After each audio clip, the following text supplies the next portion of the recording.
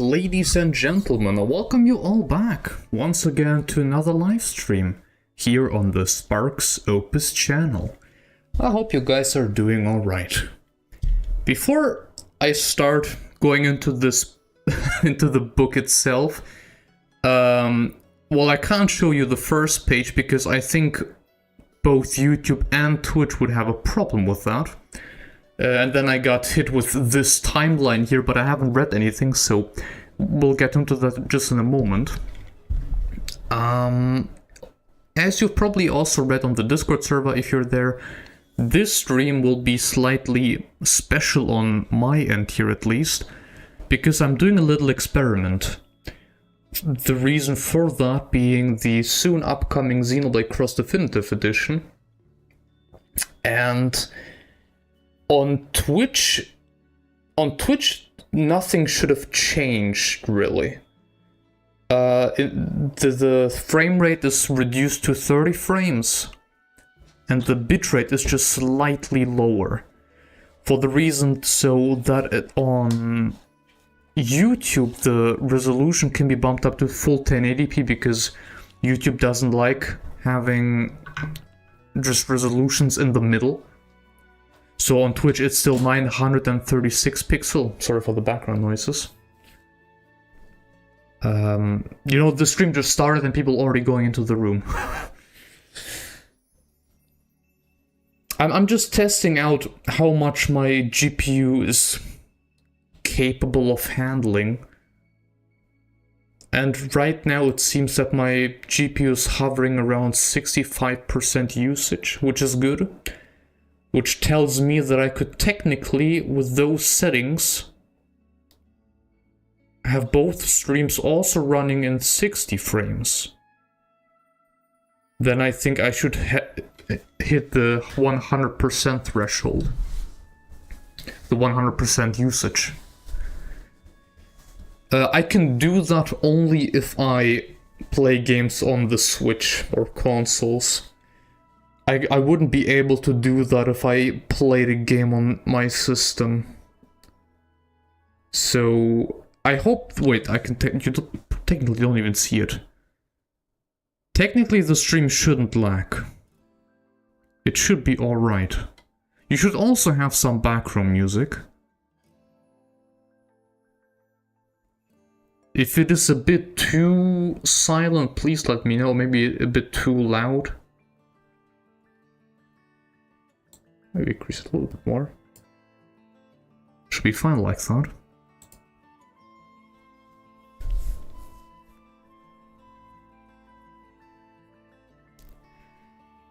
What I could also technically do is increase the quality for YouTube. The thing is, I want to have a better quality on YouTube because the streams, or more like the VODs, actually stay there. So maybe I could try to improve the quality even more. Let me try that. Hope nothing bad happens. Settings. Stream. So for YouTube here.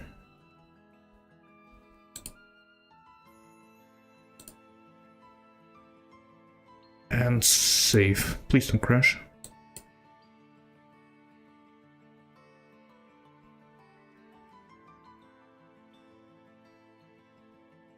A slight bump, but not too bad. Still 65%-ish. I thought it would be worse. Okay. Maybe I should do the same thing on Twitch too, then.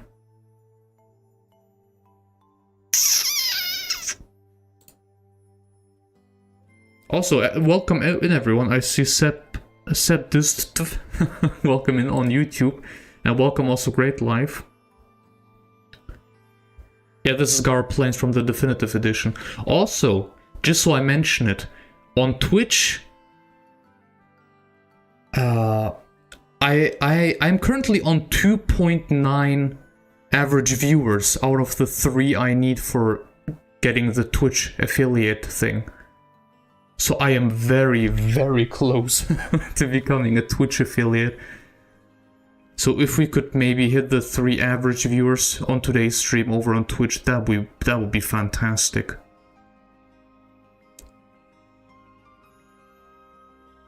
I will actually be that disgusting and open the stream on my phone too. I really want to hit it, man. It's been a while. This would open up so many cool new things on Twitch. Where's the stream? Where's the stream? There's the stream. Let me open this bad boy up.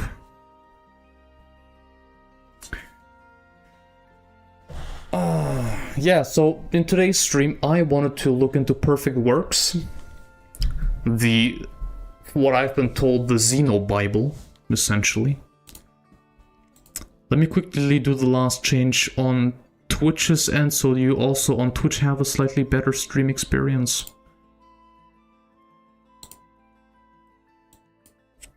Nope, this is not what I wanted. This is what I wanted. That should increase it slightly.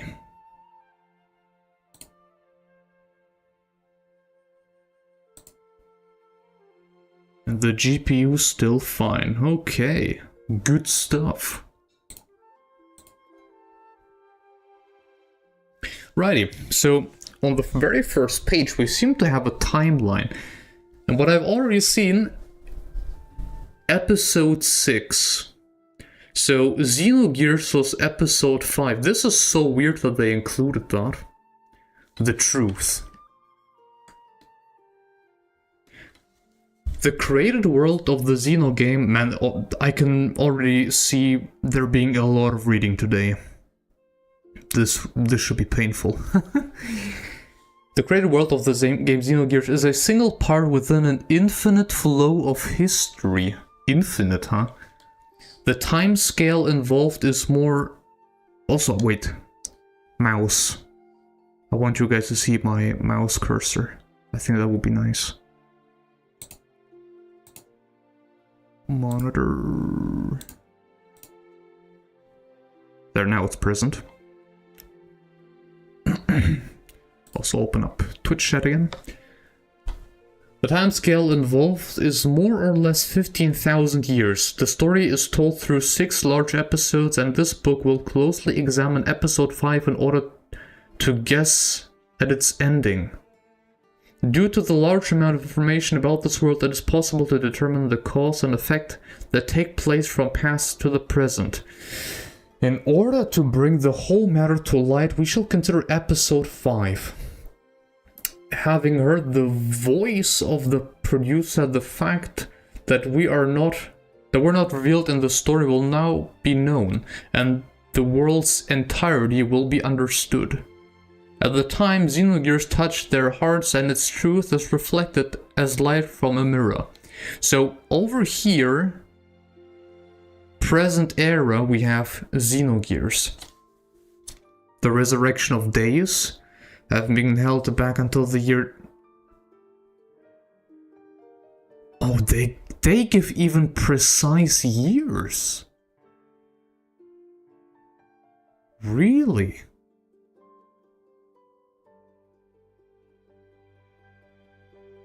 Year 9999. As little as... Wait.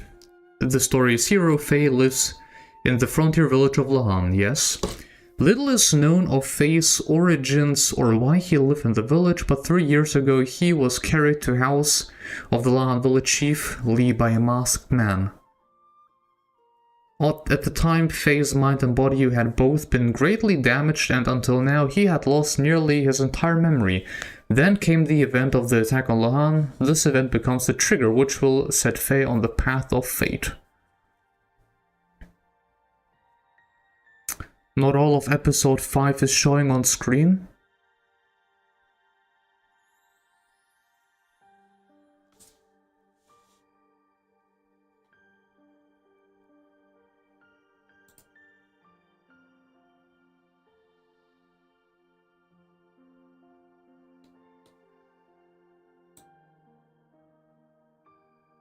Oh, so that's how it is. Well, I don't want to have this ugly bar there.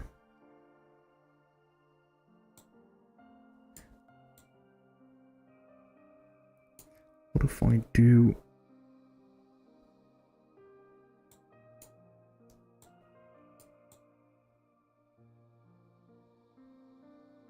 I'll try to get things in the... Actually, it doesn't matter.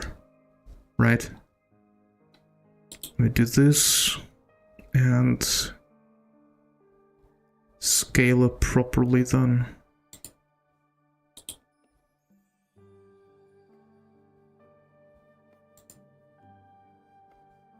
That was not supposed to happen.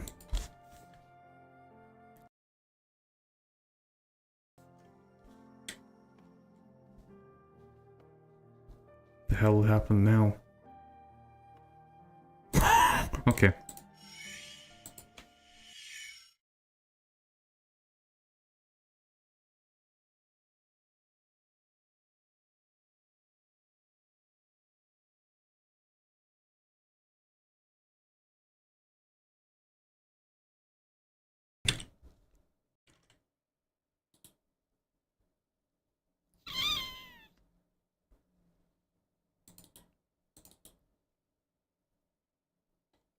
Just real quickly.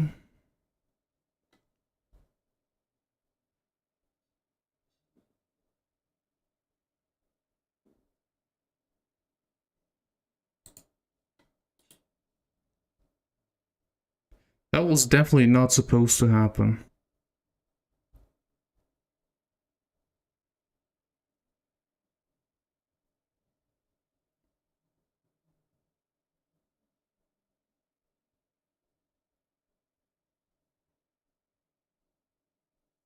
How the hell am I breaking in the back?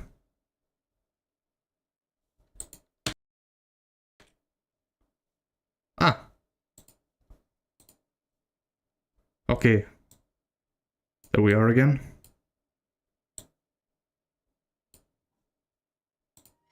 Frick me, man.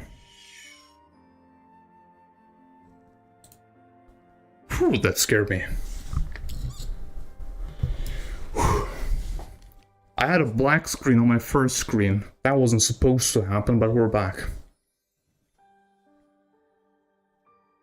Got me nervous. So...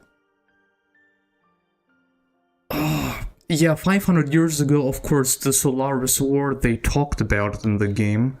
Actually... Let's go back to the episode 1. Where are we even here? Era of interplanetary war. 15,000 years before the story, humankind set out from Earth and discovered a hospitable planet in the Archer constellation M24. It became known here as the Neo-Jerusalem. And once again, humans headed for the abyss of space. As a result, humanity enlarged the circle of living things to encompass almost the entire galaxy approximately 10,000 years ago. Here, you mean? Okay. At the same time, the interplanetary war which had broken out intensified. The universe became the stage of the devastation caused by the winds of war. The Deus system which appears in the story was developed in this era. But besides this phenomenon, this episode remains shrouded in mystery. So this is where...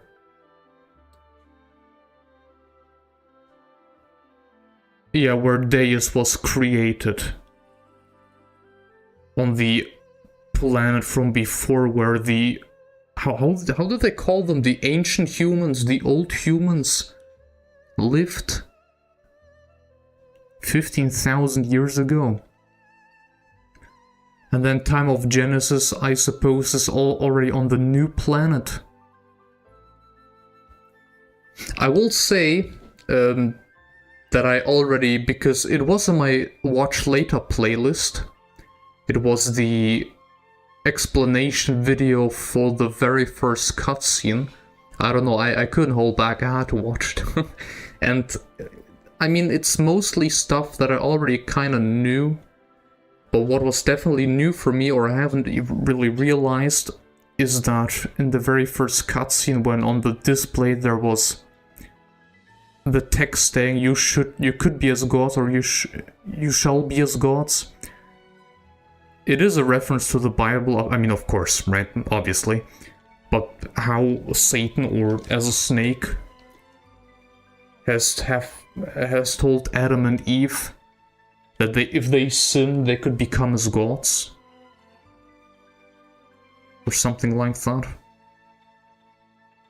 So that was nice. And also, what really surprised me was that, I think it's also from this Perfect Works art book, how big the Eldritch was. It absolutely dwarfs the white whale in comparison. Like, massively. What was it? 270 kilometers?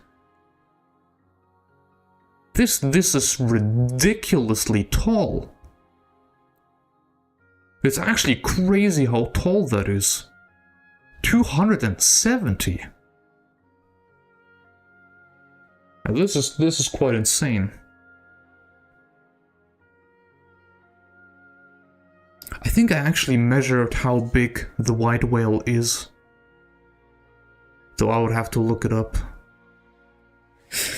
In any case, sentient life forms began to increase at this time in the world of Fae and the others. Cain became the human's progenitor and was revered as the divine emperor. Abel, a survivor, Abel in this case being Fae, the very first Fae. A survivor of the Eldritch's fall to Earth, opposed the religion of Cain.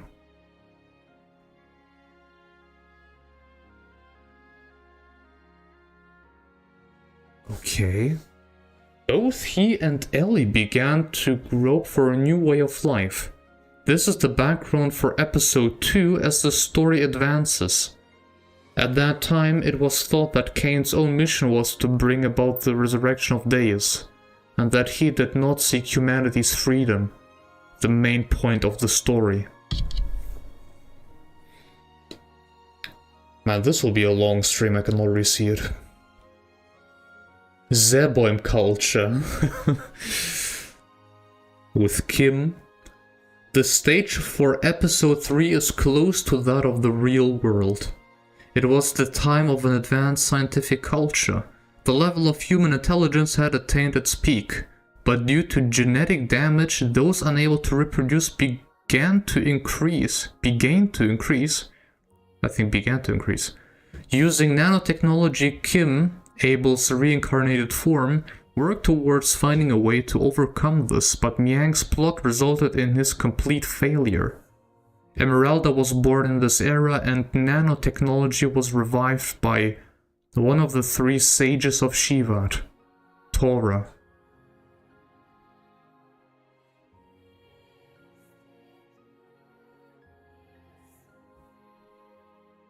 Okay. I wonder, did he ever mention how old he is? How old is he actually?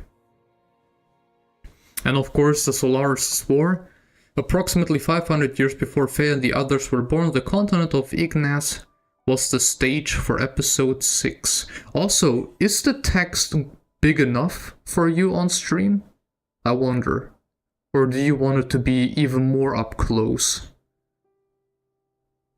Like if I don't know, make it up close like that.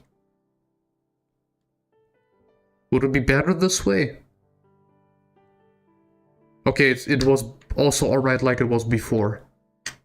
Okay, I'll go one back. Approximately the Continent of Ignis was the stage for episode 4. At about that time, Cain and the Ministry judged humanity to be at the last stage of evolution, and Solaris was founded. This was done to establish direct control of the surface. But the humans of this era had evolved the ability to use ether, and the surface war against Solaris reached an extreme. Before long, this great war of 500 years ago came to an end in what came to be known as the Day of Collapse.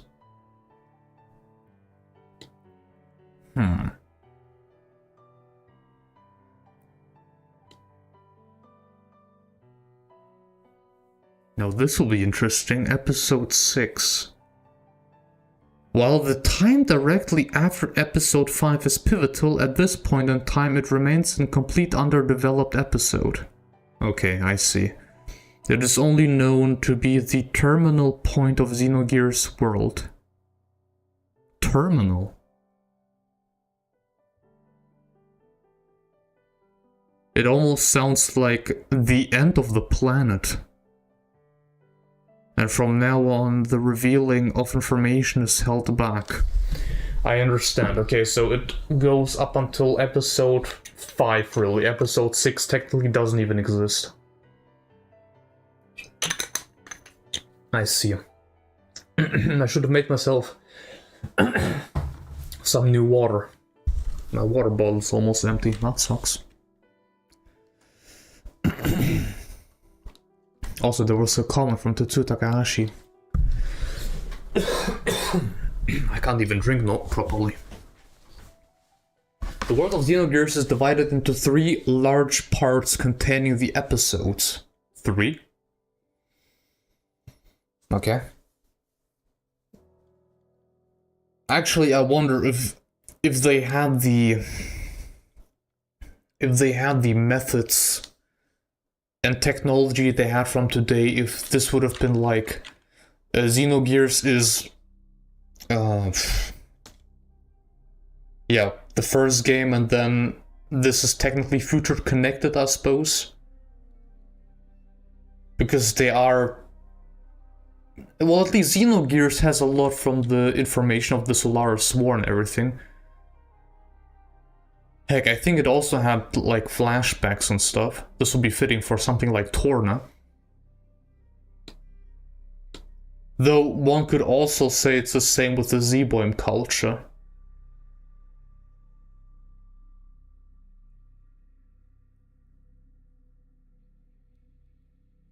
Ah well. So what do we have here? History, social structure, characters, drama, characterability, geography, monster science, and gear. So what I've been told is that history and science are the most interesting parts. But we'll go through everything.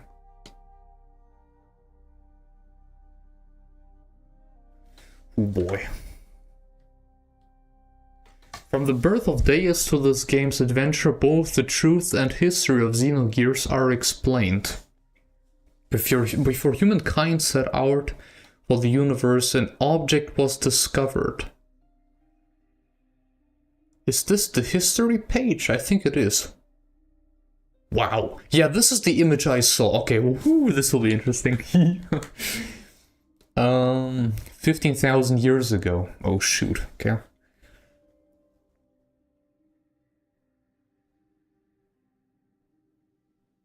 Before mankind set out for the universe, they accidentally found the origin of species. The beginning. What did AD meant again? Adentum or something? I think that was Latin. Humankind excavates an unknown object. Panspermia. Cosmologist Fred Hoyle advanced the theory of panspermia, explaining that the origin of the universe is in space. Since then it has been proven that there are a great number of comets containing organic matter, and one theory proposed that life actually came from space. I think it is a real theory. Like from our world.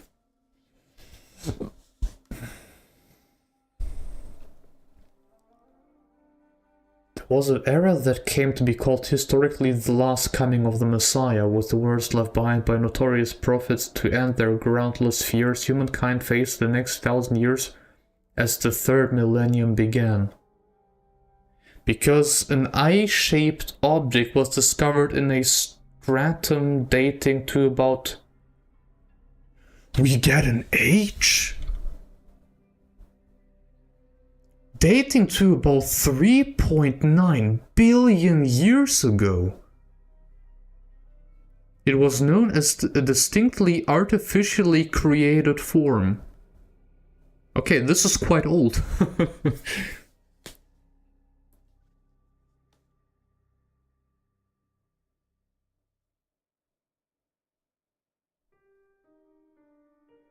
I was about to say, is the background music still going?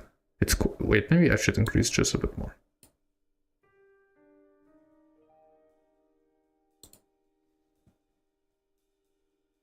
Only to research consortium, a partial hypothesis in the case of the object was announced and released to the world.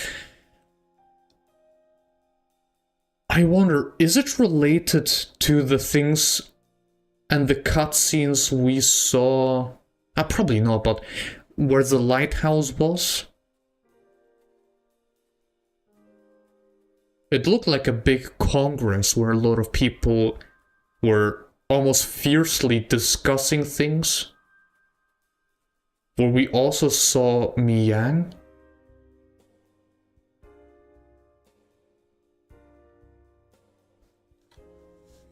Buried beneath the accumulations of geological strata dating back to an era of life's origin, this very object is the basis of all life forms, the artificial panspermia, pan-universe seed child. So is it saying that all life came from the Zohar? That the Zohar created all life on the planet? Oh, actually, there's a little text from here. Wait. In the beginning, the hypothetical greatly romantic, meaning the object's interpretation, a jumble of conflicting theories, all springing from disordered conjecture. The center of the reasoning world was devastated. However, while their theory was vague, a theory based on reliable grounds did not exist. Anno Domini, so 2001 years before the birth of Jesus Christ, okay.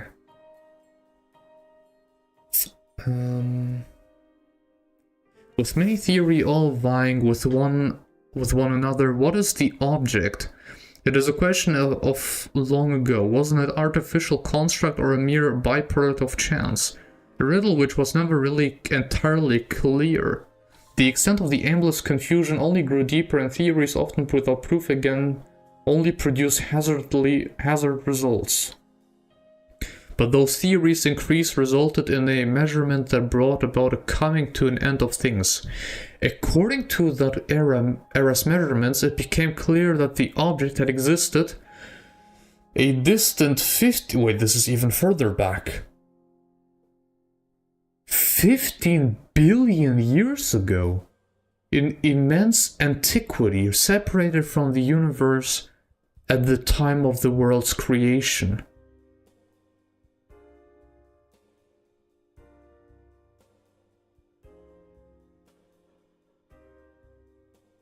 Yeah, because even if with the theory of the Big Bang and evolution, everything,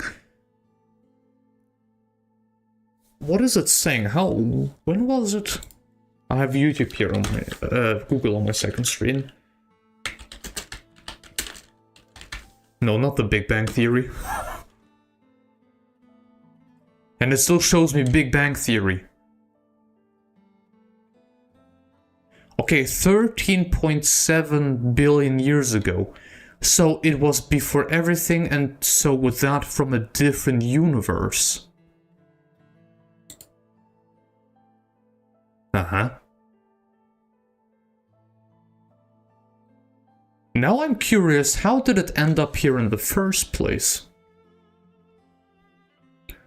With the announcement of these measurements, they wandered in the bewilderment and became engrossed in the deep riddle.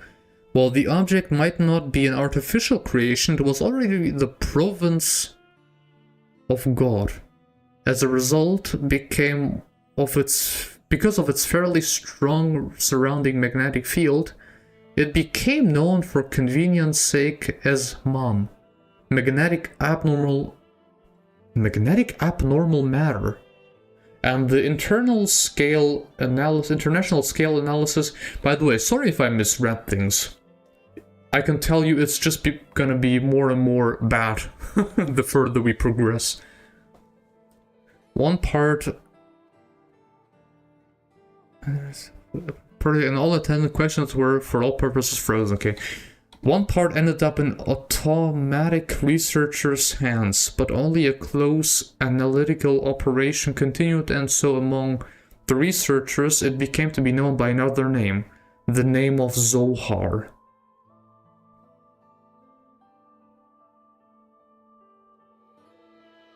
Life was born from the Zohar. Approximately 4.5 billion years ago, the planet Earth was born in the vastness of space. The Earth was at a fairly high temperature at this time, with carbon dioxide and vapor making up much of the atmosphere. After this, the Earth's temperature slowly began to cool down. The atmosphere... Let me just quickly glance over it. Okay, however, opinion held that in the case of the theory that life originated from Earth nearly 500 million years after its birth was much too soon, and couldn't some form of drive have accelerated the birth of life? This sort of thinking and meteorite theory led to the birth of the panspermia hypothesis, which might not be totally unfounded. Now, the basis of these theories was that the stratum in which Zohar had been discovered believed to date from the time of the Earth's formation, and it became clear that the time when Zohar existed in the Earth was nearly coincident. That Zohar might have directly made life is a radical way of thought, and it is more accurate to conjecture at this point in time to have accelerated it. Only because so little about Zohar is referred to in the story, nothing clearly established has been said. However, it remains the core of the worldview of Xenogears, as should be expected from the above stated comments.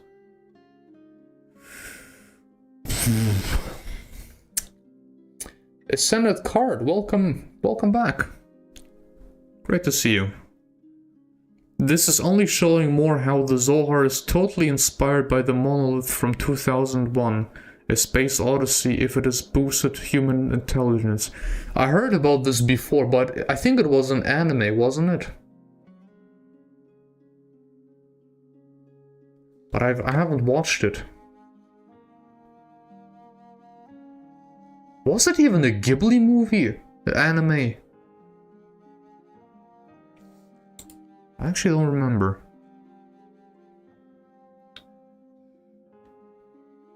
Work of Xenogears' long history of 10,000 years.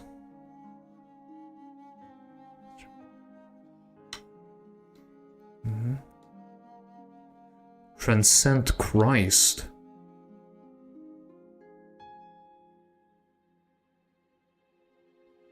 "2001: A Space Odyssey", Nullspark, that's the live-action American sci-fi movie. Then I'm thinking of something else. Also where the inspiration came from for Elysium, with that one tree standing in the middle. Then that was something else.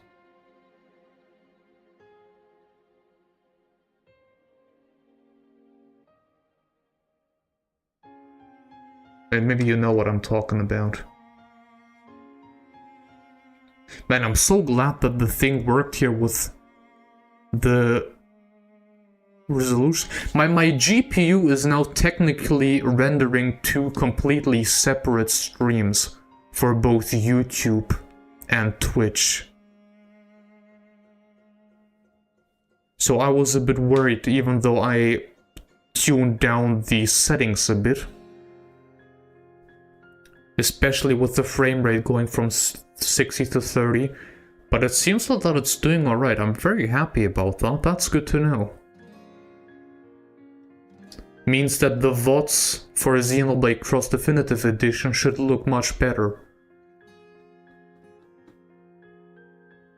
Good stuff. Oh, Ghibli movies are great, by the way. Absolutely recommend them. I'm glad that I experienced those back in the day. Heck, nowadays I would also wish that I would watch more anime, but I don't even watch series and movies that much, if any. I just don't have the time. I wish I had more time for stuff. Now there's also YouTube now, so there's even more stuff to do. Oh boy. Immigration to space is set in motion.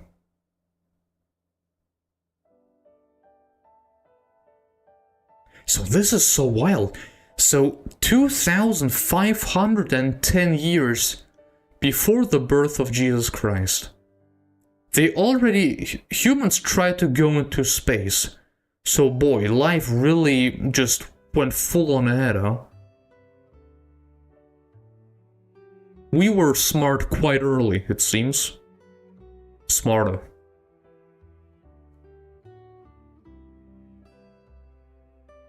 Transcend Christ.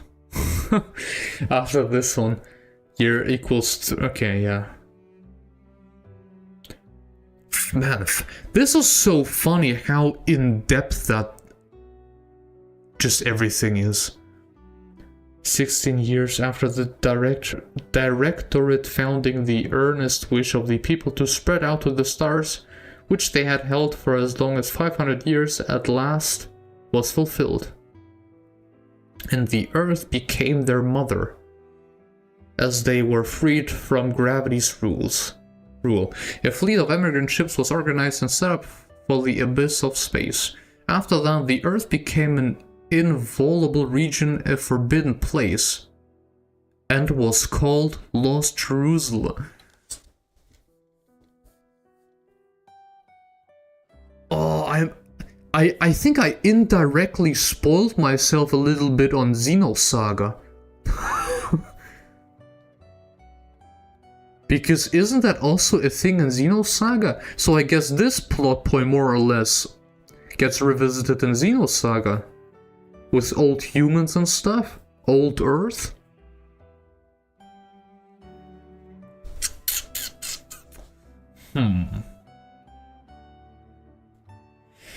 Approximately, man, this will be something. 250 years elapsed as the immigrant fleet wandered, at last reaching the M24 Archer constellation, where they developed ships in order to discover possible planets to reside in. Landfall. The new planet becomes a promised land.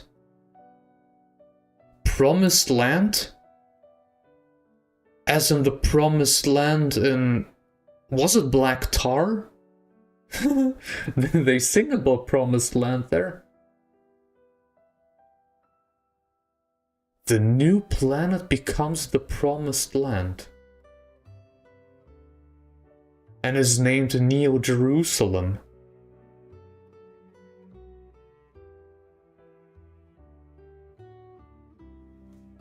Okay, my brain is already starting to cook real hard right now. The Star Cluster Federation is inaugurated. What the hell is inaugurated? Neo Jerusalem becomes the Federation's first prime star. The emigrant governing organization, the Directorate, is unified, then reorganized. The first president is elected. After Neo Jerusalem is chosen as the chief cardinal point, as once again humankind heads out to the abyss of space. Blank space for 4,500 years.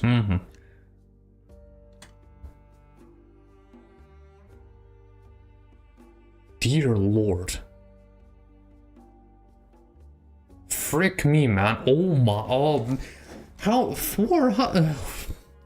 154 pages. This will be a long stream. Jake, really great to see you. Good morning. Hope you're having a good day. I'm having a good day. I'm feeling slightly tired, but we have fantastic weather outside. Like, it's really warm. Not a single cloud. sunshine and everything. It's a good day today. A really good day today. Thank you, Molduga, for taking care. Removing scammers once again. I'm just saying it once again just because it is quite important to me. If you have the option... Actually, can I do that on YouTube? Just so that I don't have to say it so often.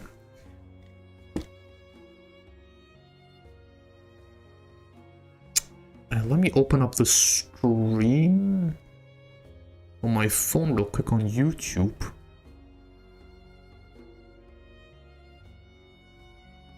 My channel. The stream. Then let me write the comment in here real quick on my phone. You have the option. Please consider giving the stream on Twitch a watch. Because I'm close to becoming a Twitch affiliate. Twitch affiliate. I hope I have written that correctly. This is the, like, unironically, if this stream hits above 3, that's it. Pretty sure. Then tomorrow or the day after tomorrow, it should be good. That would be really nice. Smile emoji. Oh. Okay, whatever.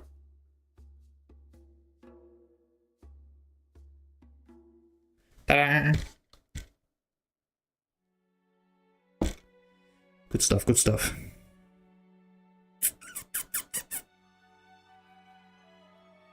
Closing that again.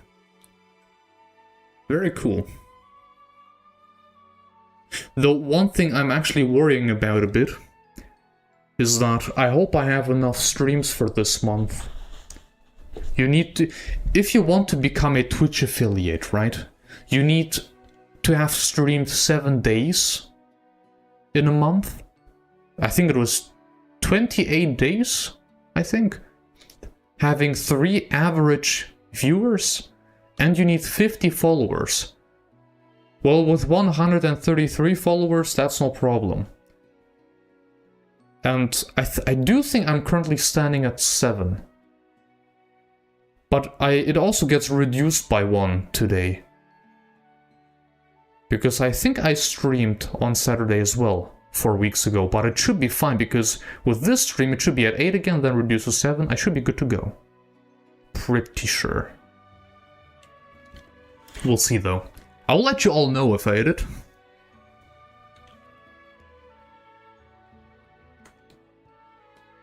But the era when humanity science reaches its zenith. New Jerusalem was the first world capable of supporting life that was acquired by humanity. Establishing a base on this planet once again, they pushed outwards. Even though they grew in knowledge, it was only scientific. Their spiritual expansion did not occur, and so there was a sudden outbreak of a large-scale war, and the living creature Deus. So even though freed from gravity's pull and expanding their frontier out into space, the same thing began to happen all over again.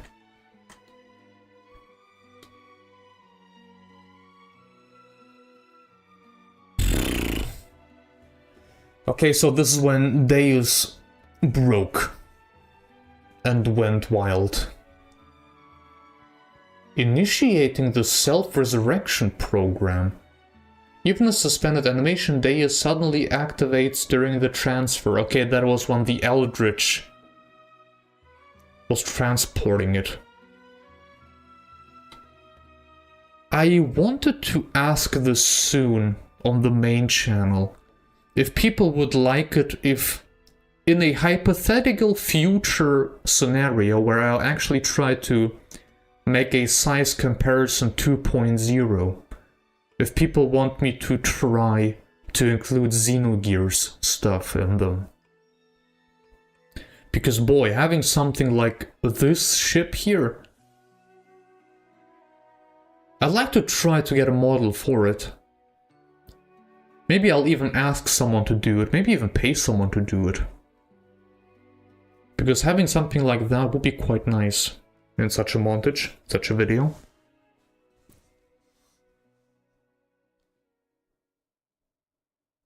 Because yeah, I think from the length it was 270 kilometers, even though... Wait, widest measure? I think this is 42, no?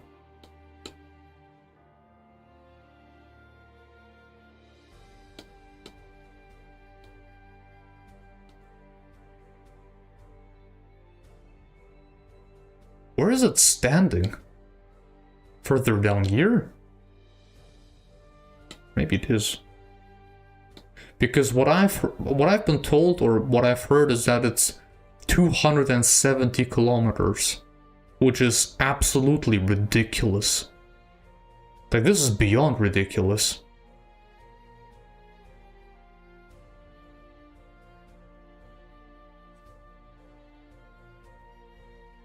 Sealed Zohar separate from Deus hacks into the Eldritch's mainframe.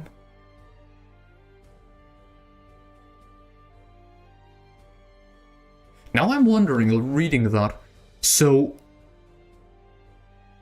was it Deus?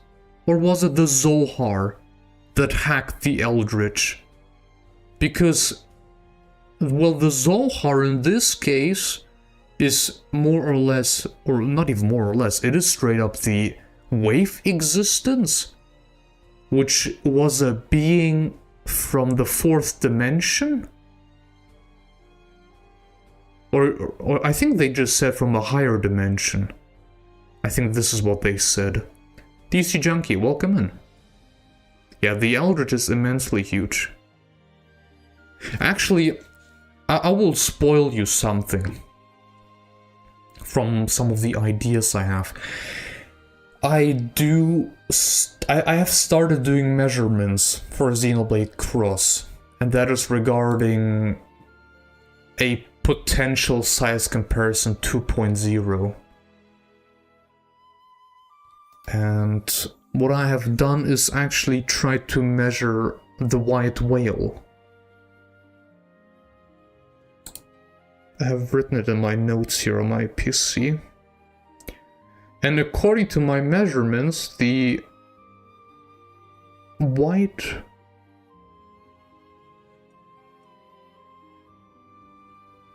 Ah, there it is. So from my measurements, right, the white whale is 16.5 kilometers in length. This sounds more realistic. Because the Eldritch being 270 kilometers, that's a very slight difference, you know?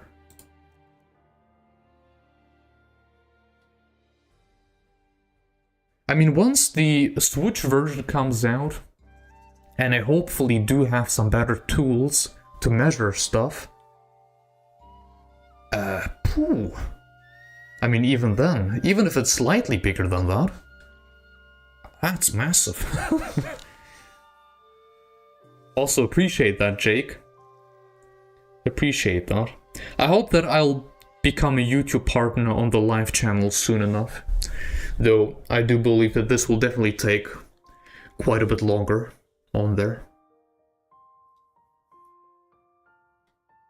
But it's fine, right? It's all fine. I, at the very least, hope that the streams are entertaining. So yes, separate from Deus, hacks into the Eldritch mainframe. The AI called Raziel.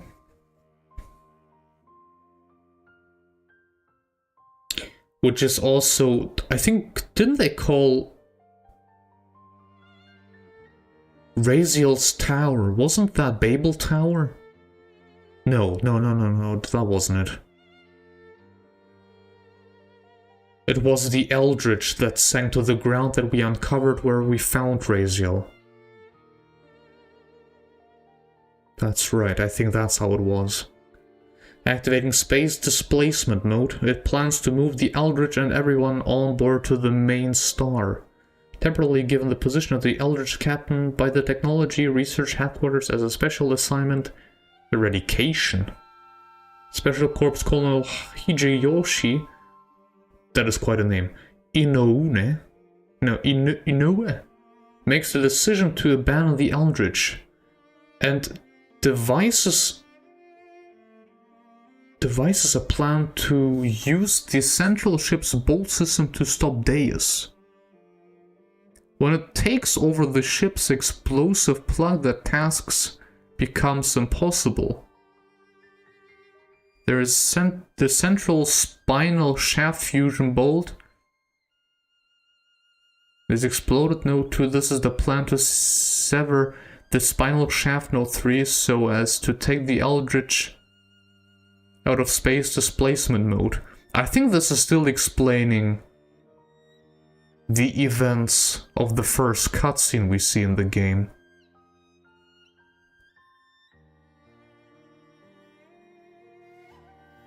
And yeah, and then it crashes, of course. Yeah, it's the stuff we have seen in the first cutscene.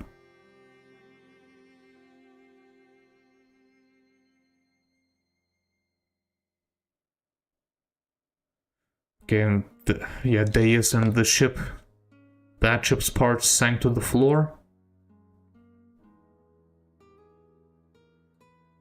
Zohar's actual body falls at peak speeds of many kilometers per second.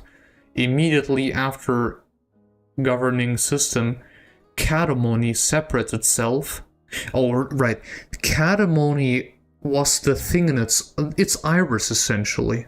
The thing in its eye.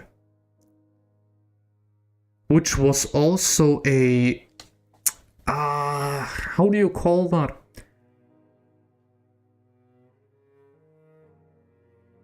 Like a cage of sorts? How do they call it in the game again? Which made it less powerful.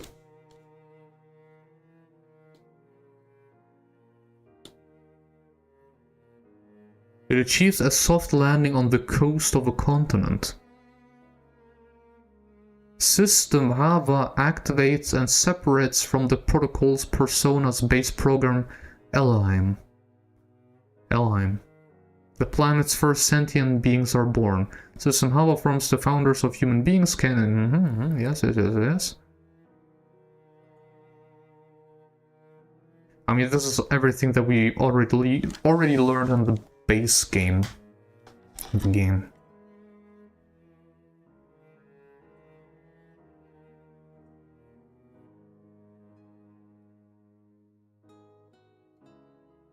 Cain begins to be worshipped as the advent of God among the people. Abel rebels against this worship. The thinking of Abel becomes a hindrance to Cain. Cain plans to eradicate the foreigner. Abel Elheim dies in Abel's place. Miang observes this in silence.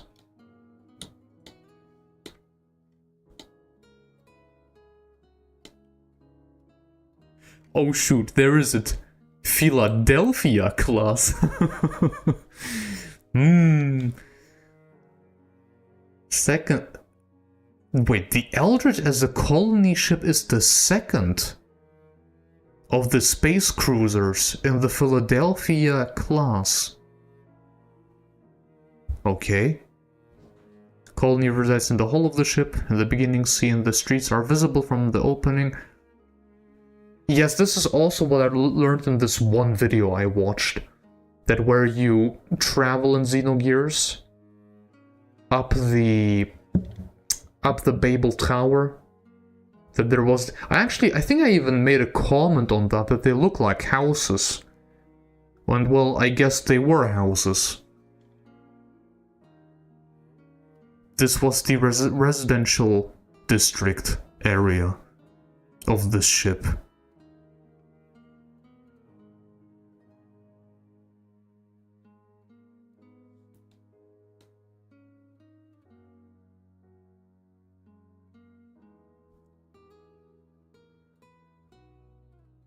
By the way, if I miss something, or you have something very important that I should definitely also have a look at, feel free to leave those in the chat. I wanted to say comments. Because man, this is... I could sit here for hours.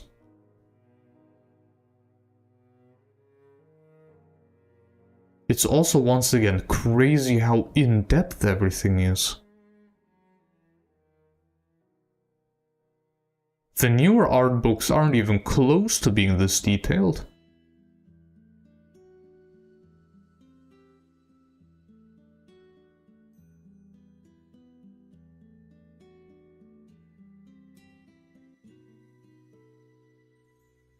Main star is not the Eris Prime near Jerusalem, but Los Jerusalem. Okay, so what they refer to here as the main star, even though planet Earth isn't even a star, but sure, whatever, is the original Earth, which they also refer to as the Lost Jerusalem. So Lost Jerusalem is just Earth, the OG.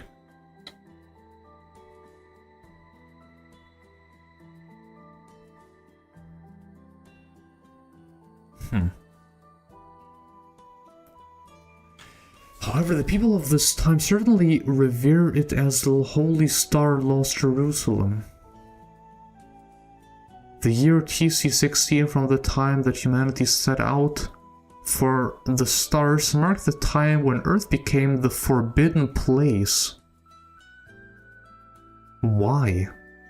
And it is said that about this time it became impossible to enter its zone. Why Earth becomes inaccessible, no one knows. Ah, mysteries, man, gotta love some mysteries. At least it is thought that no sudden change took place in the region. In the case of Earth, it is wondered what kind of secret could be hidden there.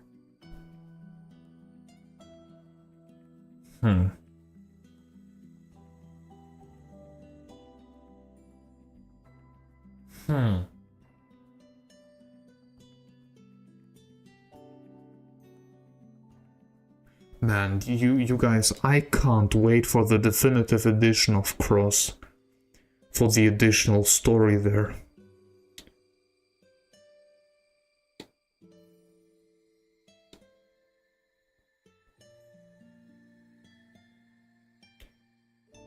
Philadelphia-class super space cruiser, the second ship Eldridge.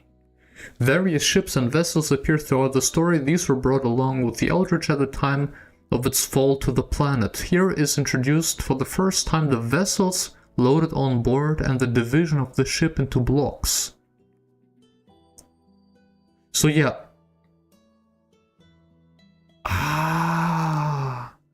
Oh shoot, yeah, sure. The place of Mahanon, the place where God resides. The middle part of the ship. Of course. And the Tower of Babel, which is also just part of the ship.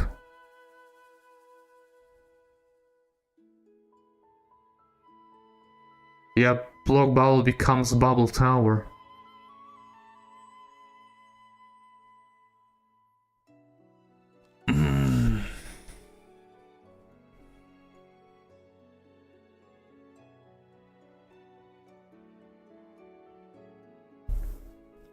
For the Block Babel, it achieves a soft landing due to its independent navigational ability.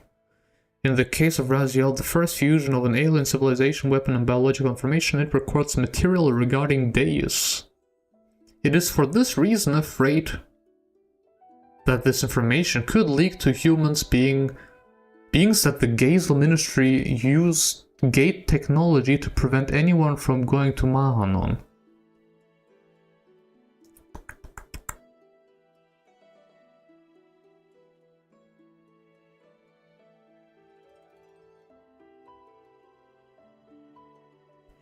So, do I understand it correctly that Yggdrasil was also part of the Eldritch? Restrained Deus. In suspended animation, with each core divided from the other, is loaded onto the Eldritch. During the opening movie, when the operator calls out Alpha 1, it refers to the biological computer Catamoni's mainframe. Alpha? Biological computer? Primary protocol persona? Omega 1 indicates Deus' actual body. Man, they could expand it in so many ways with the Blade games.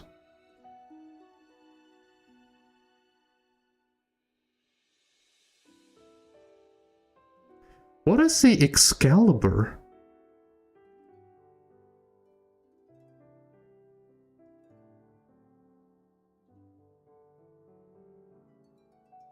Oh. Ah, it was the ship where Sophia was on board and she crashed into the other ship that I don't know the name of now.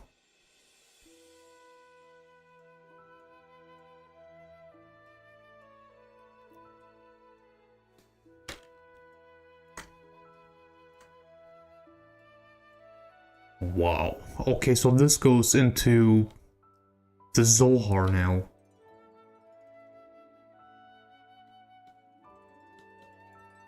The influence of... I have so many questions regarding the wave existence. Actually, I might need to make myself a new water here quickly.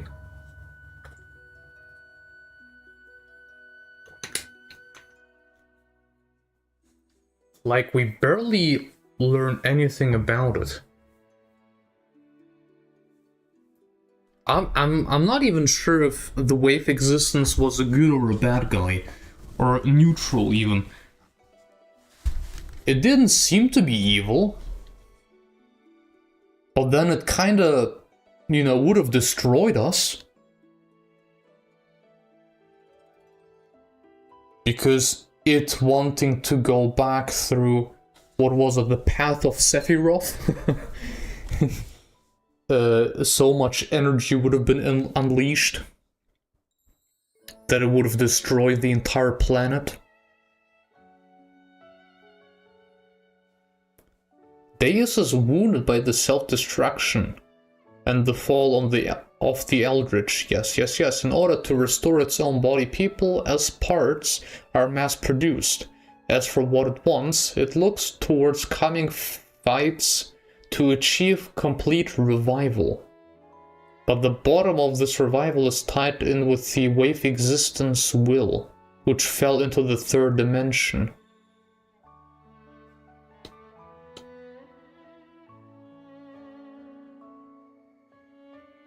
But the Zohar itself looked almost identical to the... or did it? Wait.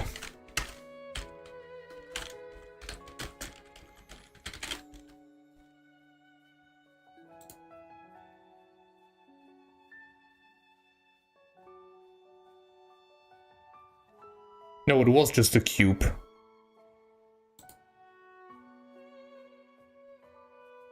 I'm looking at the cutscene from... Okay, no, it actually is just a cube. I thought it would look more like the Xenosaga one. You know, like a cross a little bit, like the conduit.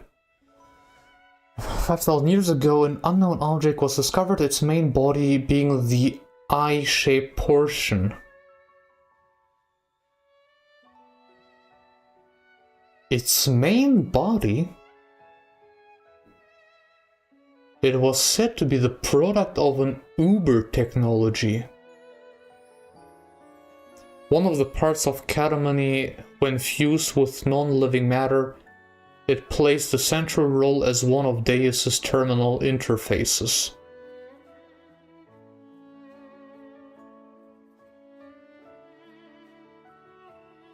This has me a bit confused, but how does that work? What about everything else and the whole golden part around it?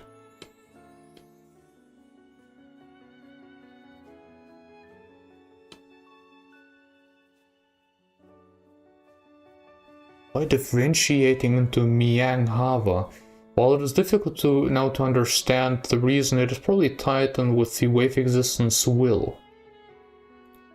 Original Elheim resulted from its contact with Abel, and was formed by biological computer catamony. Her body evolved by protocol persona. This is Elheim. The existence brought into being due to Abel and the wave existence. Also, the construction of her living essence is due to the management of Deus. Original Elheim is part of both Deus and the wave existence. As supporting evidence in the opening movie, the words exon replacement appear. Here, the primary goal for changing original Elheim into Miang Hava is the activation of Deus. To put it simply, the on state of Deus is called Miang.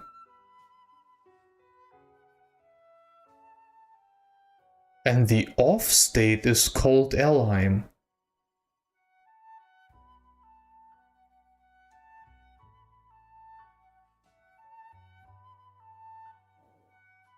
Okay.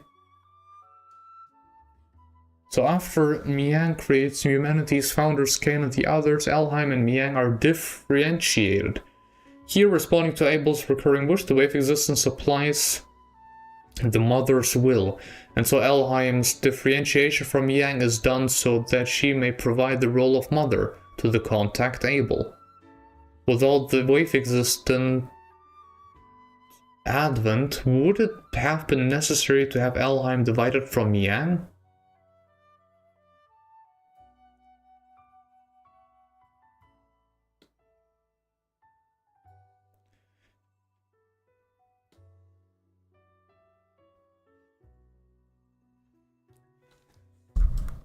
I wonder, man, I'm only on page 6, and it's been 1 hour already.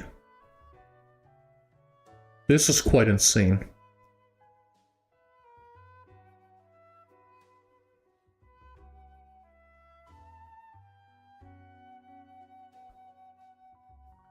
I mean, this is something we already knew.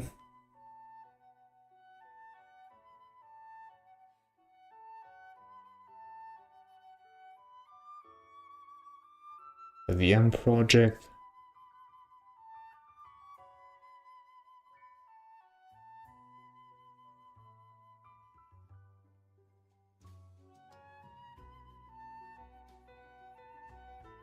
Experimental bodies for the coming war.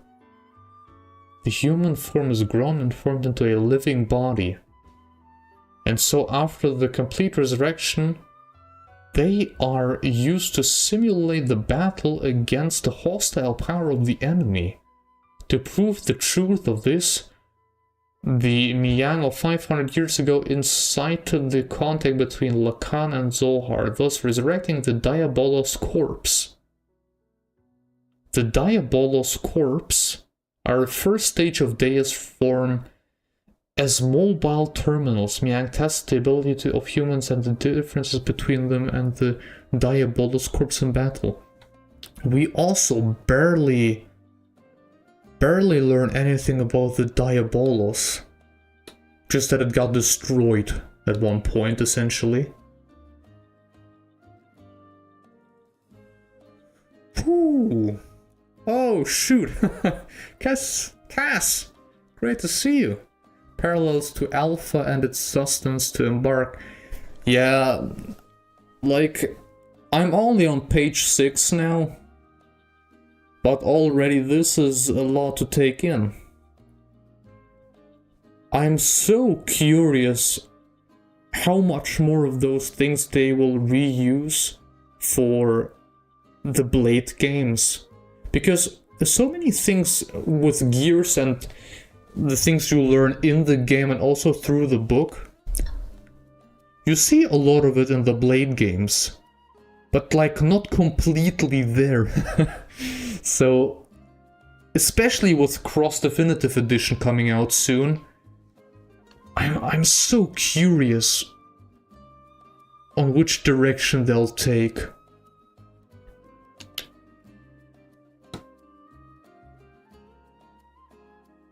Anima is a name given to those of the living parts forming the biological computer Katamoni. In this case being Elheim or Miang.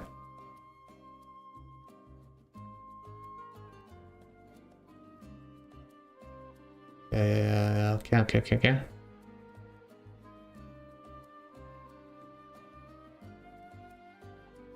And the Animus was in this case also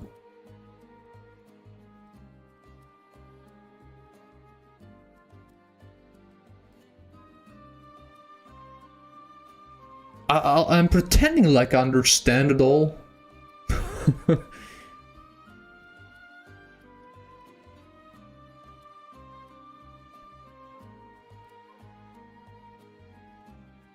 I guess Animus is also the Gazel Ministry.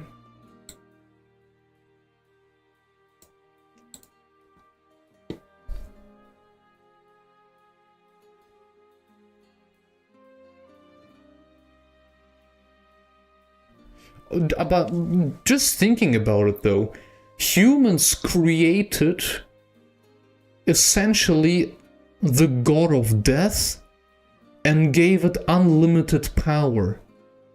You people are out of your mind. Like, you don't even fully understand it, but you're just going full on ahead. How can you have so much trust in that? Like, you had to consider that it would go absolutely haywire. Like, go nuts. Just destroying their own Earth.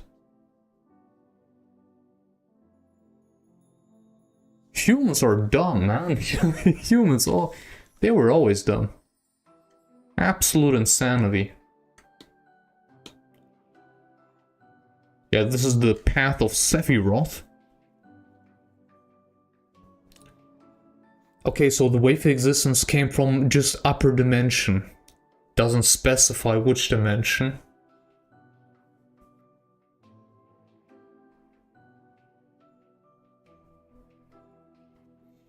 Okay, and appearing while experiments were made on Deus and the Zohar.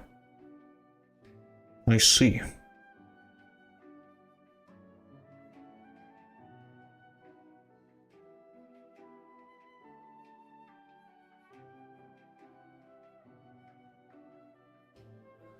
An existence from a higher dimension without any material body, an unfathomable wave-like object. Before the birth of the universe, there was one being. Before the birth of the universe? Are the wave existence and the Zohar kinda linked? If the Zohar is even older than the universe itself, but being also artificial? Like it was crafted? Did the wave existence or someone from the upper dimension create the Zohar?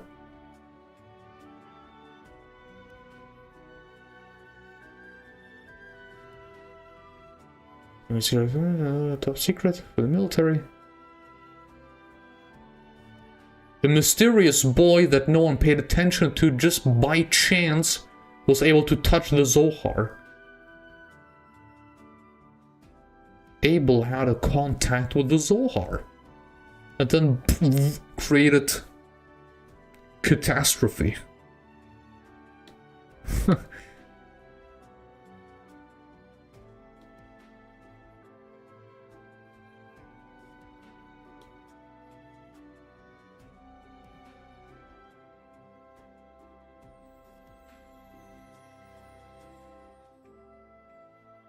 Oh, okay. So the woman we saw in the ceremony was essentially born the moment Abel touched the Zohar. Okay. Born in its eye.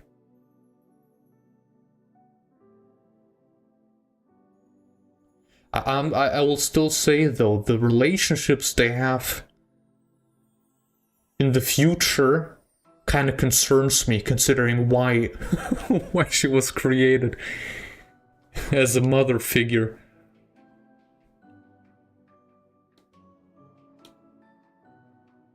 Activation of repair program awakes Miang.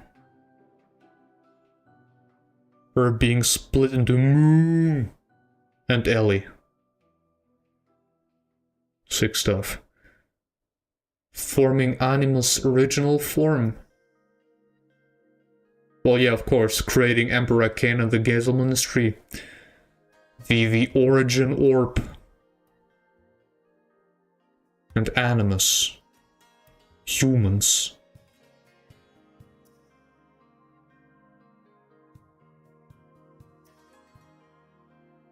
I will still say the same thing, yeah, giving AI unlimited resources. You have to be crazy.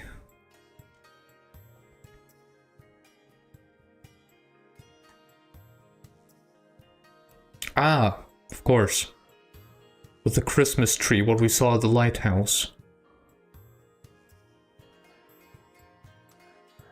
Raven desires to recruit Kim into their organization, but he rejects this. Discussing on both sides come to a mutual end. Afterwards, Raven continues to persist in contacting Kim. At the end of that year, on the day of the Thanksgiving festival, Emeralda is created. Having realized that the true nature of his sponsor Miang... Having realized the true nature of his sponsor Miang... Kim transfers Emeralda to a research facility prepared by Ravine.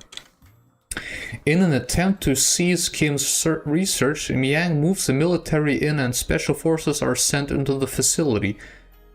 Ah, it's this cutscene. Ellie is killed while the facility is under heavy attack, and the invading forces are destroyed. Kim seals himself up with Emeralda for eternity in the facility and disappears from history. I wonder, can you find him? Is there maybe somewhere an Easter egg or something?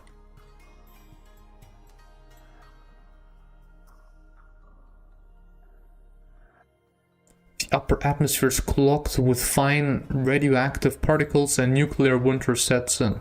Genetic laboratories on the ruined surface pour out various surviving animal test subjects. Around this time, Choo-Choo give rise to a new representative class of demi-humans.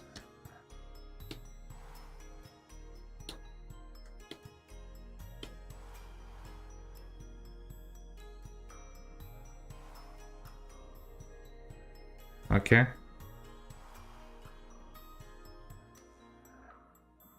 Yeah, Kim had his own hospital even.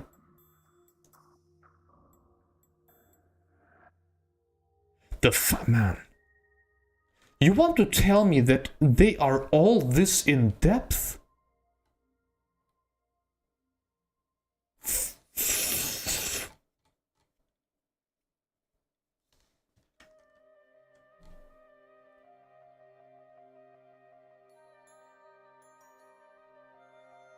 Takahashi, man, he had the ultimate master plan for his story. Not gonna lie, seeing all of that, it is even more unfortunate that he technically never has gotten to tell his true story. I mean, who knows? Maybe I would have never gotten to experience them in the first place then, so I'm glad that I got to experience the Blade games.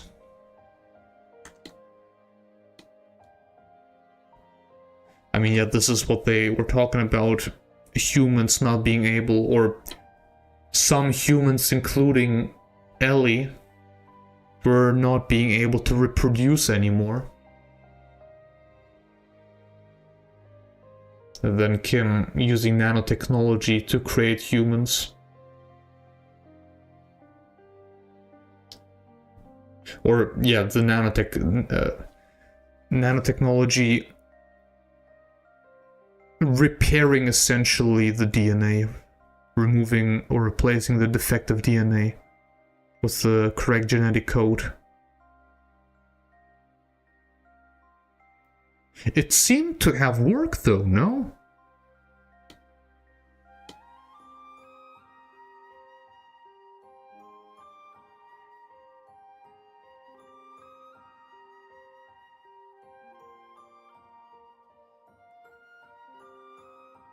I swear, if I read all of that, I will lose my voice. If I start reading everything,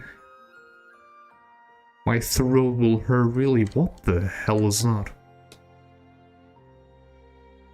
Oh, are those just different hair positions? I think they are.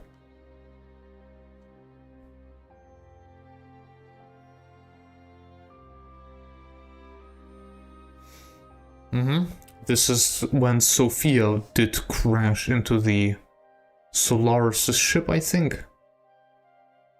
Was it into the Merkaba?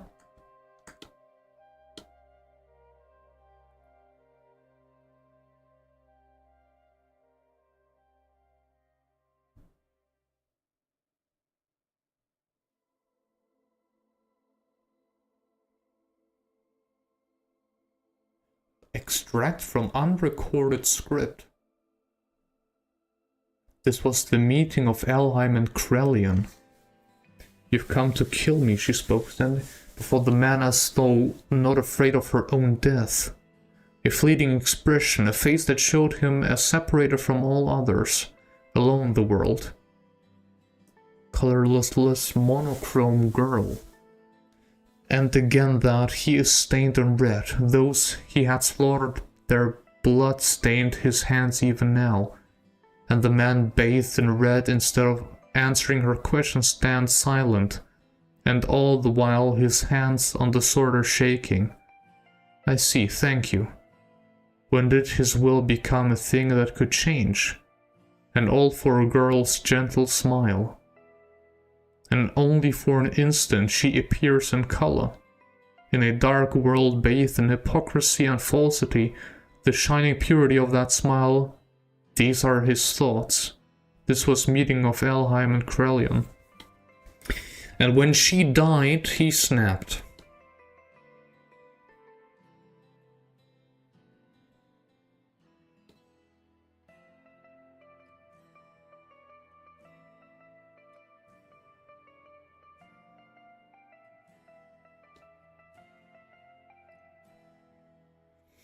Okay, so this is the Excalibur.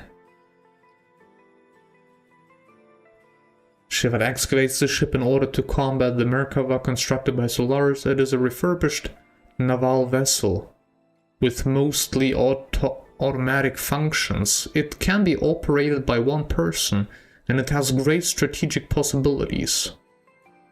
Okay. Determining 500 years ago that it was time to resurrect Deus, the Gazel Ministry constructed Merkava as Deus's mothership. Miang was against this, feeling that time was too early. Constructed about midway through the Great War, it dealt a fairly heavy attack on Shiva and the Sun.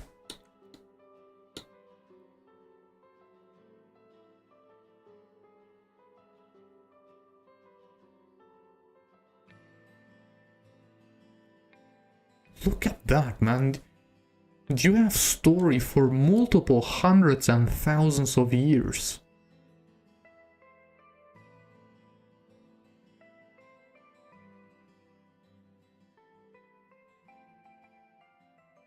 So many names you also have never read before.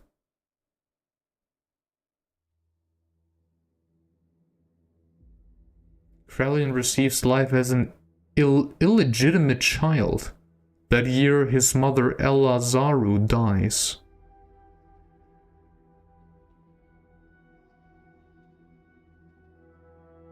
Birth of the Nissan sect. Ah, okay.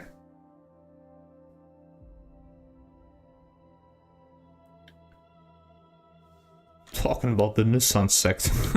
Yeah, this is the cutscene we saw.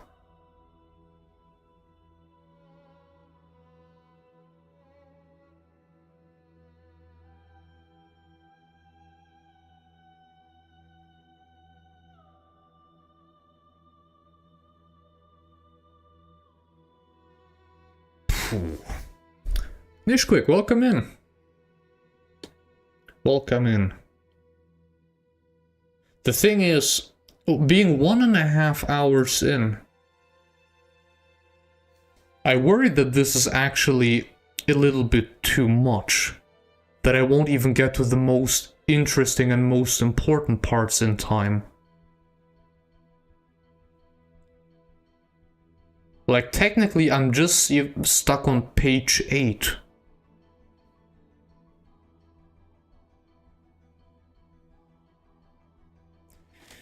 I will definitely have a look at the Ramses story, though. Maybe I should make notes. Are there, like, a few pages that are a must-read with some of the biggest plot points?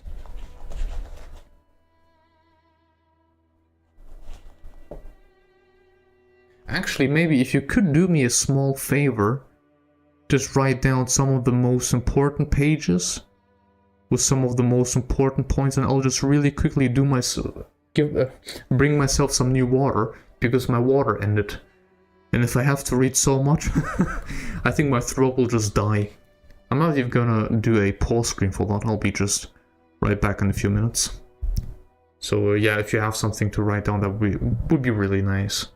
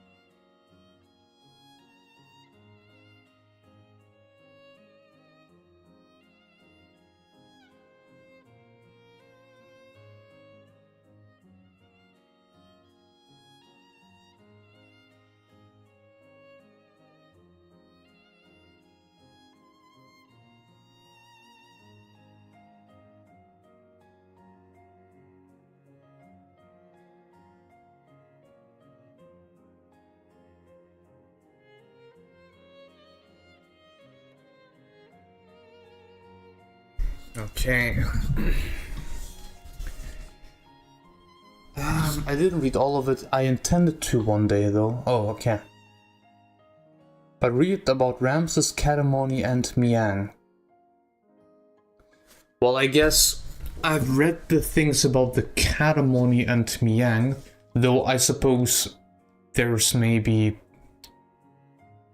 pages going more in depth on them.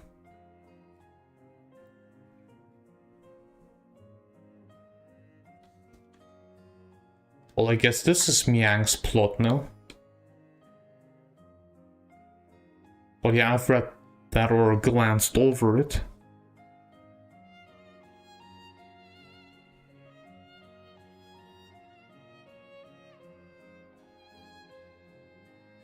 Wait. The anti-government group Ravine is involved in the exploding of the central electrical facility. Due to this terrorist act, the capital city experienced a 50% blackout. The federal hospital also experiences an outage. And as a result of this, an unfortunate tragedy occurs when Kim loses the life of a young girl under his care. That here Miang takes notice of Kim's thesis and conceals it, seeing its possibilities.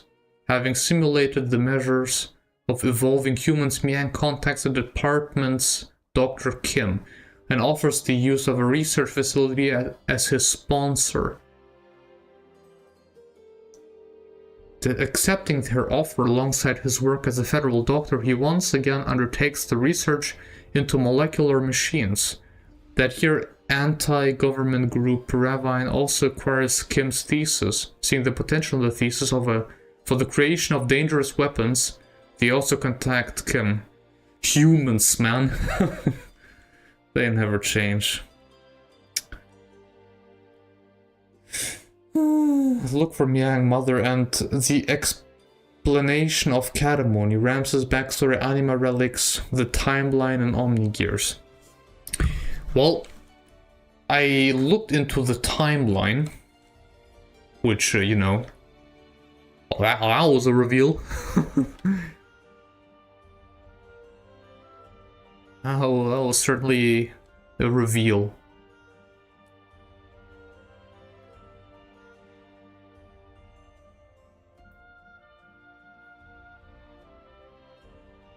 Maybe I'll just continue to scroll down until something catches my eye like that. Social structure. A complex structure of influence and power. What does these powers have done at times, and what is the desired result?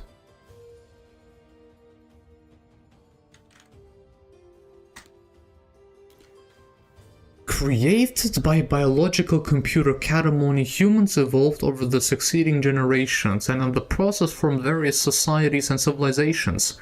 If the fate of all of this is decided by Deus' resurrection program, desiring the revival of Deus, Cain and the 12 people of Gazel observed behind the scenes. Their aim to construct Solaris 800 years ago, and the path from the Great War 500 years ago to the forming of present-day nations. Here the movements of those said powers, influence and structure provide a glimpse to historic truth, and the change of societal structure and influence is explained. Nissan Kanshidal, I was always wondering, are they supposed to depict someone? Maybe Faye and Elheim? Ellie? Starting about 500 years ago, the Nissan creed has suddenly grown, but today's Nissan religion has come to be almost exactly like Sophia's ideal according to her words and actions.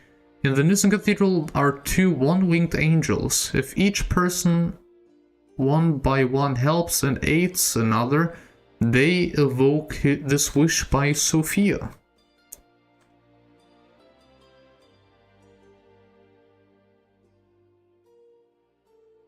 Okay, so this talks about the social structure. And yeah, the entire building we saw also from the CG cutscenes.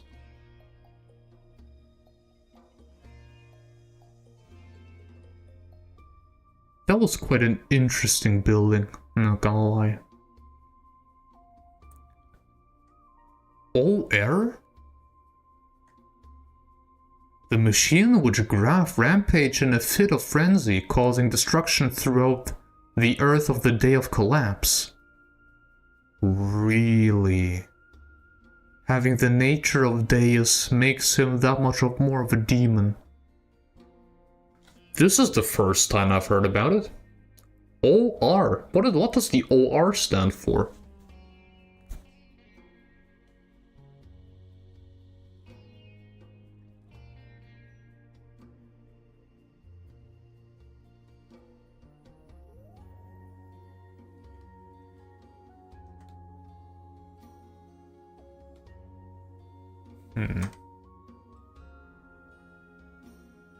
Something that I'm also wondering, all the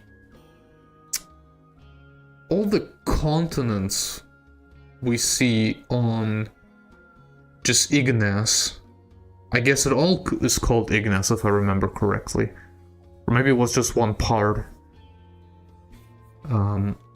But is it like is that all just Earth?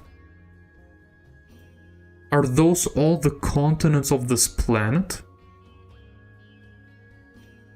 Or does it technically expand even more? Because, well, technically, if you fly towards the border on top, you just end up on the other side, so maybe it is actually everything. The entire planet Earth.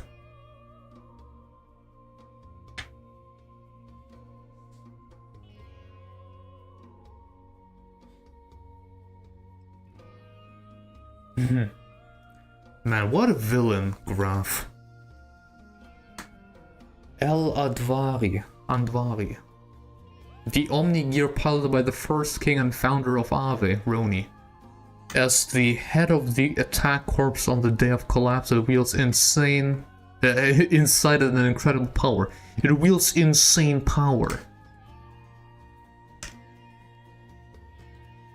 After the day of collapse, Graf dies without anyone knowing. However, his body having rotted in order for his gathered will to live on, he possesses other humans and thus continues until the present day. Usually liking to act alone, he makes contact. Man, his reveal was absolutely incredible. This multi-layered reveal, man, that was peak fiction. That was sick.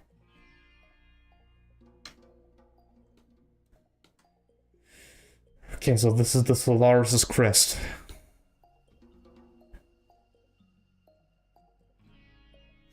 Implant system. Oh yeah, it was this disgusting cannibalism thing. Soylent system, life form research, established facility, special mutant, humans production of wells, food made from byproducts. Reconstruction is living parts, the construction of Merkava and terminal battle weapons, aka the Angels.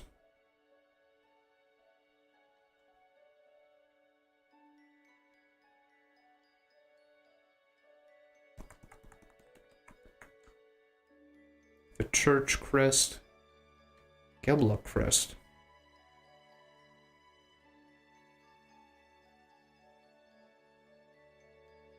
Yeah, we do remember this boss.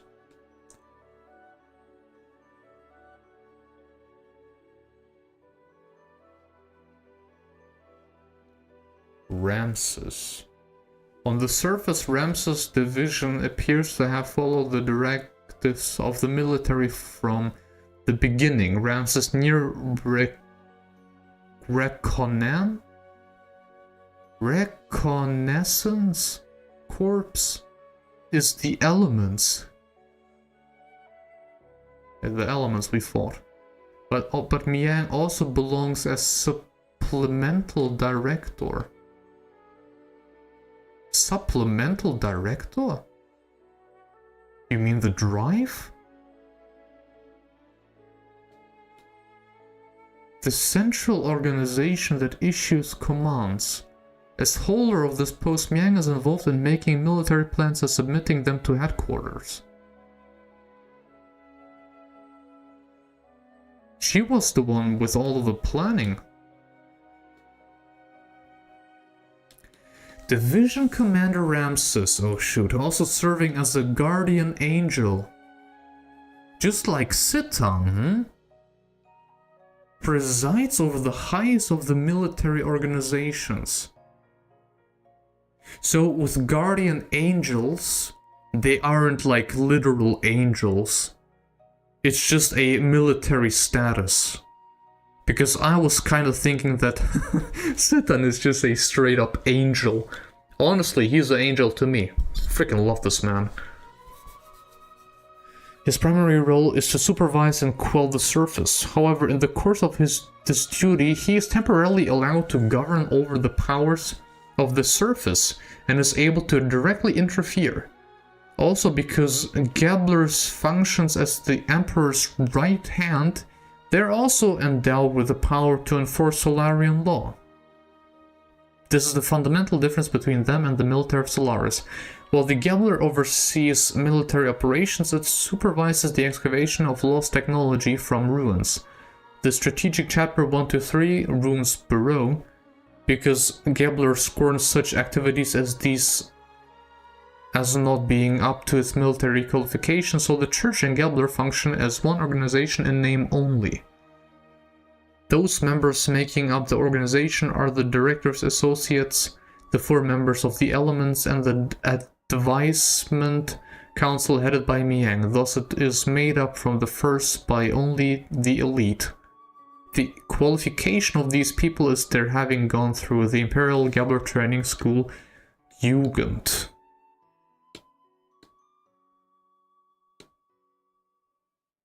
Military Department, Water, Fire and Earth.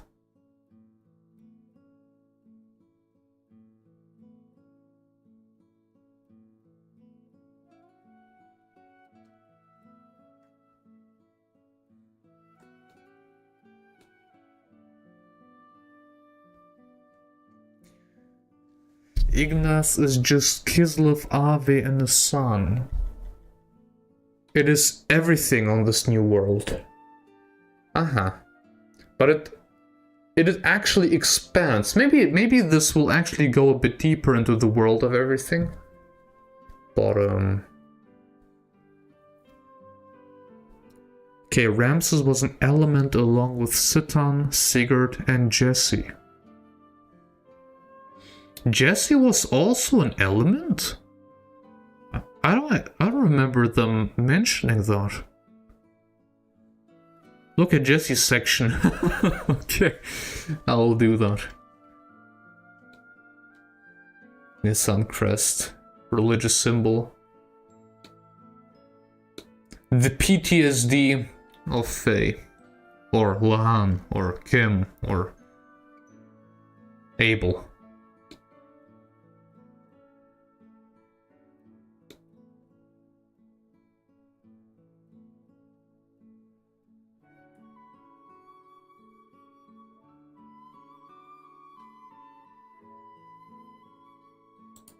Something that I will do just real quickly, just to make sure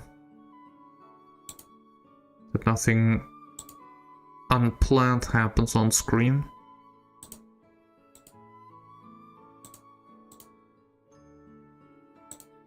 Don't worry about it. Everything just as planned.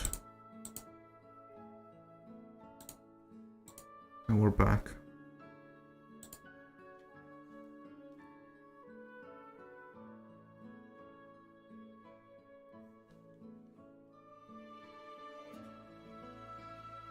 I think we fought these enemies. Yggdrasil 4. Ah, it's the thing in the middle of frickin' where they held us captive. Where we had the Tekken tournament.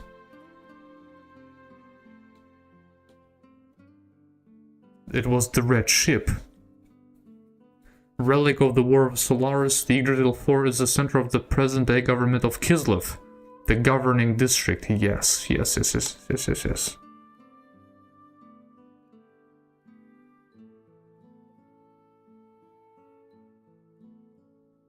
This is also the gear we saw through the glass. I think I even made use of it for a thumbnail of one of my streams. Thanos?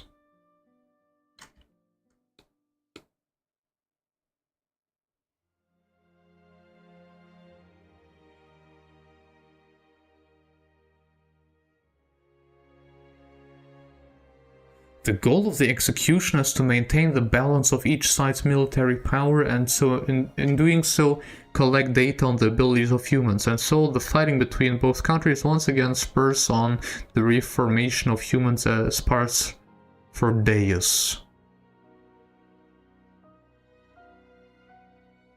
So do you think Graph is more N, Jin, or Mobius as a whole?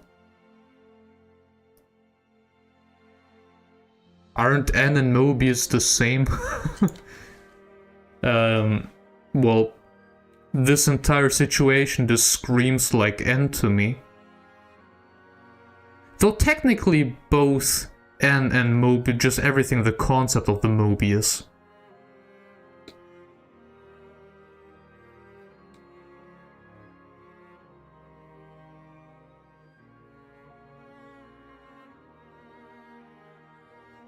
Yggdrasil friendly relationship with Thamus, trading partners on the surface with the church.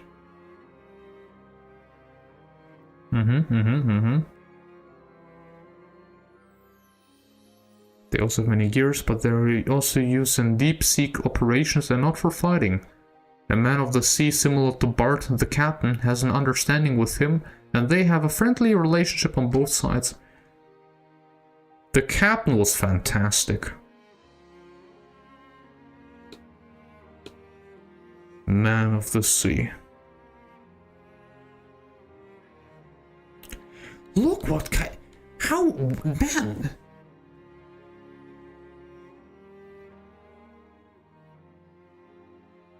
This...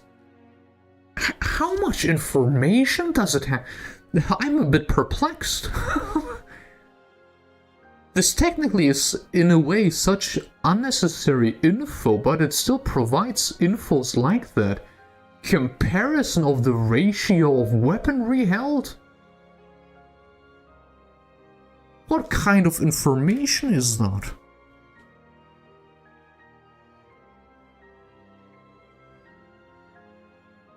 How long have you... How long does that have to be written, or...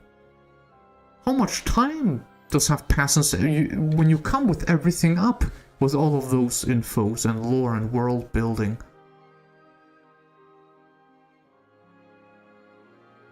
Incredible.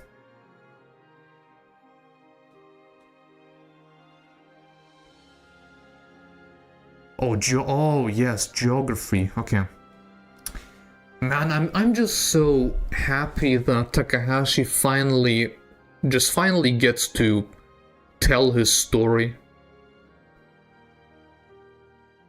That he can finally just go full on ahead with creating stories on Nintendo platforms now. Man, I can just say it again and again, I am beyond hyped for them creating games on the Switch too. I have a hard time containing my excitement. Like, we will get Final Fantasy VII Remake kind of stuff on the new system.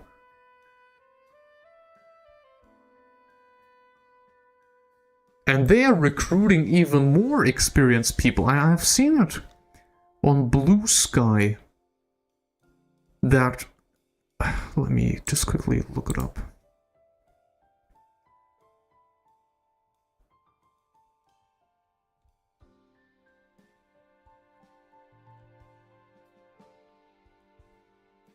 A person named Daisuke Honda, that he joined Monolith Soft not too long ago, and that he had previously worked well, he will work as a cutscene director, and his past work included things like, yeah, Final Fantasy VII Remake, Kingdom Hearts 3, Final Fantasy 16, Visions of Mana, Dino Crisis. You know, this is quite a history. This is quite a good history. Man, I can't wait to see Switch 2 Xeno experiences. This will be great.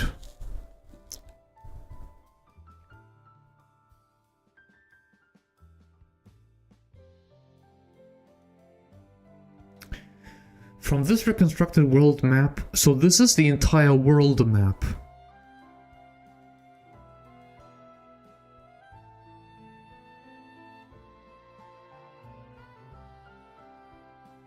This is the quick reference chart.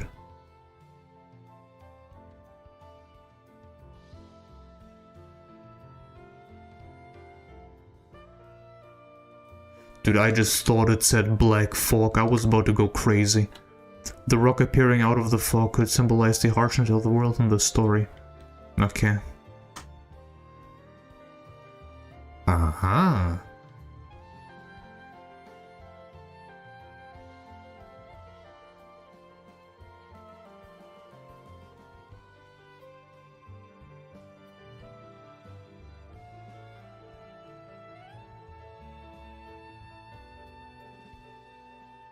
I love how he loves to have everything, like, accurate.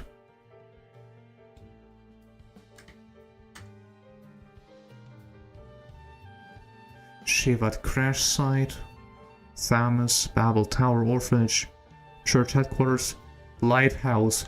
Who would have thought, man? Who would have thought that the Lighthouse, man? I'm so happy that I got to experience that.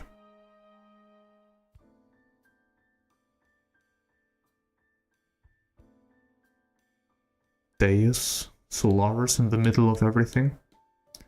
The Jasper Fortress, Goliath Factory. Black Moon yes, I remember that. Elru.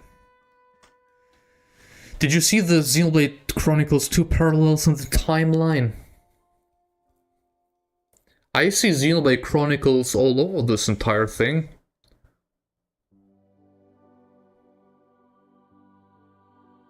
There was, like, I think in the... not the last stream, it was the stream before that. Where I just began to absolutely fangirl like crazy. Because I realized that there's a lot of connections to Cross being made. And you're saying that Future redeemed the end of Perfect Works? But I think he'll still have small connections. Well, I think there's gonna be more and more, because reading through that alone, there is so many games you could create out of it even still. Like, I won't go into Cross, not until the game launches. I think I'll only talk about Xenoblade Cross and the lore and everything more openly when it actually gets opened up to more people, if more people have played it, which is soon. But yeah, I wouldn't be surprised if the new epilogue, the expansion to that game, is also once again references to Xenogears. Or stuff from Perfect Works.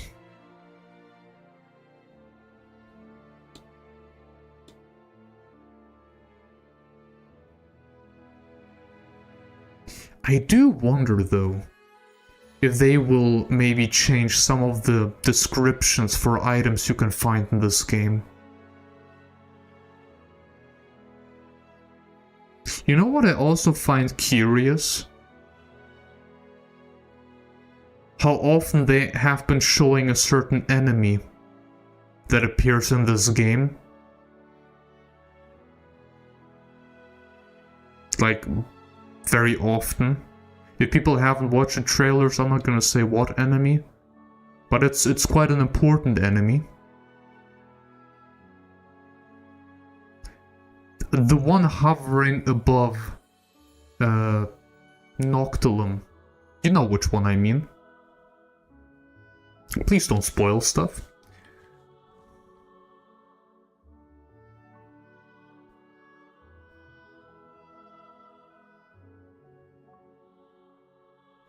Dude, this is insane. Even real-life comparisons. Who does that? Frickin' Mount Fuji. Frozen ice particle stratum, jet airplane, at the radio zone. Thank you very much.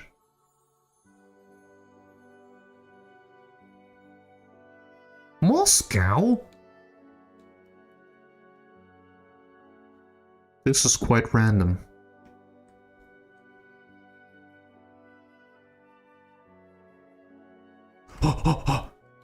Zeboim Ruin. Okay, I expected it to be quite a bit lower. This isn't that low.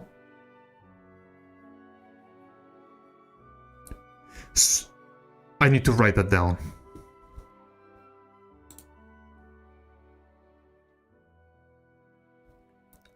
Notes. That one, notes. Bubble Tower.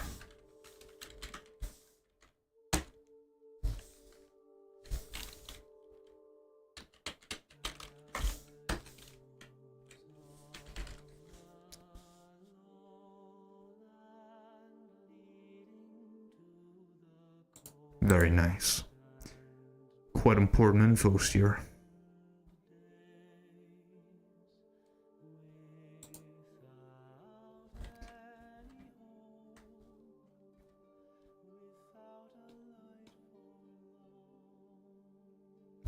This is a gold mine.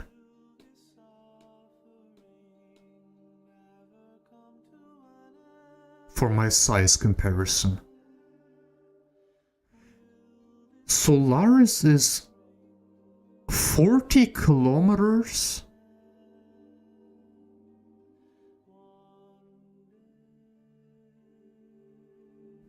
I wonder if there's a model. Solaris is the equivalent of Elysium in a way. I guess you could compare it somewhat. I will write this down too. Honestly.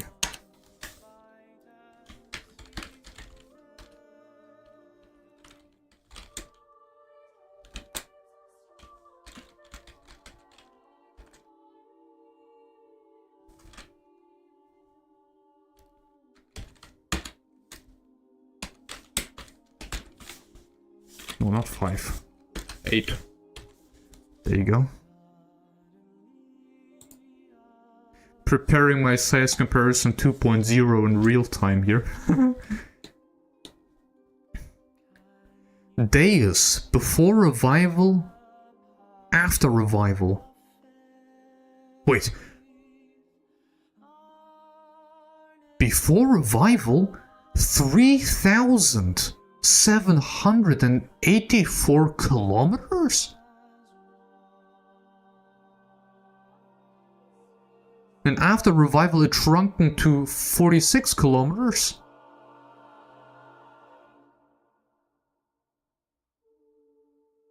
This has to be a spelling mistake, no?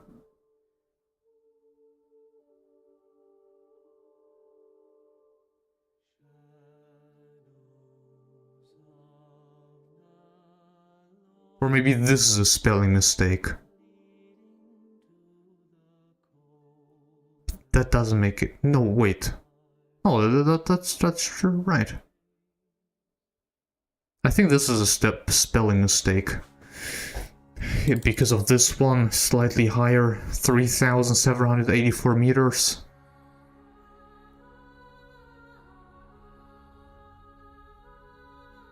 I will include that too. I don't care. I mean, I don't have to include it, but having those infos out of this thing, never a bad idea. Deus. I don't know, man. Final form. No, that would be wrong, though. Deus hull? Construct?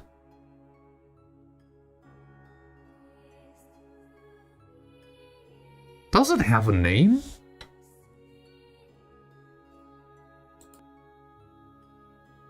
Like this, I don't even know, but this entire thing?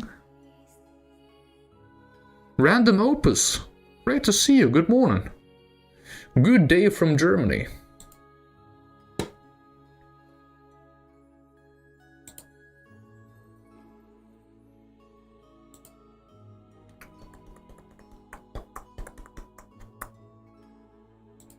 Let me just say Deus Landmark?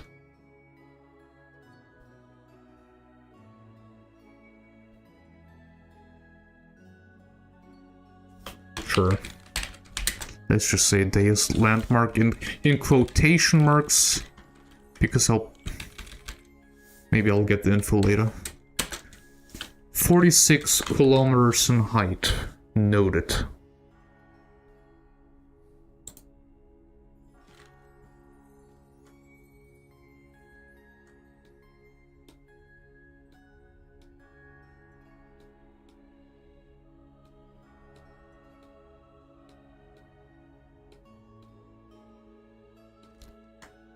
Really cool stuff.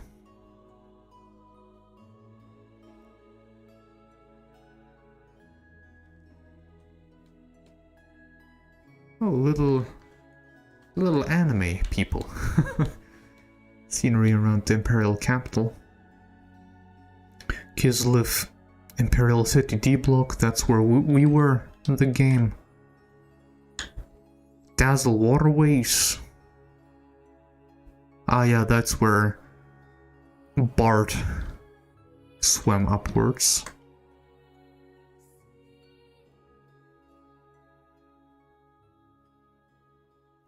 I don't think we have to read too much into all of that.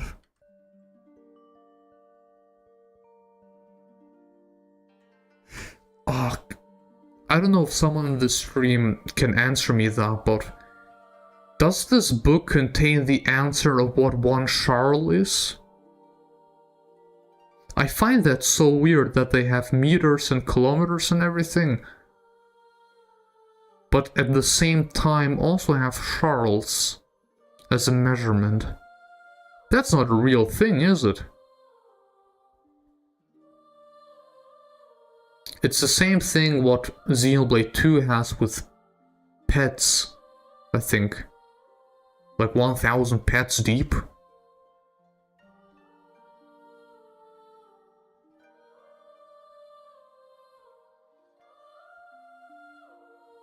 One of the three sages of Shivat. Currently he resides in the vicinity of Kingdom of Ave. Starting with igneous rock, he has excavated many materials. So he is a sage. This one, Choo-Choo, was a sage. Who was the third one?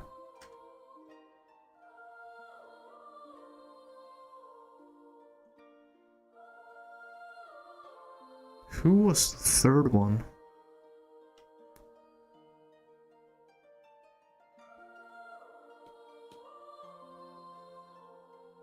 Small fossils surround ocean organisms such as fish and shells. Because of the ravages of time, not much can be deduced. Inside are the fossils of the building blocks of life. Of course, this is fairly old. The place it was extracted from was once long ago the ocean floor. These could be said to be the ancestors of all sea life. Of course, human fossils are found here as well. The evolution of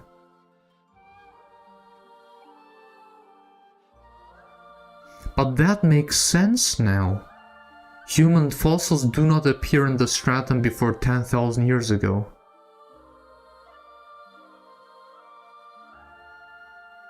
And tracing back the next 4,000 to 5,000 years or so, they're entirely absent.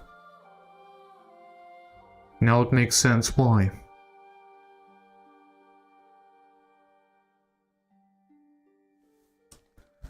Now it makes sense why.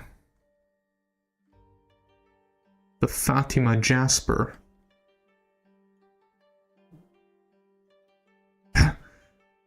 Moss hardness chart? Man, the more I read into perfect works, the more insane it becomes.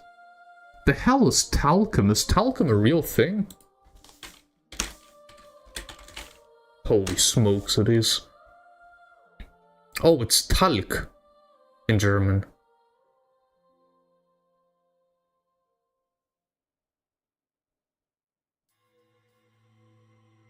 Silicon. magnesium silicate hydrate. Magnesium Silikathydrat in German. I guess it's just what it translates to. Man, this game, this is insane. This is insane. Shell, calcite. I know that from Minecraft. Firestone, coal. I also know that from Minecraft. Volcanic rock quartz, topaz, amethyst, diamond.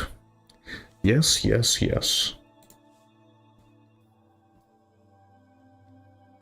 I mean, not gonna lie, when I was younger, Minecraft, like I said before, definitely teach me quite a bit.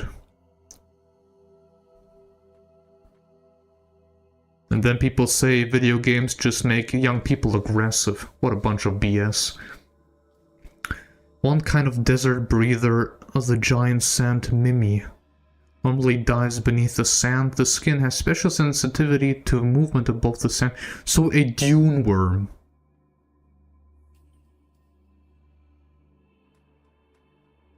Sensitivity to movement above on the sand surface. When it senses this, it attacks. Man, it is identical to that. How funny. Oh, hopgop. The mushroom on the protuberant fungi, the hammer, unites with an asteroid-shaped form by way of evolution to make this creature. It moves by way of the tube-like foot in the asteroid-shaped body, and it absorbs the moisture of its prey. Incredible. Primarily inhabits the forest areas and can be caught. The central portion being delicious for food. I mean, if you say so. By the way, just so I mentioned also, one of the videos I wanted to react to, it was made by Luxon. He made a video showing off all of the death blows. And since there's quite a few death blows I haven't unlocked or experienced myself, I wanted to look into that. And I think this is also the only video really I have prepared.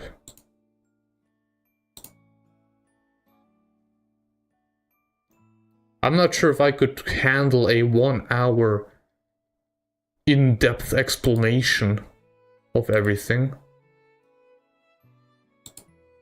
And I always feel bad if I react to, or if I would react to other people's content.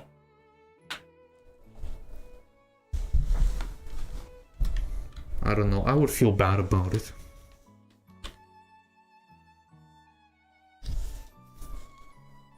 I guess the only exception would be if they explicitly state that they don't mind it. I guess then it could be done.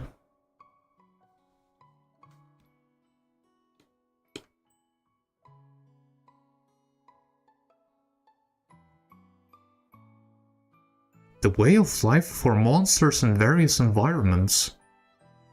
Natural kinds Kraken and not exactly as natural are Gryphon.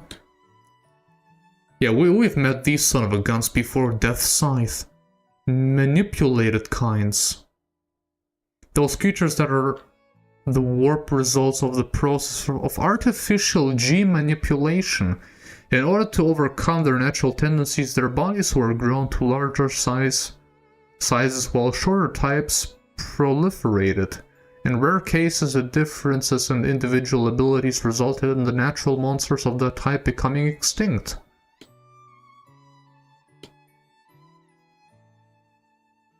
And of course, the natural kinds.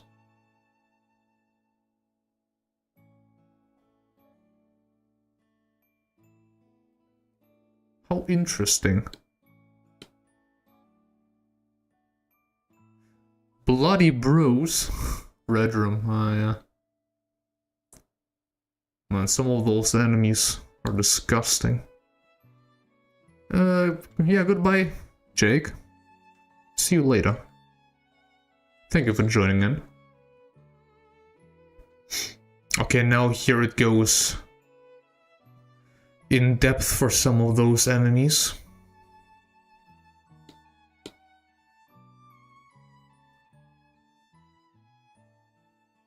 Gryphon.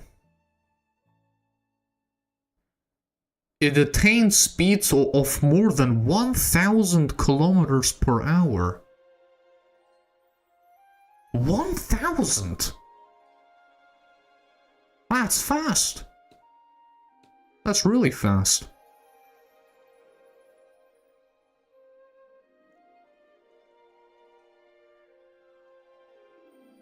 Wait, dragon! Oh, the one we saw from before. Living fossils of life, remaining from ancient times. Once they filled the sky, but lately are on the decline. A new type that can walk may be overtaking the former kind. Ooh.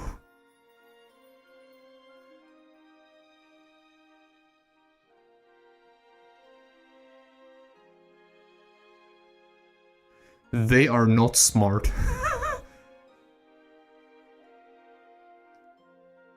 Freaking look like Gorons.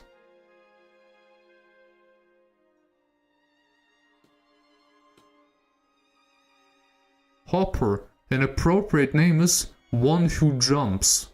This is cute.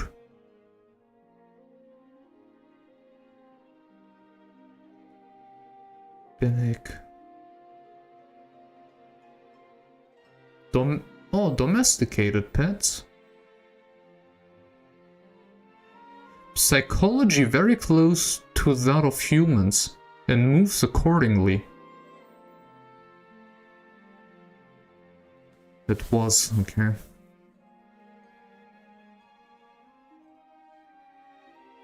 Our first boss. Using the, well, also a dinosaur. Using their strong tails to topple prey. Due to large fangs, they're the surviving meat-eating dinosaurs. The strongest in the region. Their destructive power is fierce. Makes sense. A large mountain-dwelling plant species. It changed and as it enlarged, it turned into a monster. It became a meat-eater, and when this food is scarce, it can photosynthesize nutrients for itself. Cool.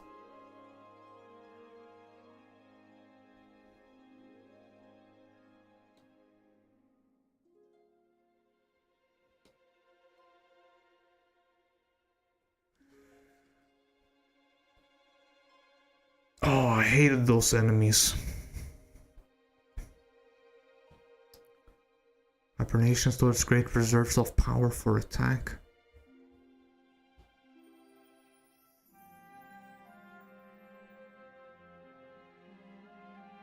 It takes other people's ether and turns it into energy. Okay, so that's what they always do. Well, they have stolen all of my ether all the time, that's true.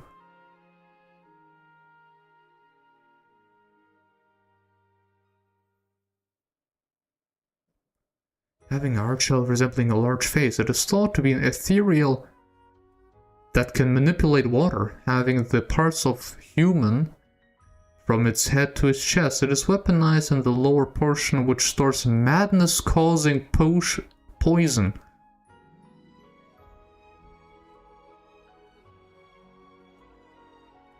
Cocoon caterpillar.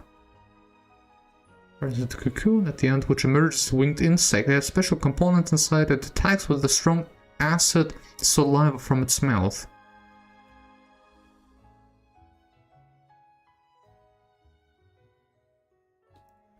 Oh, those people. Killing demon living in Kislev sewers. It was human once, but as a result of artificial engineering it was turned into a monster. Only the name it had as a human lost his way remains.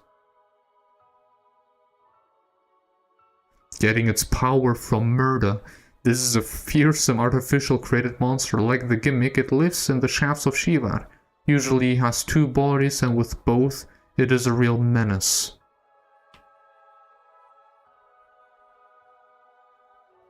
Unknown monsters.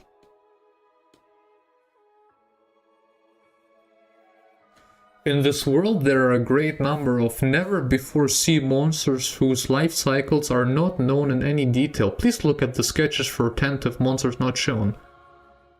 This looks like an... oh, yeah, like a lion a little bit.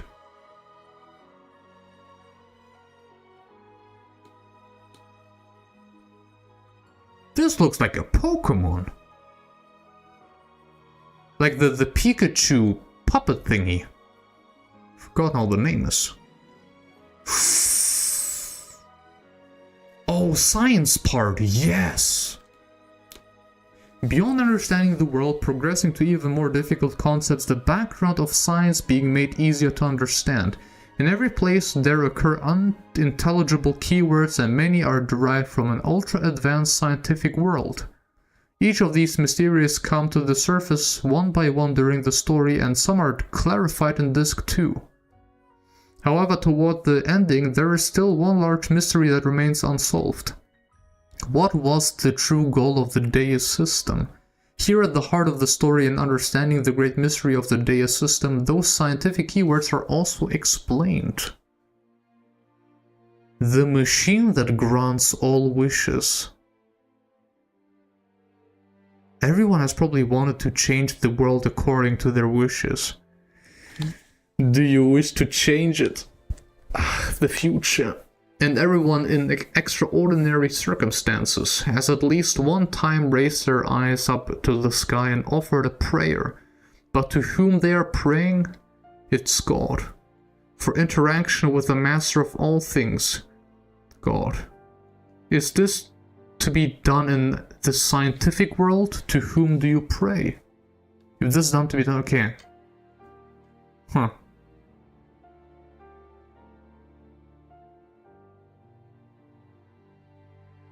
Okay, this will be a big chapter. Cadamony using program AI, the intention is transmitted to the Zohar that doesn't have its own will.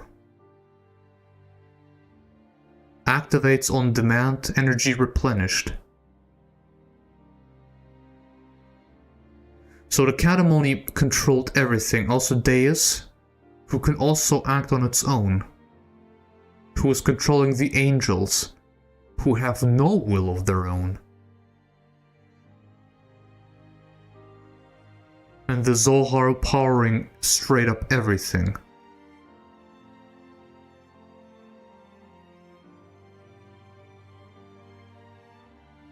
But doesn't that change with the Zohar containing the wave existence?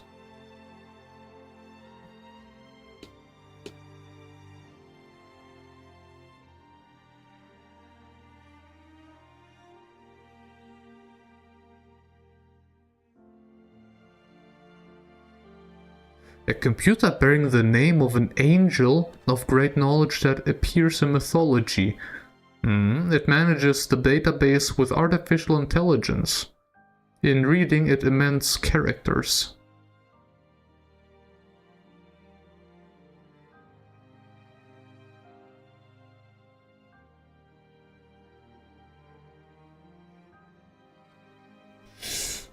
A word meaning angels. Deus itself controls these for the goal of defending the Deus system. It designates those vessels gathered by Merkava. These machines are divided by their characteristics into 7 kinds. Water, wind, earth, fire, healing, power, sword. Okay. Tactical attack, mothership Merkava. The mothership belonging to the Deus system, its outer shell has a diameter of...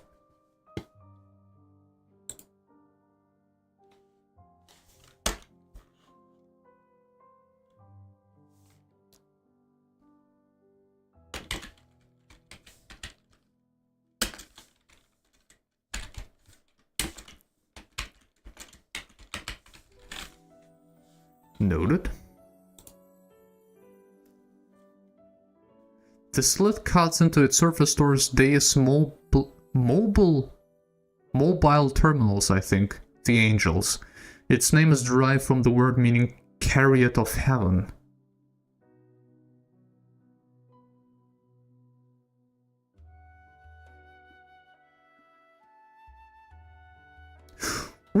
Oh wait, no.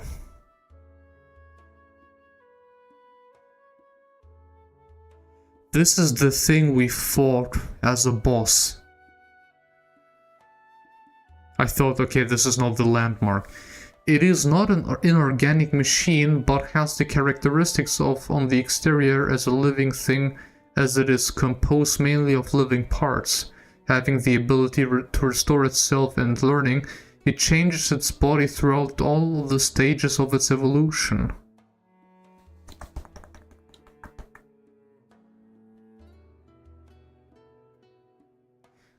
Not gonna lie, I kinda have to go to the toilet real quick. But this is very interesting stuff. So let me just quickly select another pause screen here. Will just take a few minutes.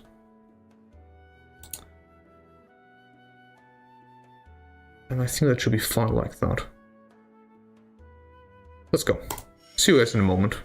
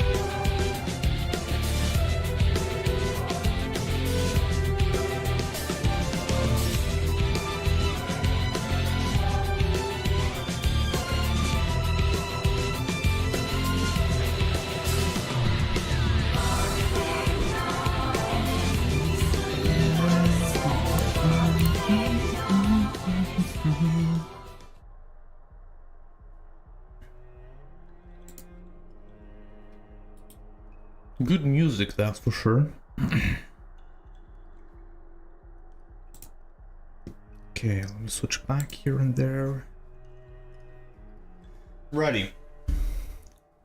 So at the very beginning of all this, the interstellar space cruiser Aldrich was governed by a 7th generation computer. The central brain Katamoni, which was hacked into. On the surface, the ship was merely a colony transport ship, but this was in order to hide the true nature of its mission. The transporting of a weapon system. So the people on the ship didn't even know that there was a weapon on that ship.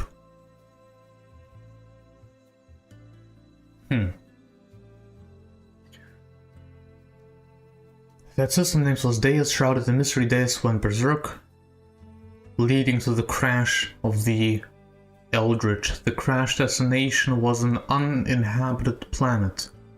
There, new humans beings were born, developing an independent civilization and science, and this provides the background for the game's world. In a way that sounds like Cross, man. Like just from the general thing.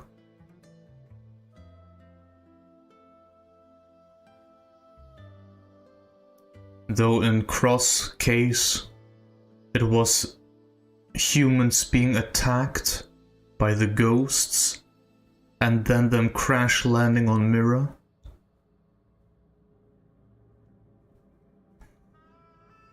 Which is curious though. How did they find them in the first place? I wonder.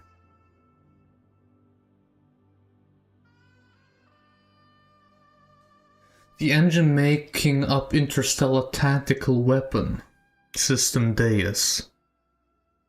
The System Deus was constructed in the hopes that it would put a decisive end to the increasing interstellar war. The engine constructing it is separated into 4 large parts. It is possible for each to function independently. And it is Zohar that uses phenomenon phase shift to provide driving energy to the engine. While it is sentient, it is not intelligent, and it depends on orders input by those with access. Specifically responding to those with special access, it is only a machine that emits energy. And it is the living weapon Deus that draws out Zohar's energy to the utmost limit. With the possibility of having immense attack power, it is planned for it to start with a 100% link with Zohar and to control it.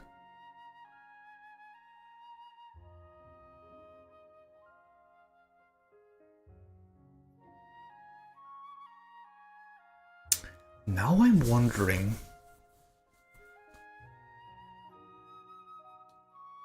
Actually, maybe I'm forgetting something here. Someone has to tell me that. In Xenoblade 2, when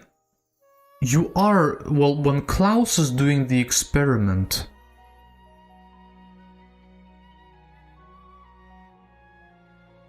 what was 97% sync rate?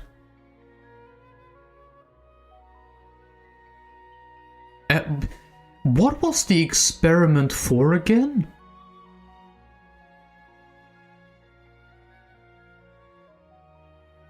To move humanity to a new evolutionary stage. Is that the explanation we have? But what do they meant by that? Just turn them all to gods?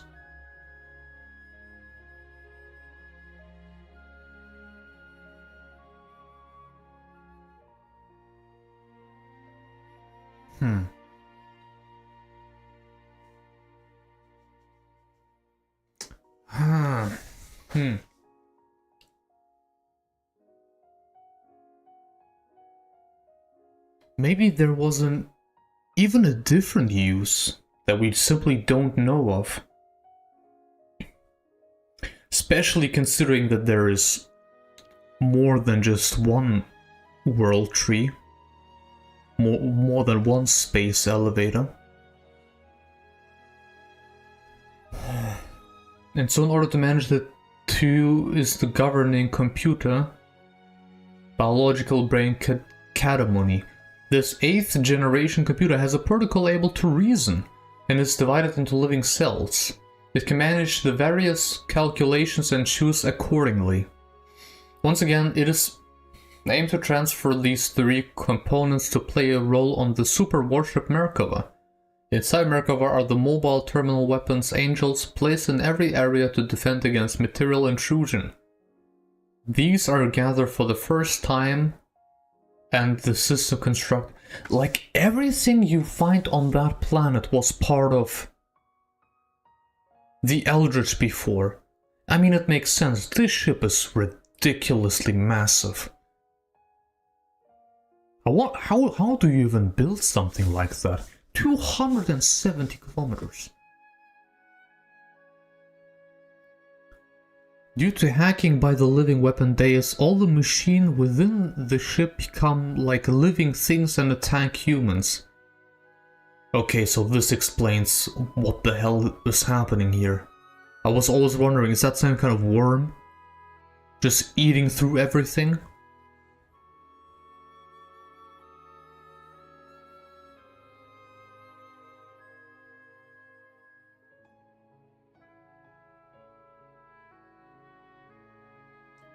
For emitting synthetic energy, phenomenon shift machine Zohar. Okay, yeah, once again. Controlling Deus, controlling or taking the energy from the Zohar. And it essentially... yeah, just having control of everything.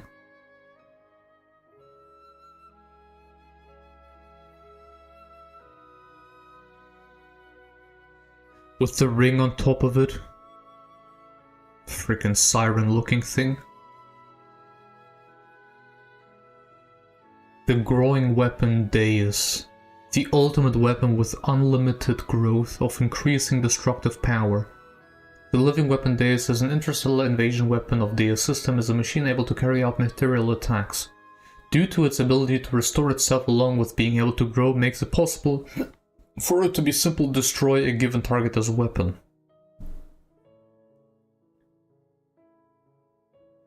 Deus' ability to restore itself is a skill that enables it to draw in life force within its function so that it can repair damage received in battle.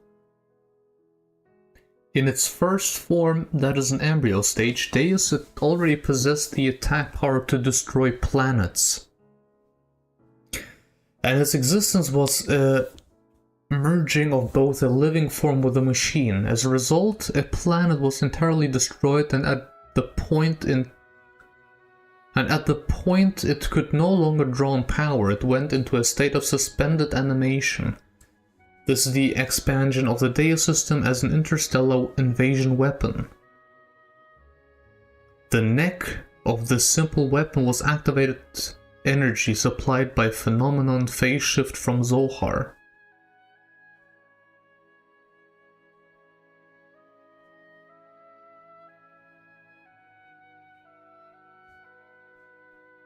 So it just started destroying everything, considering it had infinite power.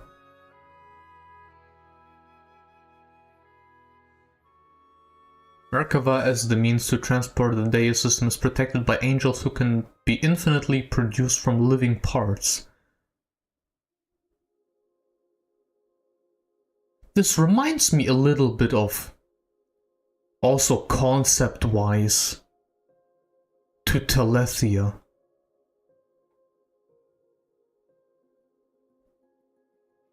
In imagining Merkava to be a human being, this effort is like that of the white blood cells, protecting the interior of Merkava. They annihilate all outside intruders. Well, this will be interesting. Embryo Omega 1. Also with the Mortha theme kicking into the background. The very beginning, the Deus body, which contained the Deus system. When it appeared at the beginning of the game, it was preserved in a reactor. Its size is approximately 20 to 30 meters. In this state, it was already capable of destroying a planet. So this was only the second stage.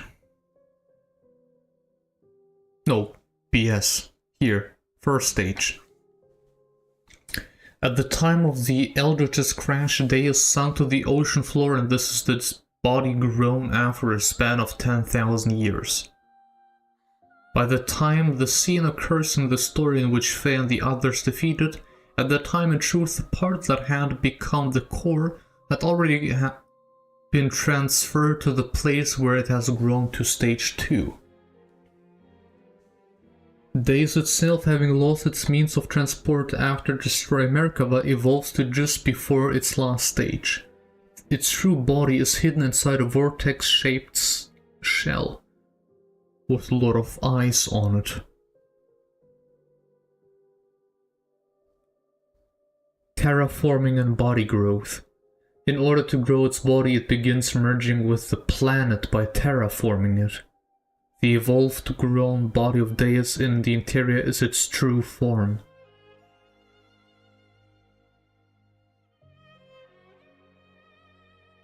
So, do I understand it correctly that it began to consume the planet in a way?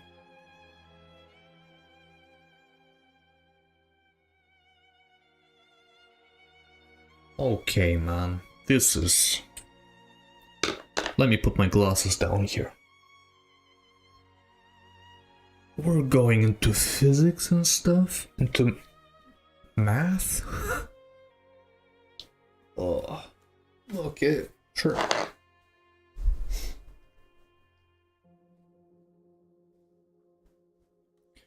Bringing phenomena to the surface, placement of energy shift physics, position in energy field, time axis.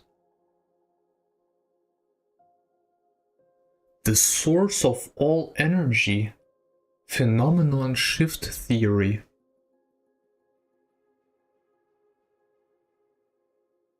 I was actually gonna ask, what the hell does it even mean? How does the conduit receive its power in the first place?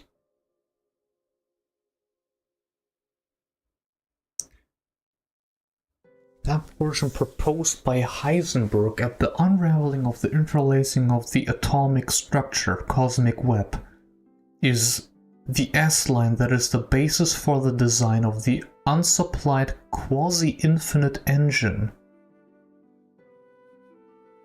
capturing the innate phenomenon existing as a possibility in the near future using the primary activator, in this case those things using Zohar, things or humans.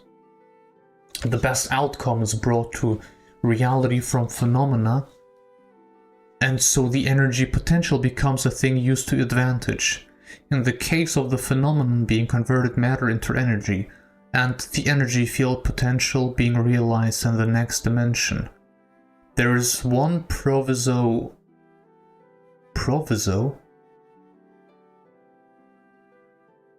is that the ratio of the phenomena existing directly before for it to be materialized has one indispensable means of control.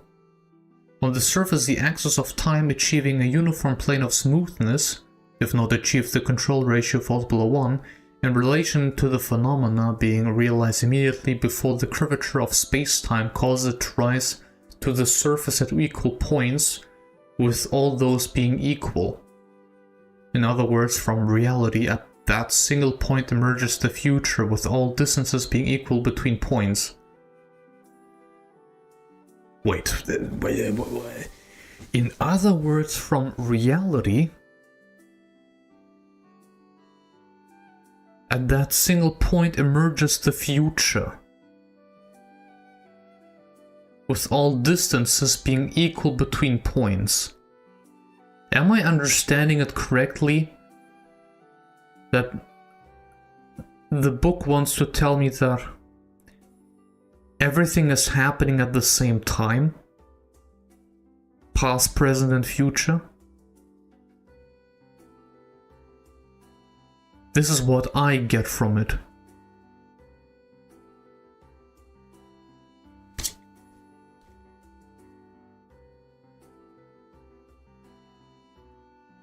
Here's the previously mentioned proviso, energy, matter into energy, or matter equals energy.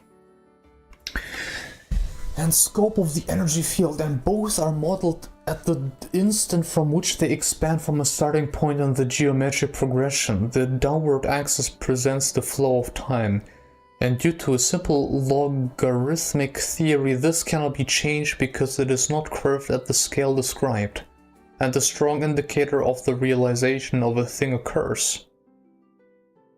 Okay.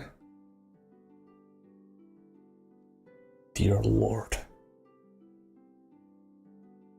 The rising levels of probabilities of phenomena starting at the Big Bang.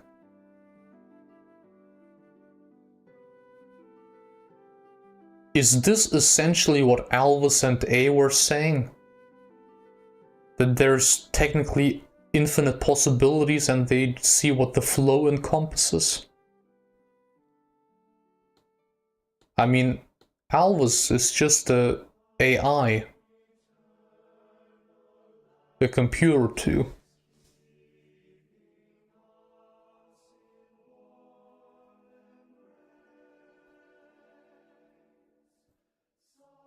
I can feel like my brain is starting to slow down a bit. This group has the number 0 starting at the second mark at the instant of the Big Bang. After the Big Bang occurs, this group stabilizes at 1. As the second tick by the numbers rise as predicted. Isn't that what Zanza said? That all he does with seeing the future is just essentially predicting the ether?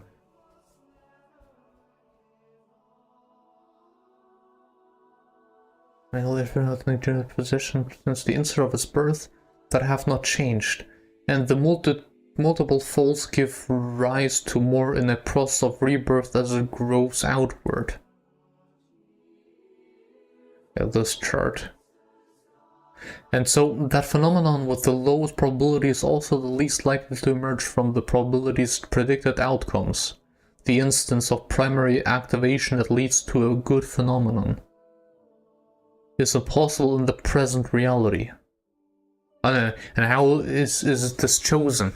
If choosing to aim for the phenomenon with a low probability of outcome, that is impossible in the present reality.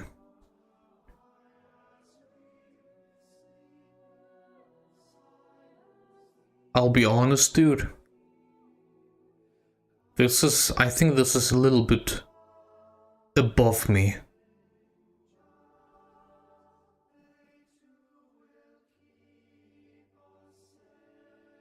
State of delusion. Afterwards, sir.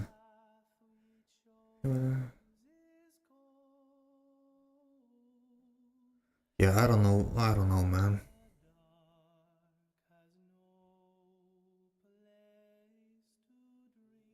Faye loves Ellie. State of delusion. I can get a girlfriend. You're delusional. If I can get her, great, he thinks. The delusion becomes reality if it's the work of Zohar. So he can just change the world if he wills so, if he wants to do that. Beep beep beep. This is a very cute art.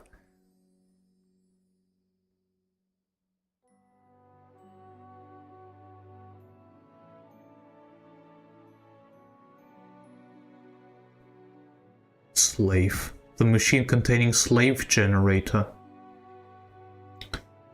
When energy reaches a low ebb, a request for their allotment, is automatically sent to the master, parent machine Zohar, able to generate unlimited energy. Due to request by a slave, with markings child machine, A corresponding amount of energy is sent inside the parent generator. Oh, dude.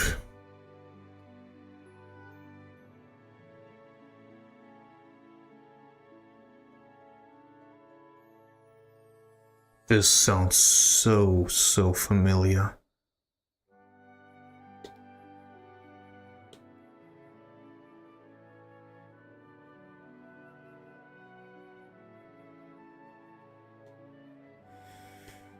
Oh.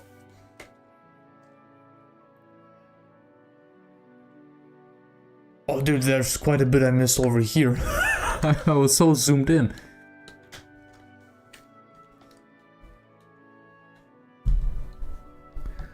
The computer controlling the system, living brain catacomony. The living brain catacomony was developed to manage the entire Deus system. Since it was constructed to be contained within Zohar, it is surmised that it probably has nearly the same substance as Zohar. In terms of its function, it was made with the goal of managing the Deus system. With access to Zohar,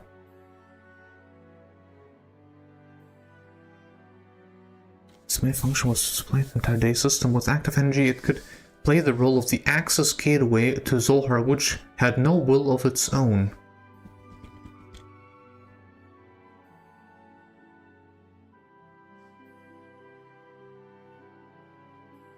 A life-form assembler plant. Catacomony's interior structure. Problem submitted. Logic calculation use fluorine element. Uncertain calculations living elements. The direct output of the fusion of the two elements calculating results. The two elements receiving a command to perform a calculation at the same time. It works to resolve differing calculation results.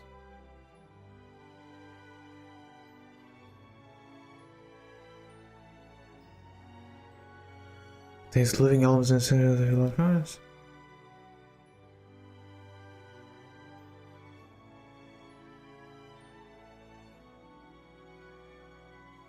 With all the persona acting independently, okay.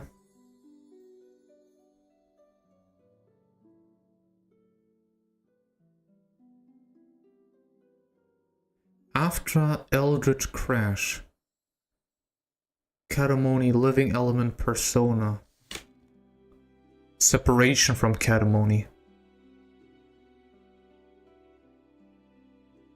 This being persona.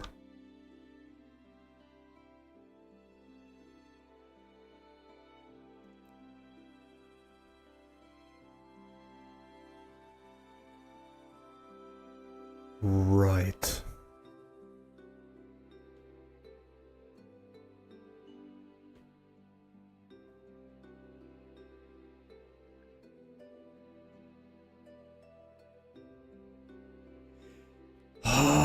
Terraforming.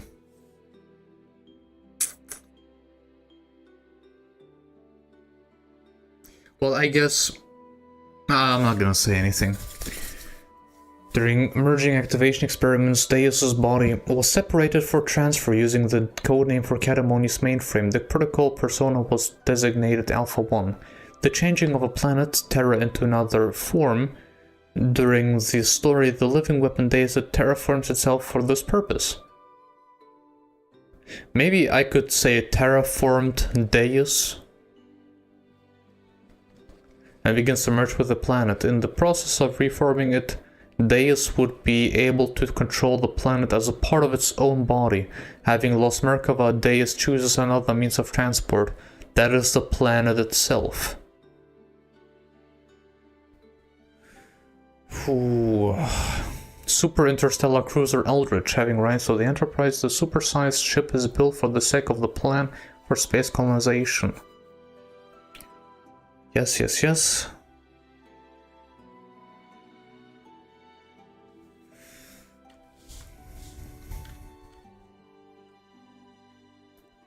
I swear to God, man, that is absolute insanity. What is that? The use of absolute objective space for a warped space defensive wall. Gate. I've seen this symbol before. Absolute objective space, ordinary space, warped space generating facility gate. Space surrounding the generating facility is warped so that the facilities have no effect. The only possibility of interference is by the use of a gatekeeper.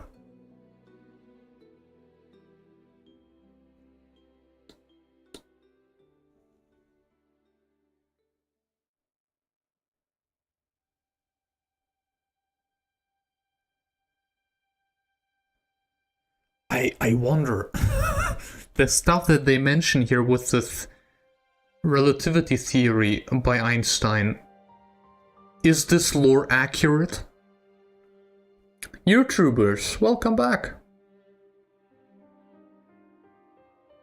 Yeah, I'm slightly overwhelmed. I expected there to be quite a few informations, but this is more in depth than I ever expected it to be.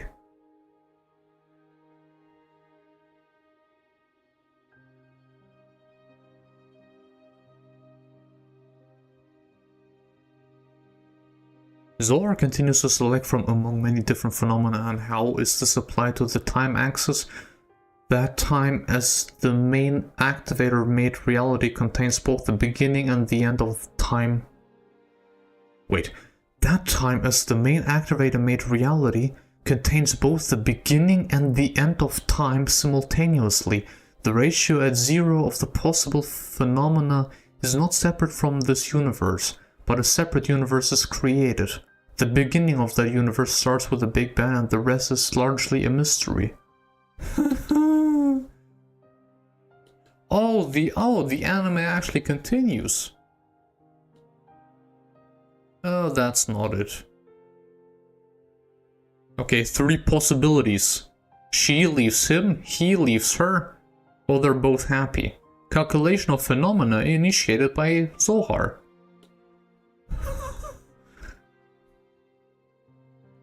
Manipulates phenomena, goes towards Fae, wished phenomenon. Repeats 5 and 6, and ultimately the desired phenomenon is the only choice. Done. Phew. Oh, there's a smirk smiley there. Ta-da! Phase delusion becomes reality.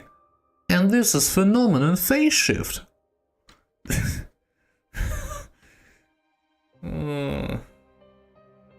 Cinema. Absolute cinema.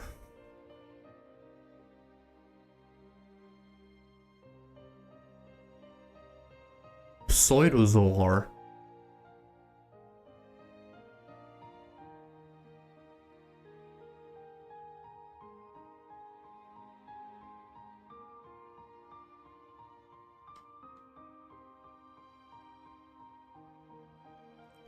With slave generator.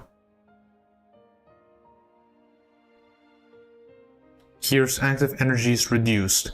This thing's slow. Problem occurs. Slave generator recognizes decrease in energy. Huh? My body's slow. What's this? Zohar receives slave generator's request. Marking info energy minus. So it requests energy. He says, I'd okay, sick stuff. Communicates response of energy according to markings. Emits energy according to. Give this bad boy a little boost. Zohar sends corresponding energy. Energy supply, it is filled with energy.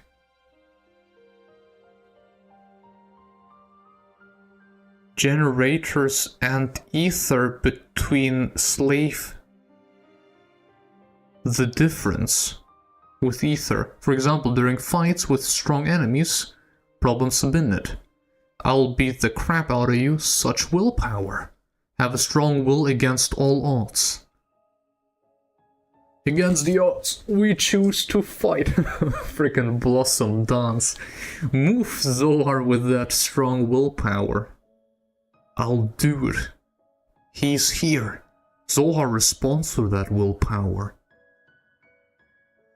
sends him flying from the future into the present. The point of willpower. Phenomenon shift.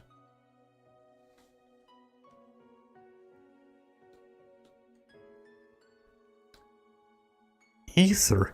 In 1678, the physicist Huygens postulated the existence of waves of light. In 1905, Einstein posed a theory of relativity. However, the existence of ether is still open to debate and remains tentative. Also in biology, it is referred to as aethyl ether. The name of ROR, a fusion of two components, acid and oxygen. Not to say there is any connection, but in the world of the game it is typical of magic or spiritual powers in RPGs. This is so cool. I find that so fascinating how many times they just included theories and ideas from the real world in this game and the story. Maybe give it a nice little twist.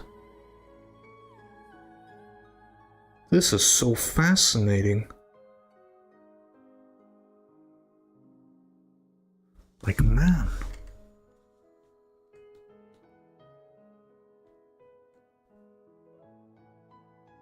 So this is where Emeralda was born.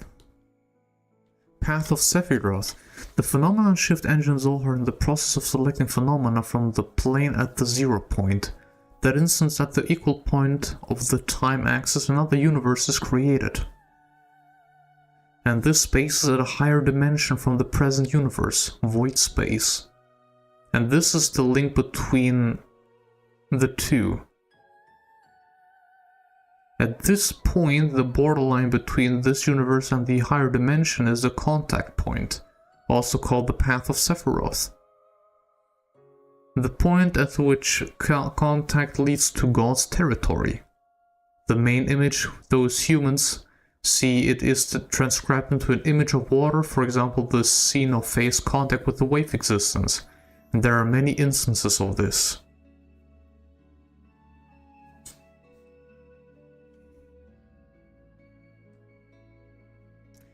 The girl born out of nanotechnology, her entire body being constructed of nanomachines, molecular machines.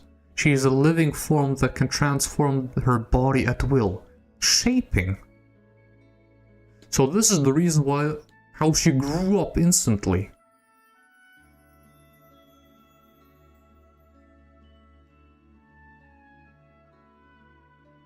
I mean, of course. Nanotechnology at a molecular level is interesting, dangerous.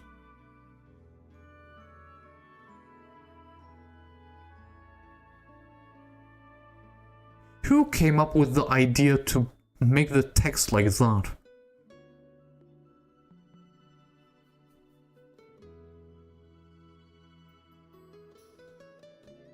Gear. Oh!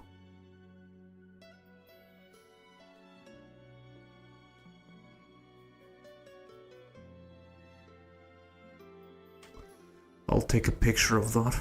Incredible. Where's my phone? There's my phone. Incredible.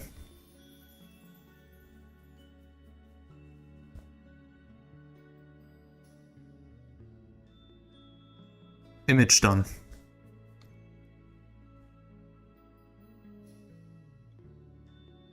They actually included that. This is beautiful. I wanted that.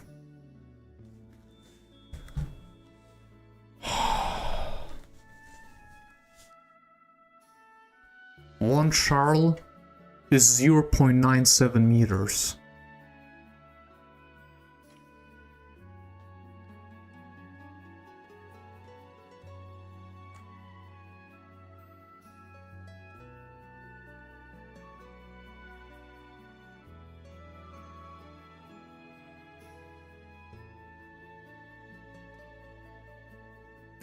Weltall.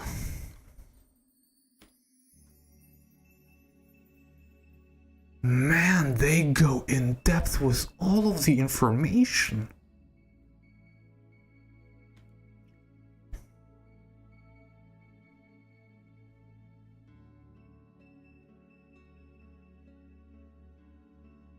Sick. I'll try to get the models. I'll try to find a way somehow. Maybe there is a way to get the models.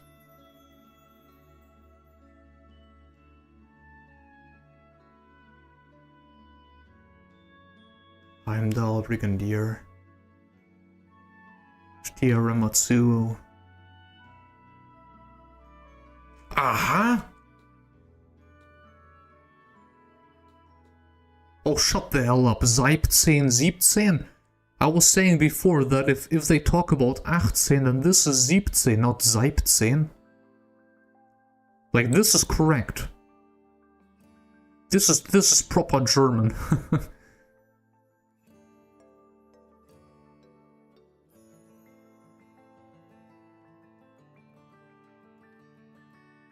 Yeah, we experienced that.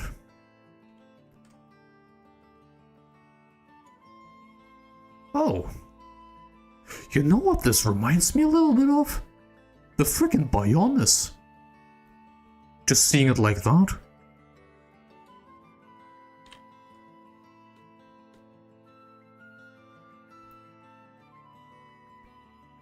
Okay, you know what? I'll just quickly close the Rouladen again. It's getting dark outside.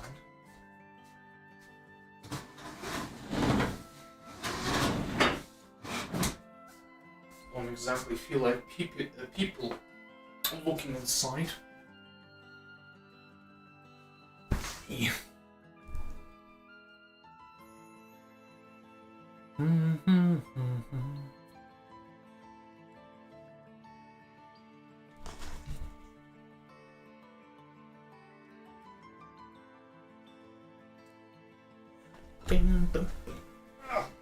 My mouse. Right. Ah, cozy. Okay.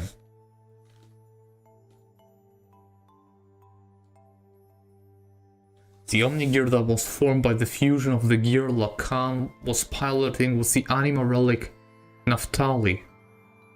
As Deus's close defensive interface, the output of the Omnigear is incomparably greater than any of the normal gear, to the extent that any within close range of its energy output are immediately incinerated. This sounds terrifying. Also, the living frame of the machine is strong enough that even Goliath 1200 SEM cannon is not able to damage it. For original Weltall, once it has contacted Zohar, it can draw on absolute power, causing it to transform into the same way as Xenogears. The famed firefly-type wings that emerge from its back function even today as its primary defensive system. So they are a defense. When the masked man pilots it as a Graph, he recognizes and uses these abilities. Unknown, unknown, infinite, he.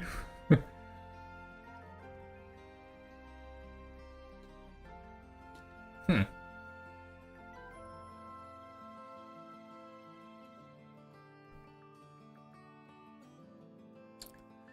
it's so crazy how many similarities I see.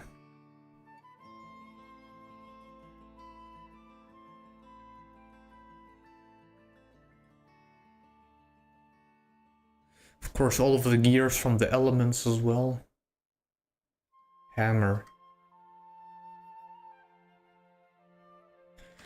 I don't know, man. I still don't feel... I don't feel bad about him. I don't know.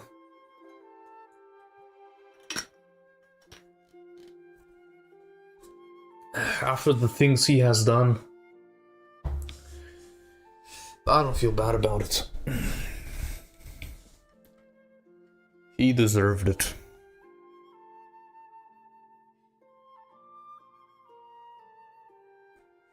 Gabler Special Forces.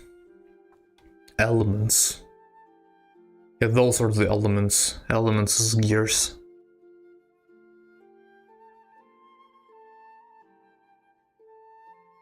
Dude, I hated this one. This one was horrible. Yeah, the G elements, the combination of it all.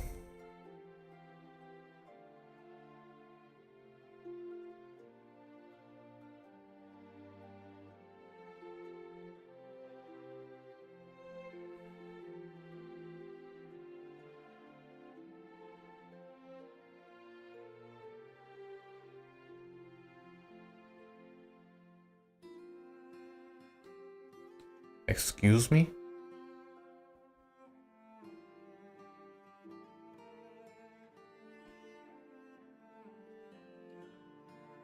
Citan was the designer of the G elements?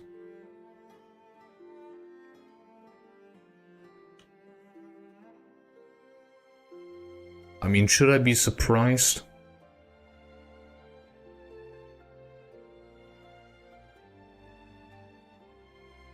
Oh sure, we're getting to the finale here. And those gears. Of course, the elements. 4 pillars. The bodies formed by Deus function as a phenomenon actualizer. The details are a mystery, but they are not the same substance as that dimension, but an aggregate existence of energy. They do not have individual wills, but are controlled entirely by Deus.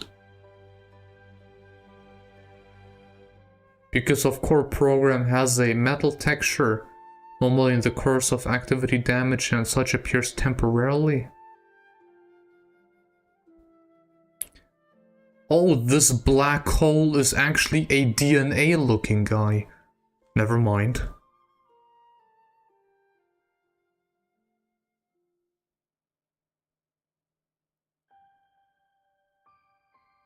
I mean, if you say so. Feels like it's fighting from the floor. Two-dimensional enemy. Oh, this is... Oh... Okay. Oh, this is cool. A two-dimensional enemy, of course. One from the lower dimension, because why not?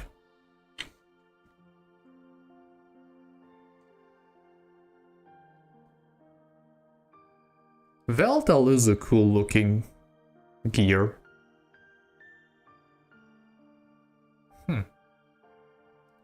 Rough drafts. Veldal-id. In the process of normal mode, the shape and silhouette of the gear reflect its cloaked heart. It doesn't change much throughout the game. We were really worried that too much could be revealed to the user, so steps were taken to keep core design a secret. Well, it's true though, I didn't see that coming. The difference in color probably changes the impression it makes. Maybe it should have been a little more threatening, but I think the id model carries it off pretty well, don't you think? This looks a bit uncanny with those long arms.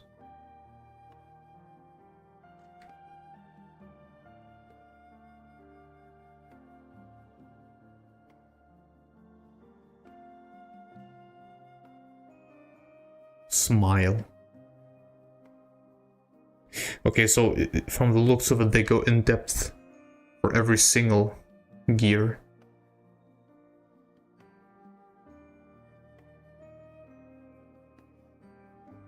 Elfenria.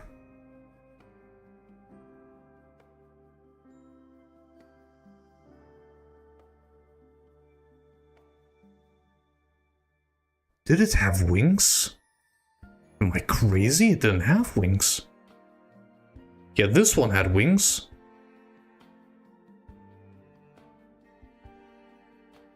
Wait, Sophia's Omni Gear?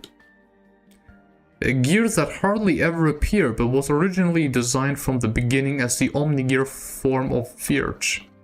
Very picturesque, but like the other Omni Gears, it is loaded with weapons. We gave thought to putting air rods under the skirt and intended to do so. Also, as a look at the rough drop will make clear, the first version didn't have any legs. We really liked that design without legs, but after many revisions decided to stick with the version in which legs were included after all. A legless gear. This one looks really cool.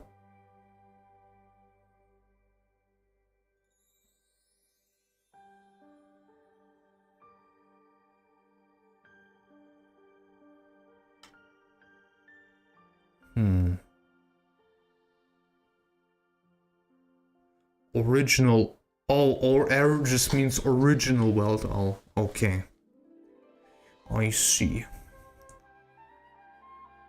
The hell is Vendetta? This machine was developed rather quickly. In truth, it was given the OK faster than Veldal, in terms of the design for changing Wyvern into an Omni Gear. Wyvern wasn't my design originally, so I thought about how the other gears were powered up when becoming Omni Gears. Thinking an idea might float up to the surface. In regards to specializing the machines themselves, it always came back to the winged look. In looking at the shape of the other gears, I got the feeling that maybe there had been quite a few wings sprouting from Gears' back.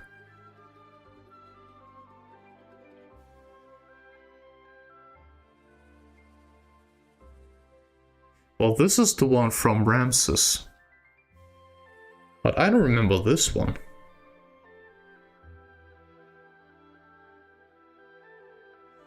Ouroboros.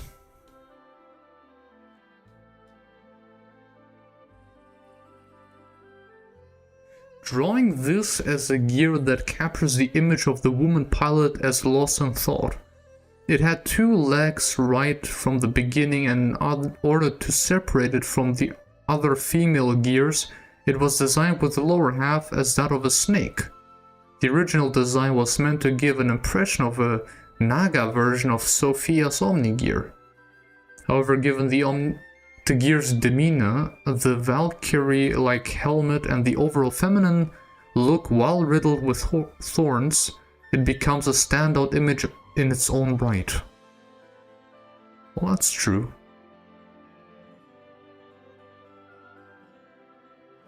Honestly, like that, it does look like Siren, just by itself.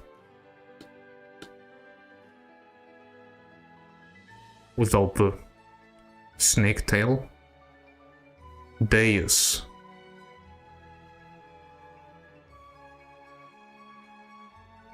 Yabe arm figures. Arm angels. Deus complete form. With the Sheikah eye on its forehead.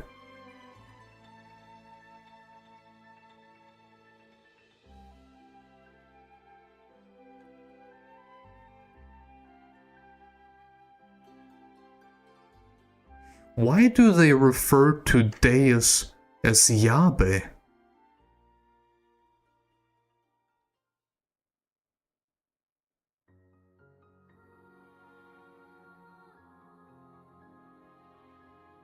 Huh?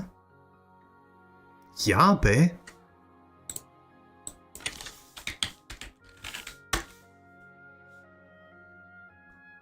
Oh, it's a West African cassava stew.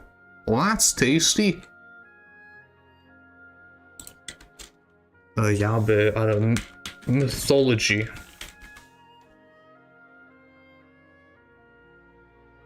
Well, Yahweh is a different thing.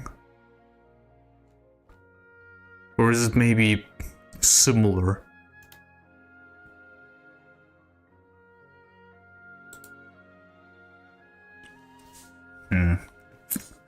partially rotted shell. This looks horrifying.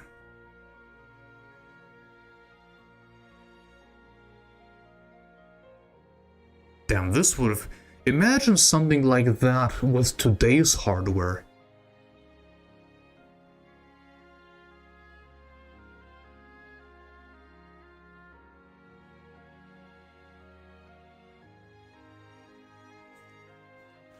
Holy smokes. Biblically accurate angel. Frickin' Seraphim, half machine too. Also, what's up with that thing in the middle here? From the first, it was decided that whatever the design was, it should give an impression of a holy female god. It was a very disturbing image overall that was filled with surprises, and incorporated Square Sun's original directive to include wings in its design. However, in the nebulous process of hashing out the form of it, a great deal of thought was given to its evolution from the young version, and no matter what design we came up with, it just didn't work until the current one. In order to design something special, we decided to see if we could change the legs into arms. This design would have been something. And of course the Xenogears. In terms of image, this is Weltall's transformation to an Omnigear. For the design itself, I went from a machine look to a smart form that would leave an uber badass impression. I like the projecting horns on Weltall's... Is it really id? ID? Is it not ID? Weltall id's back. So I lengthened them and adjusted the face to come together with the rest of the entire form so that it would flow along with into one image. Yeah, I mean, this design kicks ass. Definitely.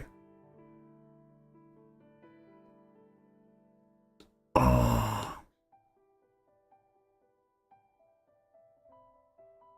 Dude, we have data for everything. This is so detailed.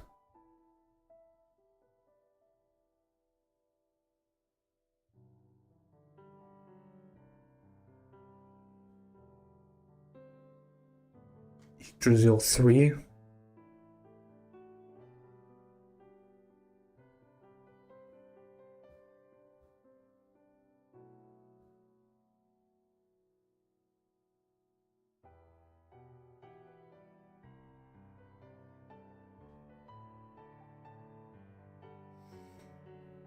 I will come back to that later.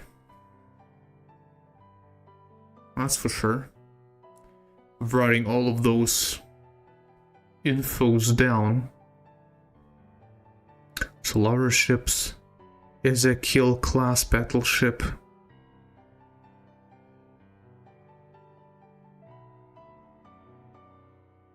This Dune looking cruiser.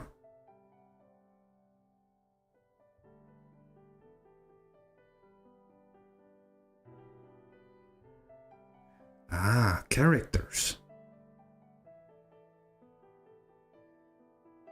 Why is she on the very first page?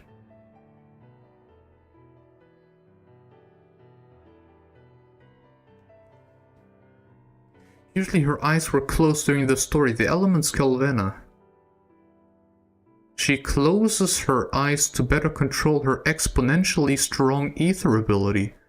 And as this official illustration shows, she likely has times when she opens her eyes. In the case of each character, there are many instances like this of things that are official that were never shown.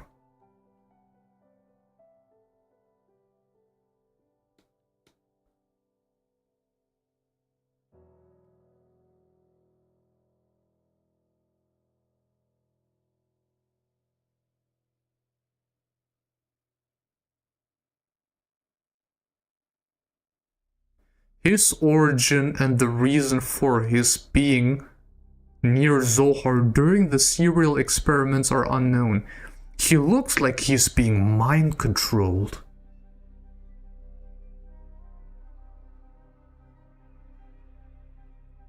He's the contact, the one who freed the wave existence. The one who contacted the wave existence 10,000 years ago.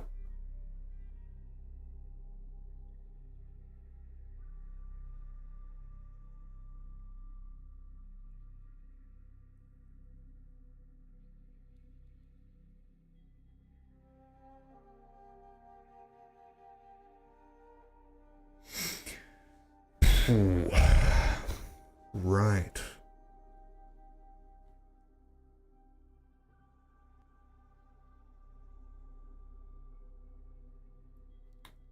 "18 years ago, he was born as the child of his father Kang-won and the mother Karen. His mother Karen awakens as Miang. She starts experiments on phase soul fusion. 10 months after that, Graf's attacks. Due to phase power running berserk, Karen is killed, phase taken away by Graf. Elru is quelled by Solaris, it runs berserk and is called afterward the Demon of Elru. His father Khan battles Graf one more, it is sealed away, he carries the wounded Fae to Lahan village.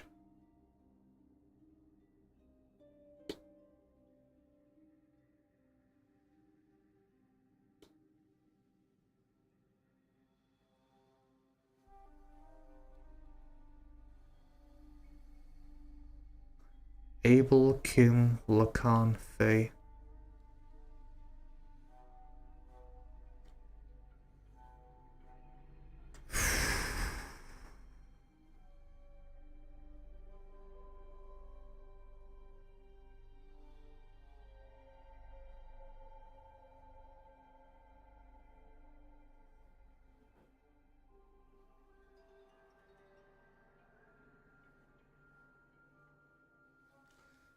I'm reaching my limits.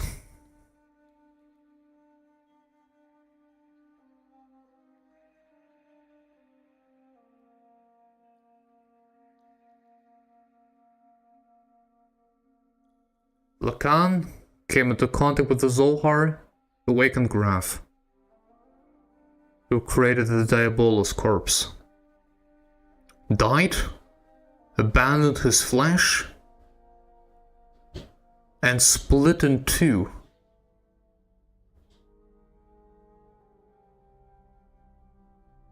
Who then, after the battle and everything, possessed my father, and Lacan possessed me.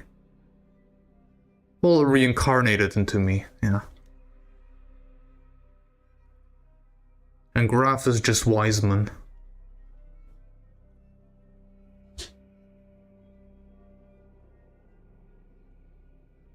Wait. After the fusion with Graf, he is another form of Khan, yes. In contrast to Graf, who is a bodily manifestation of Lacan's soul, Wiseman is closer to Khan's true personality. During Graf's activities, for brief moments, Wiseman can come to the so he's also just having multiple personalities then. Unlike Graf who wants destruction when it's Wiseman in Wiseman form, he wants to save the world.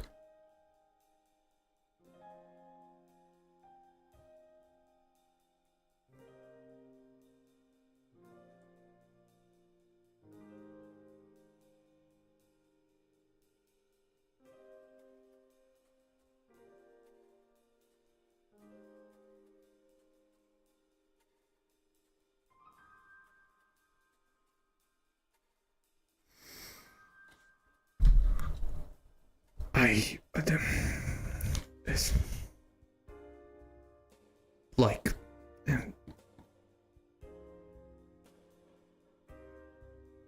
how?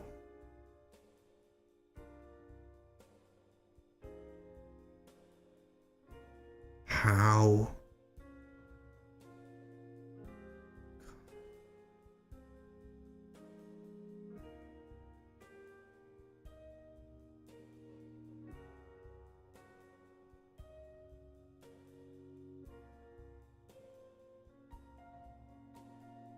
I'm sorry if I'm saying barely anything.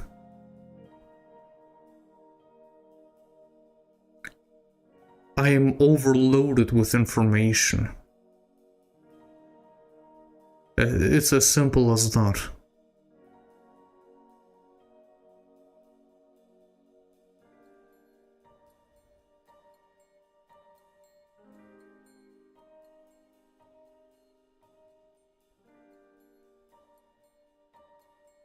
So I've been told... Well, thank you for censoring it here.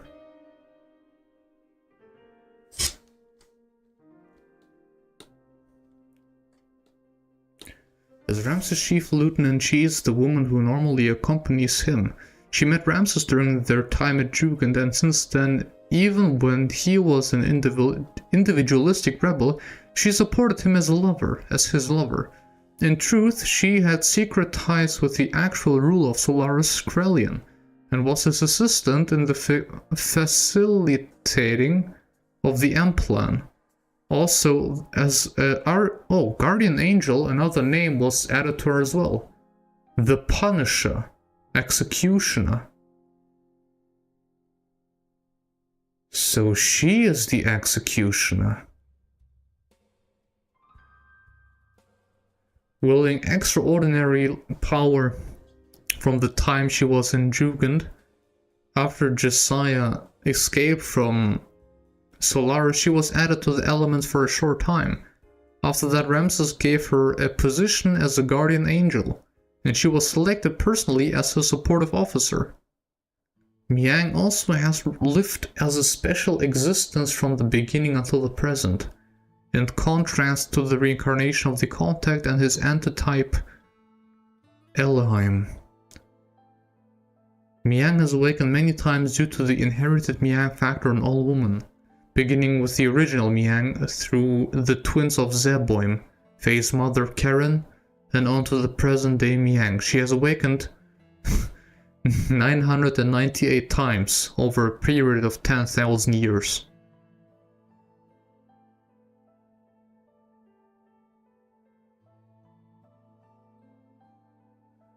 Oh, the M000 was just the original Miang.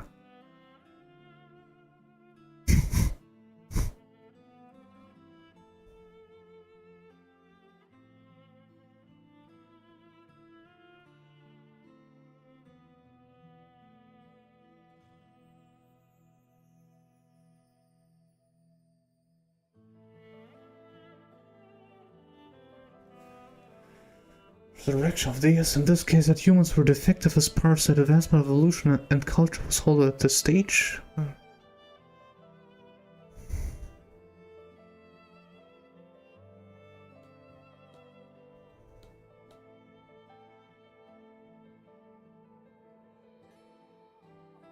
Oh, that was the that was Miang? Wait, I think she revealed herself as Miang in the game. I just forgotten that. I think.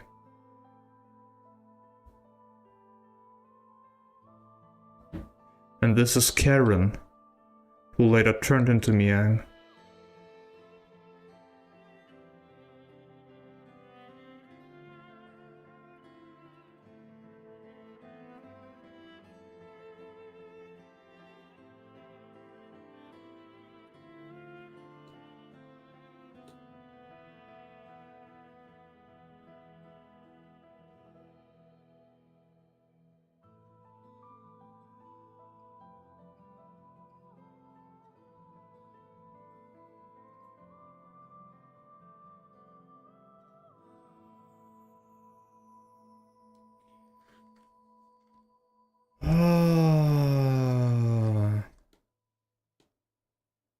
Wave existence, 8th generation Katamoni, yes.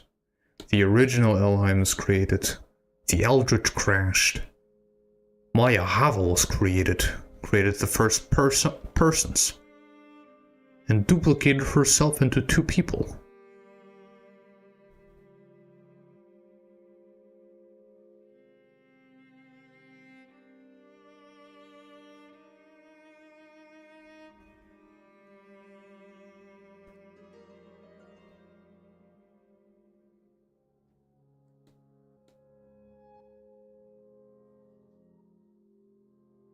She was Miang 999. Huh. Yeah, Ellie.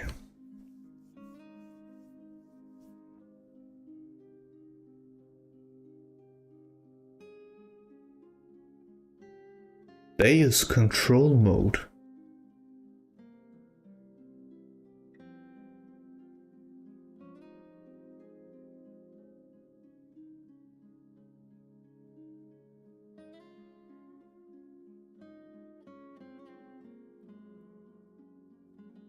Just like that, huh? Ouroboros ring. The Ouroboros is a snake that eats its own tail. The self born from its own self. Before psychological self-awareness is in a state of hibernation, a gathering of unconscious will. Again, it cannot make judgments, unable to tell the difference between self-awareness and reality, thus keeping it in a cocoon. With the growth of self, it develops from non-conscience to the need to escape from the ring and live, where it creates a world of its own conscience. Well, doesn't that sound familiar? When able to judge reality on a firm, it starts to emerge from the cocoon as it surpasses to enter reality. In terms of Great Mother, this refers to the world expressing the idea of hampering Mother in the process of delivering the child from the ring. Growth of self.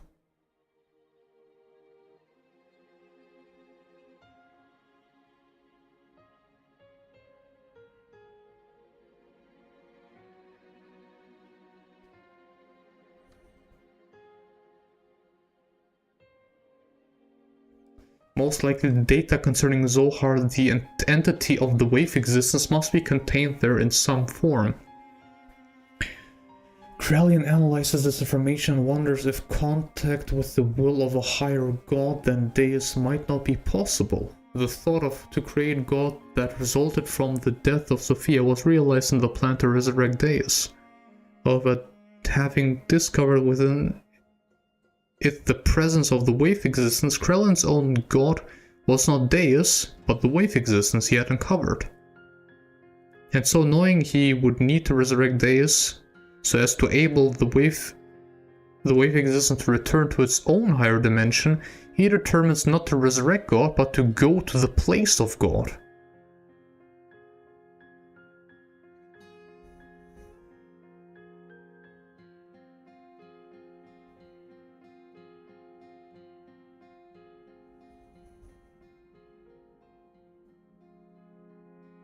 Achieving all this by his powers alone. At last he analyzes and understands the love that Sophia had explained, and is the reason his will fades before her stubborn love.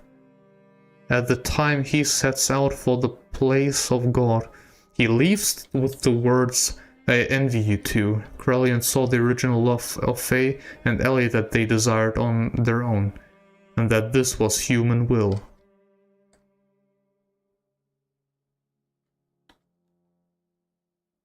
Emperor Cain.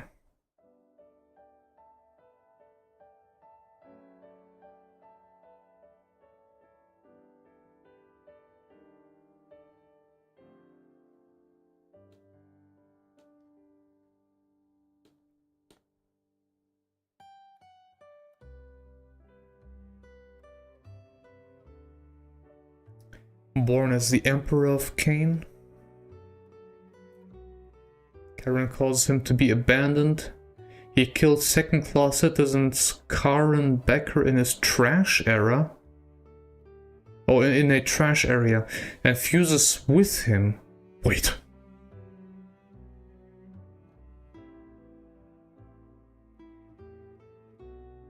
He takes on Becker's ID. Enters the school at Jugend, meets Miang, meets Yuga and Sigurd.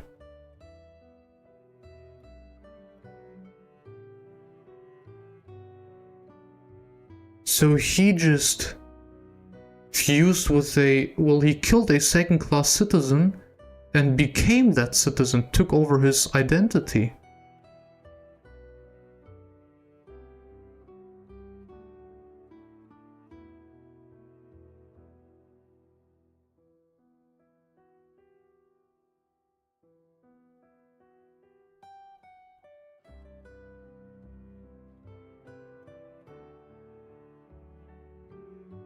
The fact that he is a copy has caused Ramses much internal unrest, and due to the insentiment by his lover Miang, who he feels understand his heart, slowly his soul began to break down. He repeated defeats by Faye sent him to a low ebb, and desiring more power, he comes to the point of murdering Emperor Cain.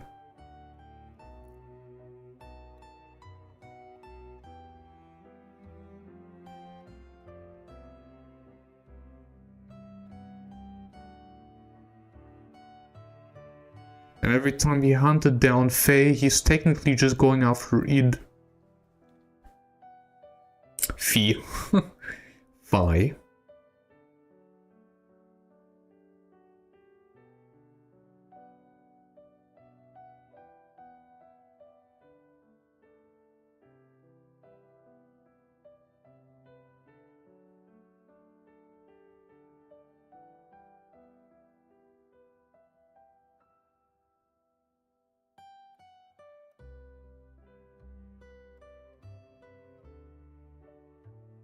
Ramses is an artificial life form created and planned for the beginning of the 5th stage of the M plan as homunculus, man-made human construct. In truth, he was created by Krelian to oppose Emperor Cain as a copy of the Emperor.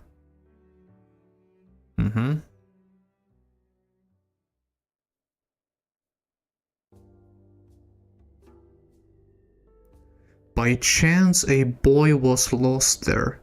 Karen Becca, whom Ramses murdered and then fused with. After that, using Becker's ID, he entered the school at Jugend. His outside appearance resembles both Emperor Cain and the boy Becca. This this is something we haven't learned. Like, this is new information.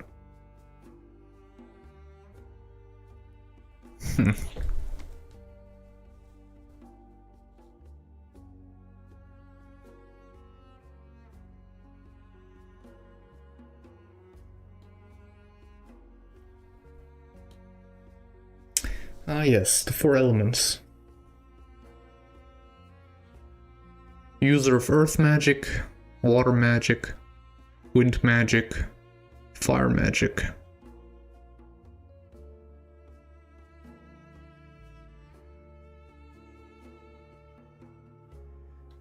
Demi-human, she was rescued by Ramses from a waste area right before being taken into a Soylent facility.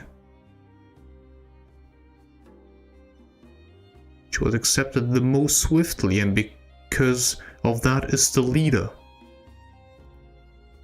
She is the leader? I thought she is the leader. Sole survivor of destroyed Elru, while the possessor of enormous ability, she doesn't use it and has towards Ellie hostility, envy, bullying, and the like. Her emotions are complicated. She feeling of yearning. Oh wait. No, this is wrong.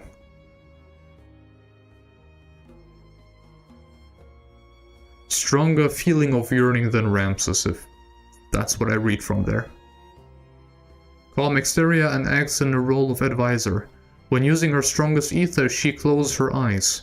She was a classmate of Ellie's at Jugend. With 90% of her entire body being cyborg. Many weapons are loaded in each part. The reason for this and the purpose are unknown. Originally, the elements were founded by Josiah and Ramses during the Jugend days as a group of the best fighters.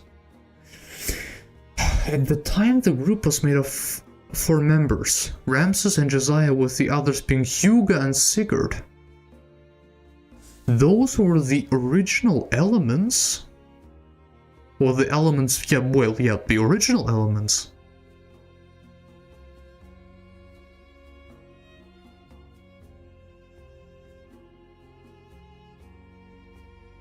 However, due to Sigurd's rebellion and Josiah's escape, the original goal of the elements was lost. The elements were not for the search of guardian angels or gambler commanders, but for his close associates to be only the highest caliber of talent, and the elements became a training ground for the ultra elite.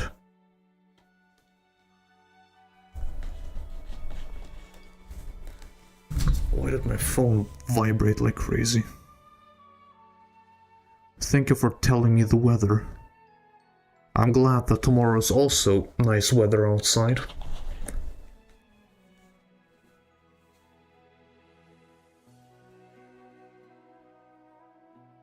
I really like her design. Heck, I like them both the most, I'd say. Vanderkow. When he was demoted, he was sent to command at the border. He loses many lives due to his over-reliance on cannons.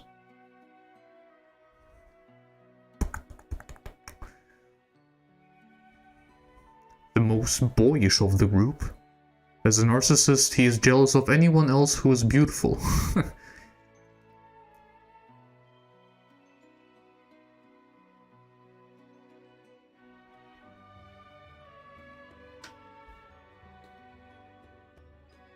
Oh, my boy.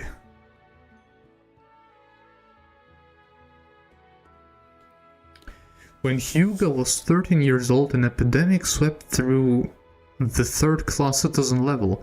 He lost his parents and 8 brothers. It is unlikely that all were his blood brothers. And his grandfather, who had trained him in sword arts. His entire family perished.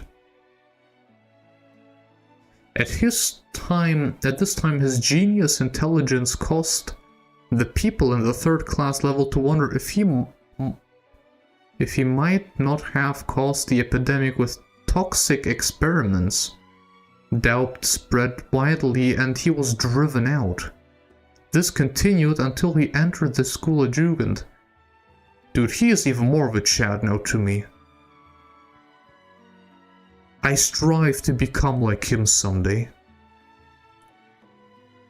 Because of the unreasonable widespread suspicion concerning the outbreak of the epidemic in the third-class level, the one known as Hyuga caught the attention of Ramses due to his rapid advancements at the time, and was picked for entry into the elements. Ramses got Hyuga into the school of Jugend, entering him into the elements. At that time, Hyuga formed deep friendship with fellow classmates Sigurd and Senior, Josiah. Huh.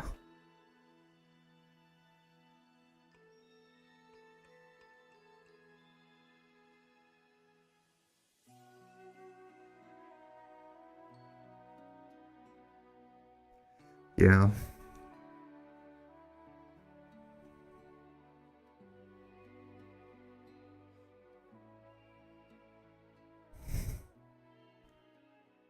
Dude, what a story. What a story.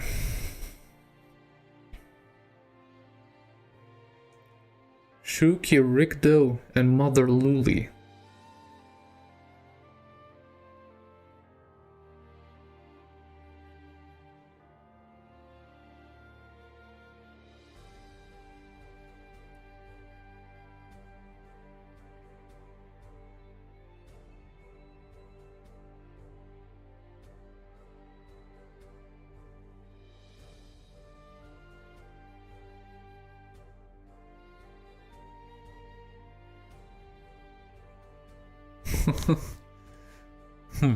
Lives as a doctor in the mountain. He was so annoyed by everything.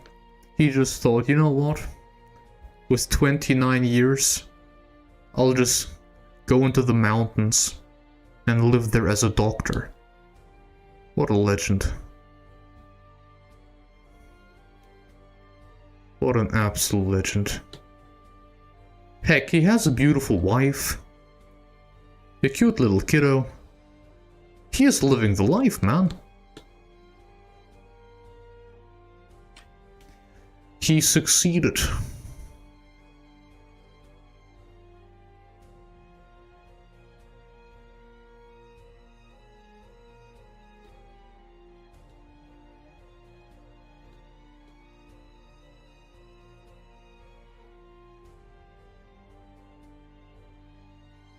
Man, that was one hell of an opening. You know? In comparison to Xenoblade Chronicles, where, at the very least, your girlfriend gets killed by the enemy, and even then, not for the entire game. The fact that Xenogears essentially starts with you having killed your home village, including your friends and everyone, well, almost everyone. This is... this was definitely something that hooked me, that's for sure.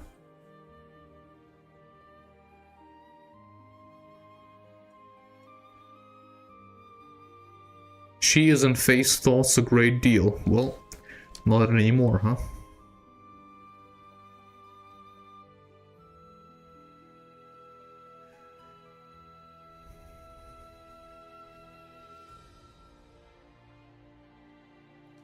Oh man. Talking about chats. Dude, the characters in this game are fantastic. Dude, I'm just at 92 out of 154. Dude, he gets a page. A dolphin like demi-human works at Yggdrasil sonar station, is able to tell between subtle sounds and can hear many things even in the deep dove. He records and collects various sounds. Yeah, that's right. Oh, Franz. Franz.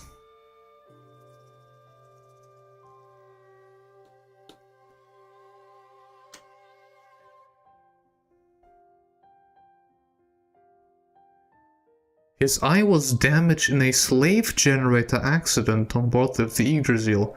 When the slave generator became temporarily unresponsive from damage during a battle, it went out of control and fire broke out. In an attempt to stop the burning slave generator, many people from the nearby area entered the engine room. The damaged left eye is still weak today, but will revive gradually with the full recovery of eyesight in time. Oh shoot, really? Well, good for him.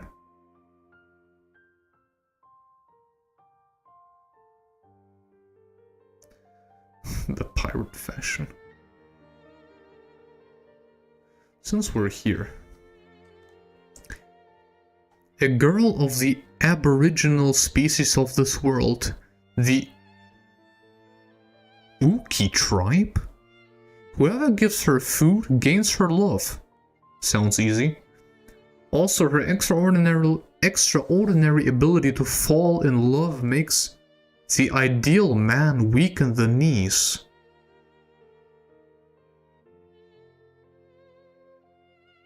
Alright. For Choo Choo, the liveliest in her tribe, she remembers a time of unrest when her more bestial nature emerged. And it was then she determined to leave the tribe.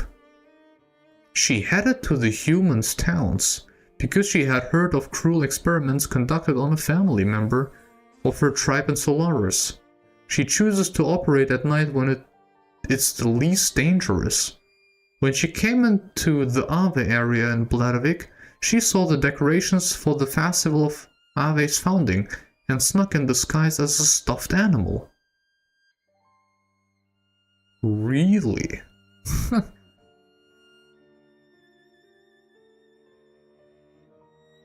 They have possessed high intelligence since the Zeboim era.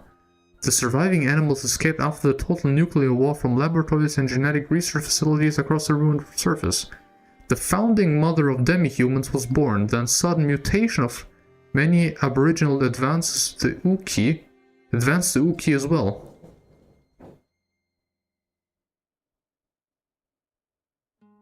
So they were normally that massive. Okay.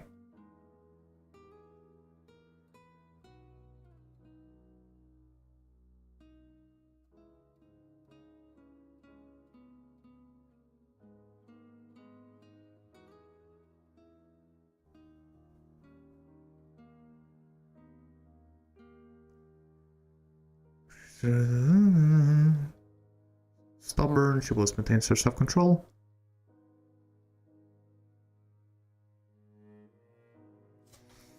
Right.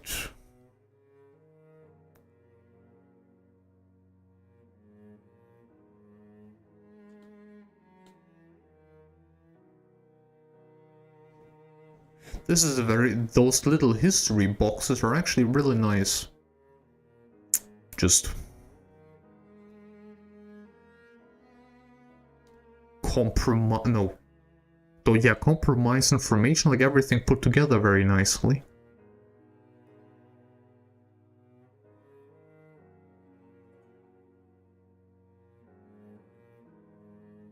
Is sponsored by Ramses. Rescues Bart and Margie. Right eye is also wounded in a slave generator accident. Huh.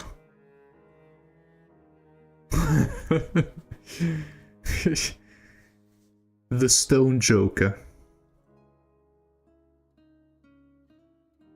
Yeah, we read about that.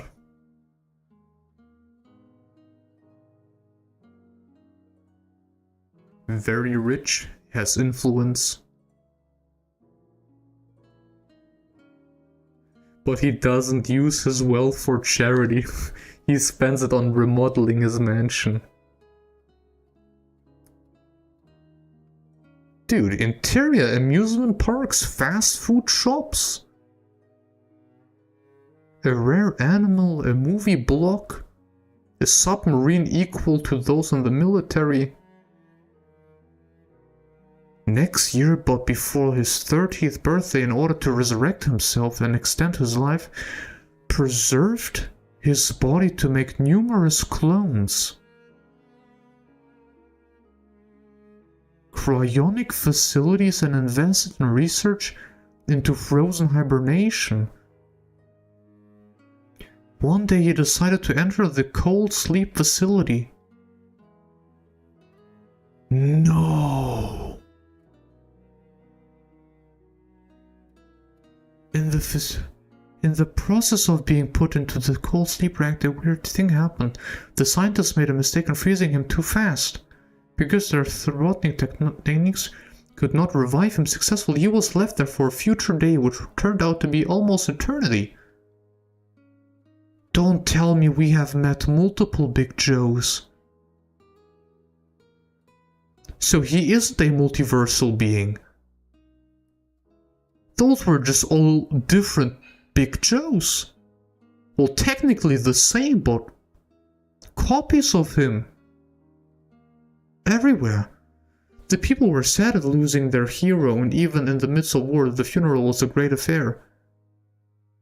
Zebulon civilization died out, and Joe slumbered in an eternal frozen sleep. Now the path of his refrigeration container changed locations many times, receiving damage along the way, and it is said to have begun to deteriorate at about this time.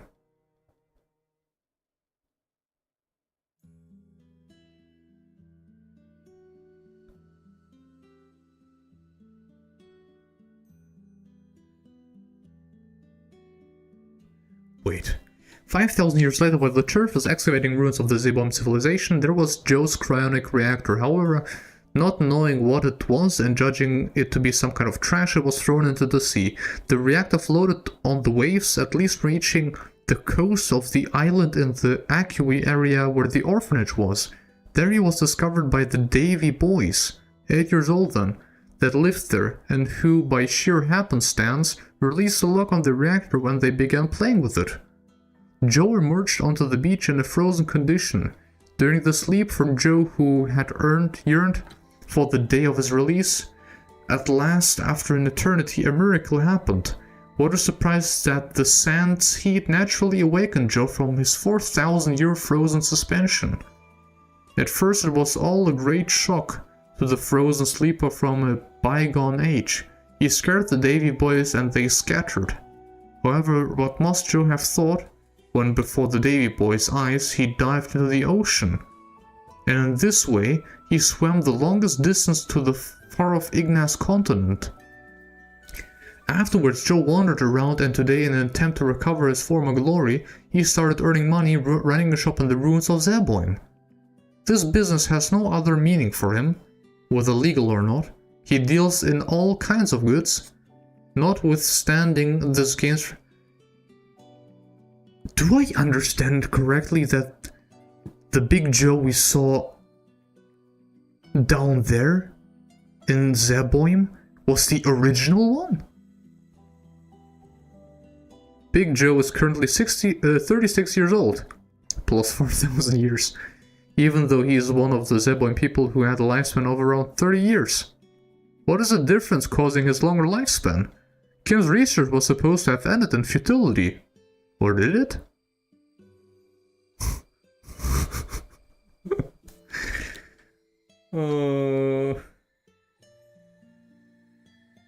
What a legend. What a side story, man.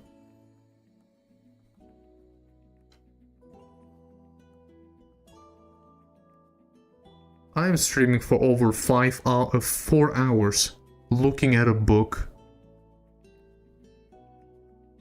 Ricardo Banderas. Dude, finally a higher quality image.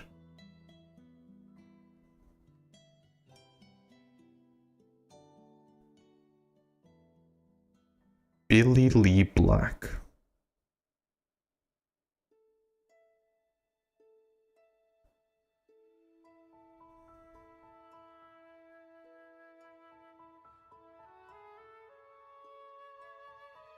Jesse B. Black. Josiah Blanche. Plastic surgery?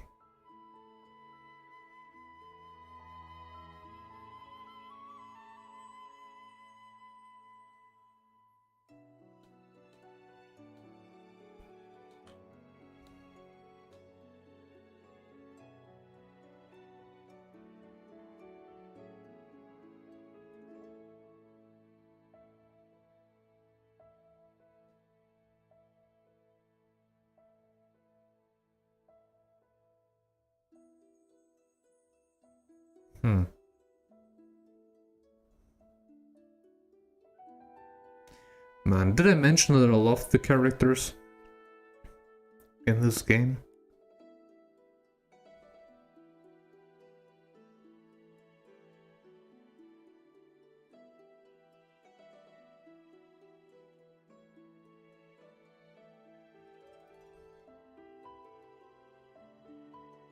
Not just the book.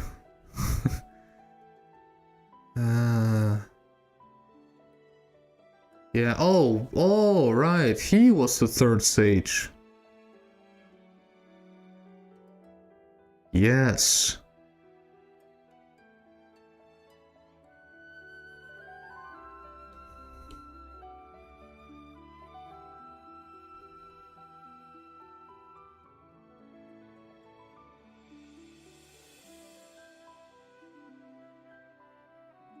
So many tragic stories. Like, this entire game is so incredibly tragic.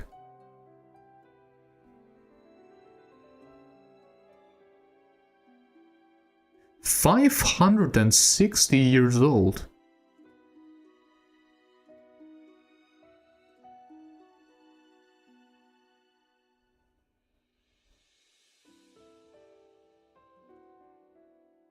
Nothing about Taurus age,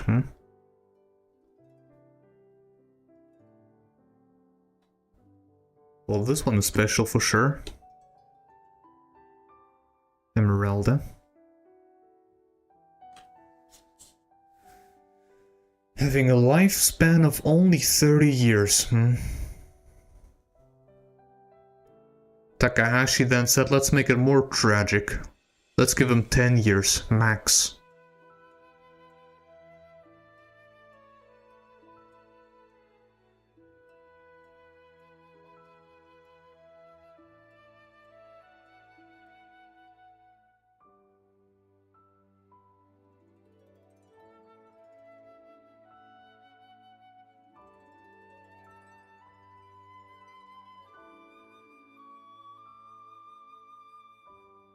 Interesting that she doesn't remember Ellie, though.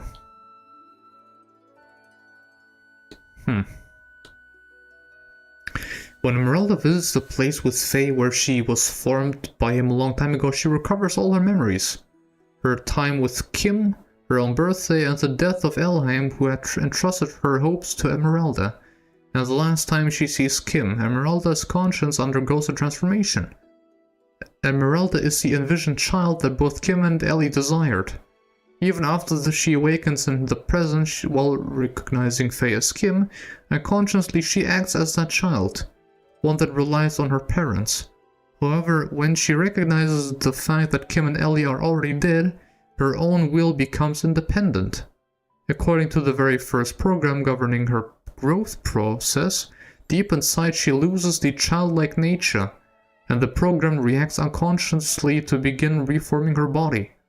Esmeralda's body growth separates itself from spiritual reliance on Kim, and her own established personality is revealed.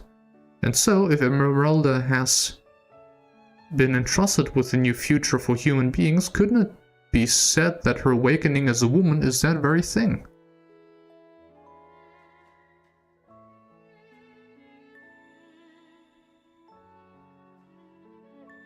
Handsome captain. His partial leg is a reminder of a wound from that time.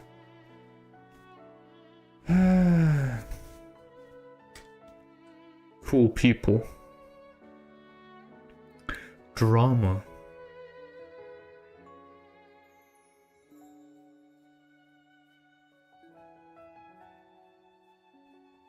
What the hell is Fate's diagram?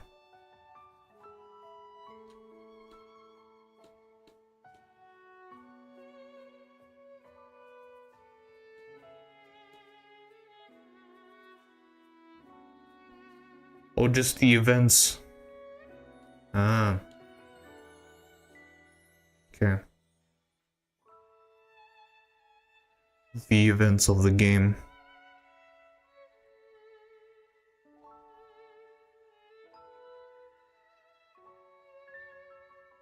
Requiem for a Past.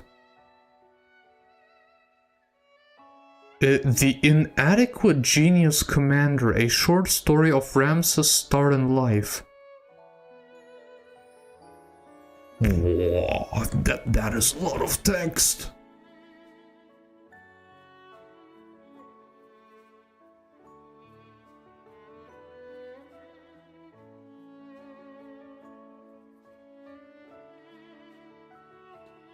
It seems to be the story where he kills Karen Becker. Oh, this is, I'll be honest, this is, maybe I'll read that later, but this is a little bit too much for me right now.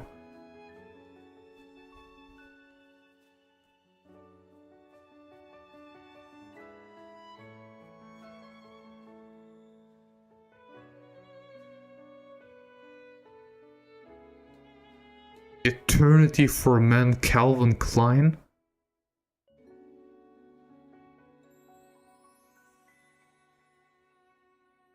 Fragrance image?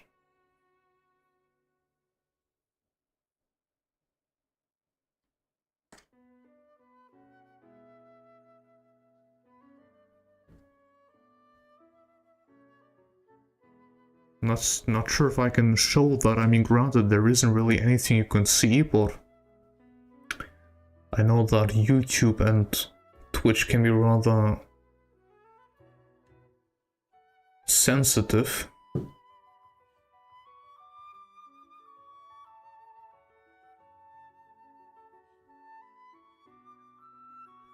But they really like to do some... What is the word for it?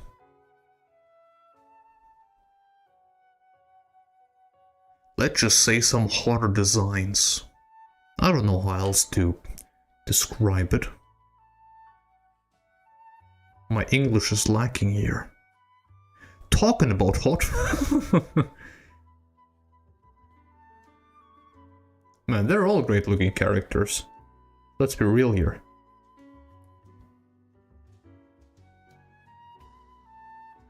Hugo Boss? Bulgari? Freaking Christian Dior?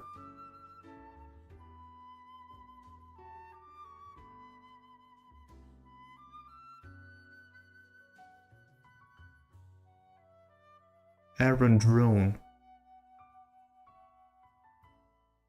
Saint Laurent.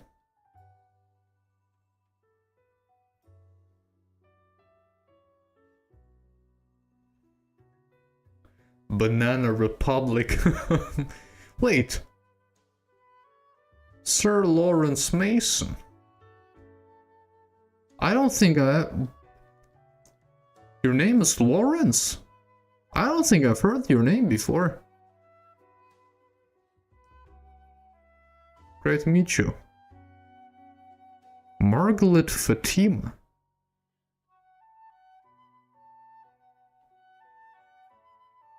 Carolyn?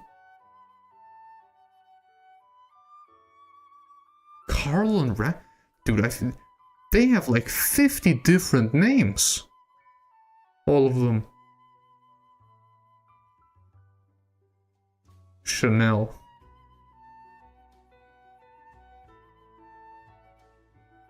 Miang Hava, Emperor Kane.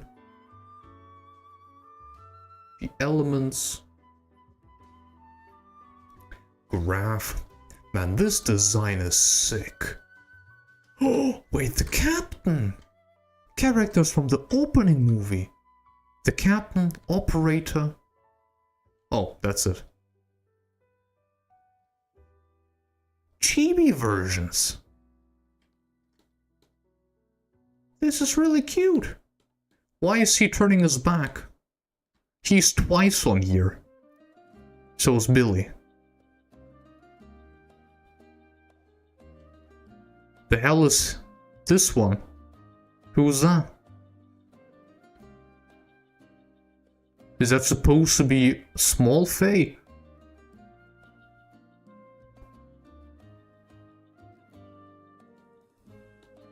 Nah, they actually married?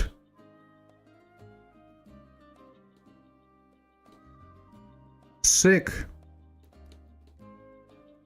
Isn't that considered... you know what? Let's try if YouTube or Twitch have something against it if I say incest. Isn't that essentially just that?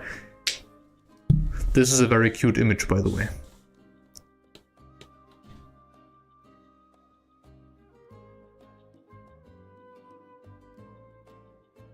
Captain Alice and Bart's grandfather and Marty's grandmother were married. Both countries... Yeah, I mean, yeah, straight up. Our magic grew so embarrassed that they don't speak of it. I mean... In particular, Bart who sees Margie like a little sister, however, Margie's thoughts about Bart say that at last. She definitely wants the promised wedding to come about. All of them three just sitting here.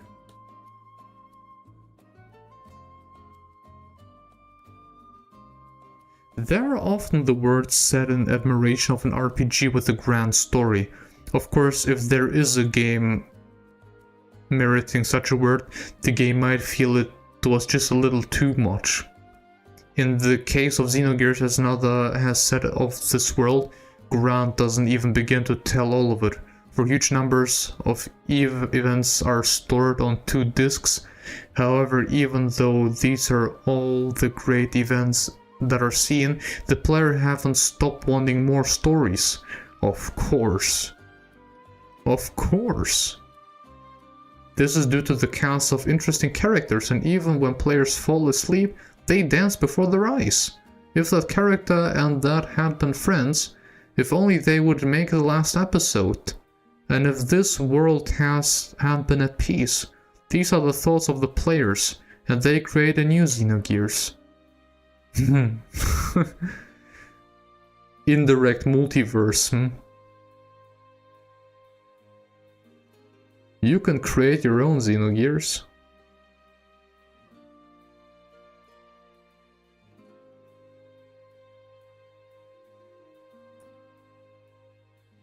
I have such deep respect for what they created.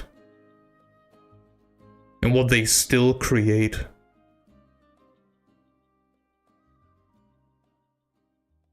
Like, this is the reason why I love video games.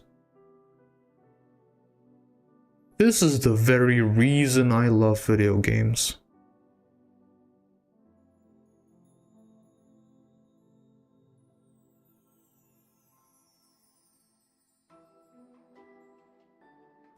They wanted her to have long hair. This is everything that they wanted.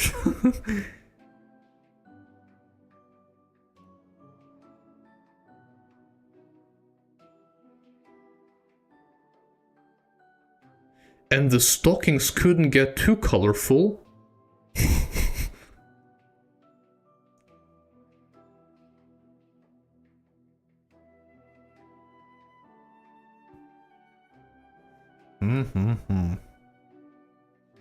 Holy smokes. I mean, yes. Takahashi likes mechs, dragons, and good-looking women. I respect that. Shitan?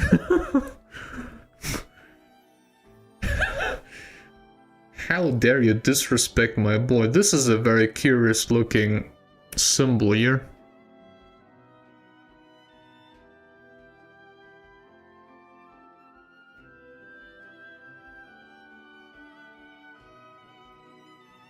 Man, wouldn't it be a nice universe if Xenogears received a remake? Just give it some better visuals, man. If you can give it to even more niche JRPGs, you can give it to Xenogears now.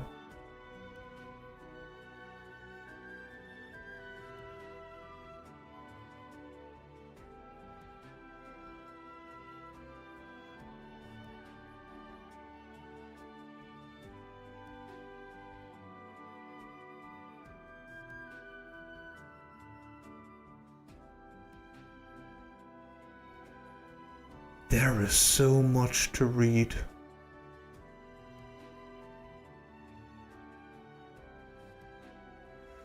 There's so much to read, man. Banff?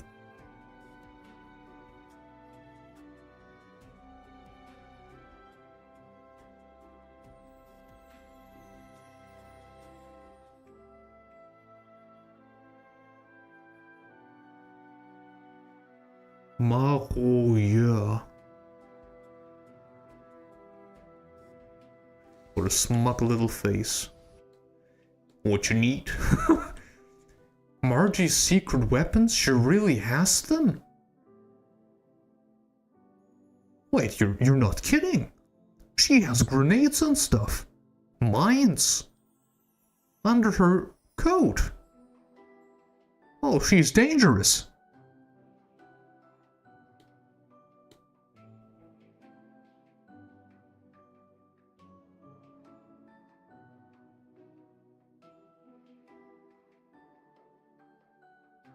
The bazooka and hammer in the rough are left over from when she was still a playable character.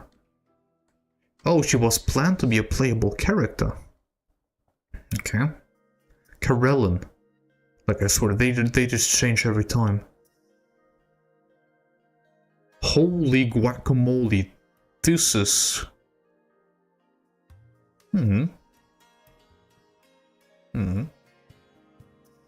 Elements?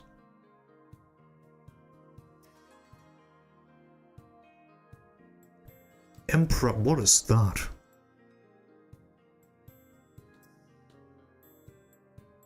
Oh, him being like half machine? The machine part? Captain of Tamps. Jesse.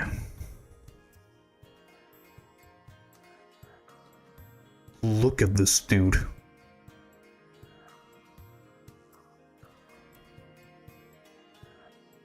He does look like Jin a bit. Design-wise. Even though I would say that a bit is even an understatement. Nice cheeks. What is that? Oh, his red aura thing, okay.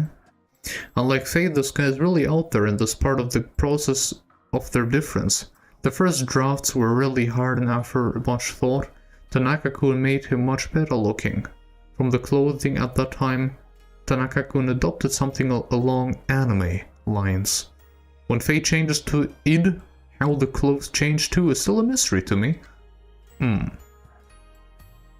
His father, Wiseman Callan, Executioner.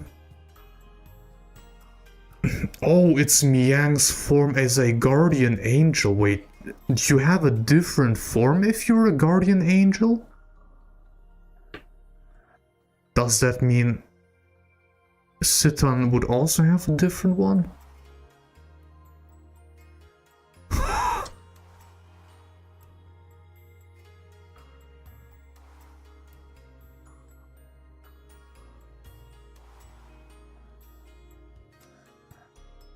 Aruru?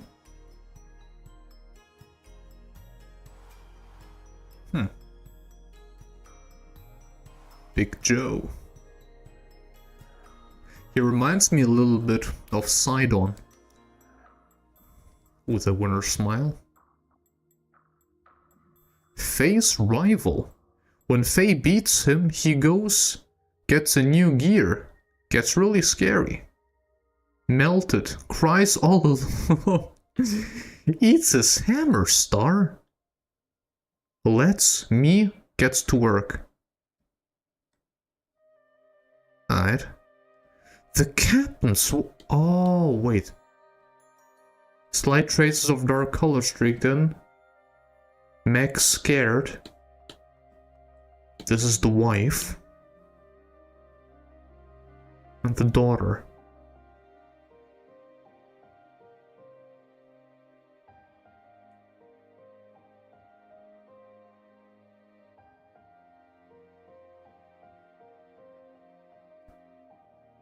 Just other people seen in the cutscene. While their names are never known in the story, the captain's name is Special Colonel Shigeyoshi Inone. By the way, who's Meg?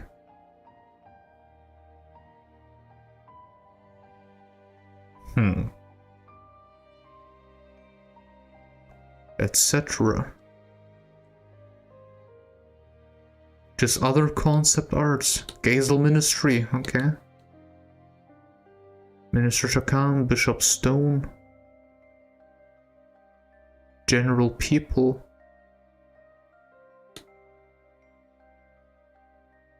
He looks like Consul Y to some extent. He also reminds me of someone. Who does he remind me of?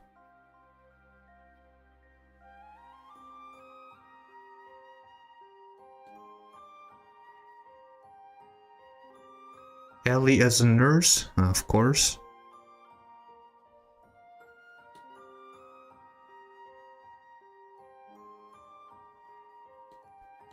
Of course.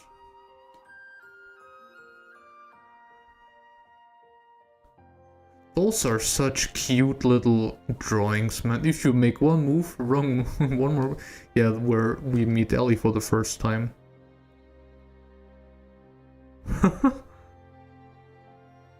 Sit on awake. The effect of drive haven't been fully explored. The look in Ellie's eyes is really scary. Citan also seems sort of irritable, so it seems the originals were never awake. Yeah, this is quite scary. Cat girls! When Margie was once a playable character, she had several firearms like a bazooka, hidden away as a soulful kind of girl. The images from around then, absolutely not. Tanaka liked Margie and drew many images of her. It's so funny that they draw images like those.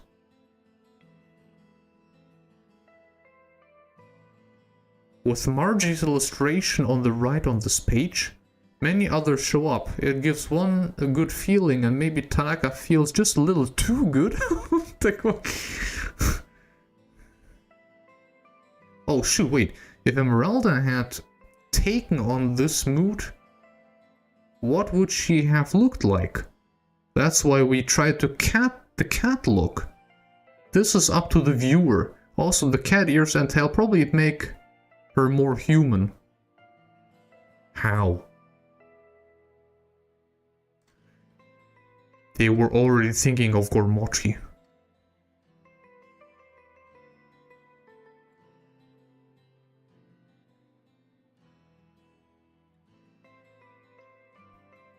Fax sendings.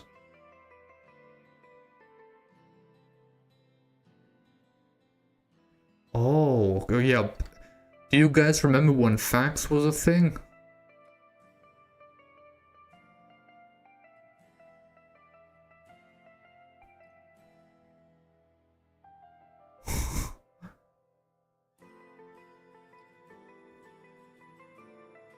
Wouldn't be a bigger one better? Right.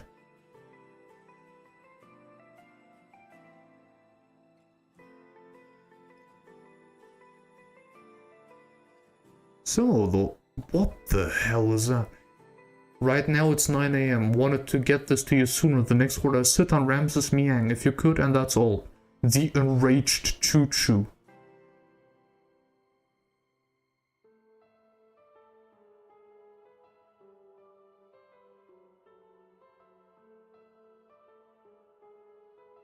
As others have mentioned, Tanaka-san is a huge rabbit freak.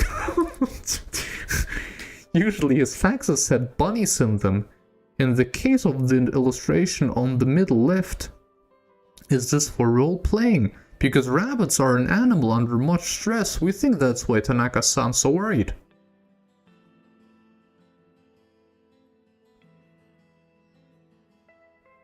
This is kind of cool.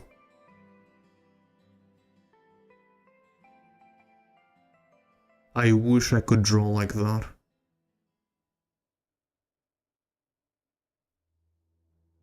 Oh shoot, Japanese, I can't read that.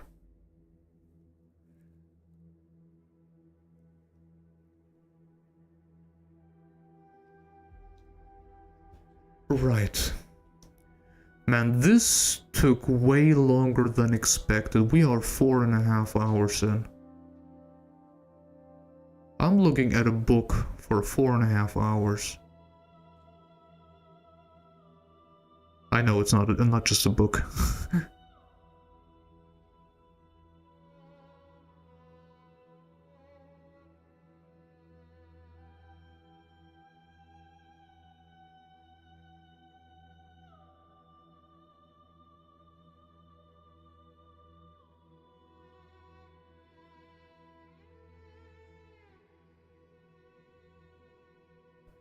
Games are usually considered kids' fare, but this is way beyond in scope and imagination, and it utilized technology and sound and graphics that were not possible in the game years ago.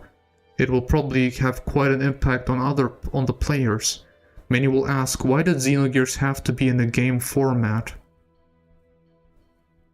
A lot of people are asking why the game is still stuck on a PlayStation 1.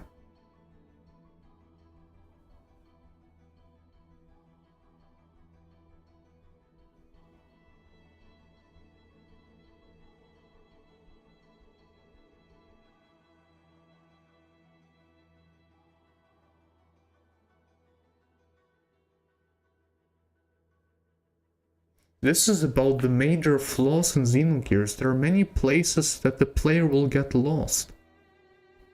And in the process, the story building is off balance. And because the story is deeply layered, if it's off balance, it gets all screwed up. And it is very possible that the player goes away feeling the entire thing was a failure.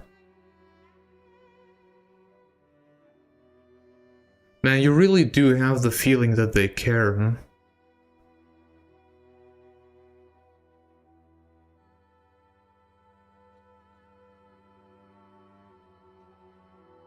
You really do get that feeling.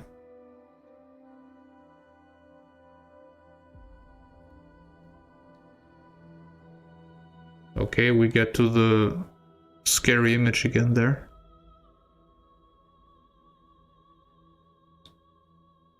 Oh, the time of the gospel. You most likely remember these words spoken by Cain, right? This, in the story, was the eternal fate of those humans meant to resurrect Deus. At least, that's the explanation. There are other factors here, especially in regards to the true meaning of the words time of the gospel, and its 3 attendant riddles. Why must Deus take the long time of 10,000 years to revive itself? Why was there a time limit on this? Why did the result destroy human beings? In regards to these even to the very end of the actual aim was not shown. In addition, the various persons associated with this phenomenon had great differences based on their perspectives.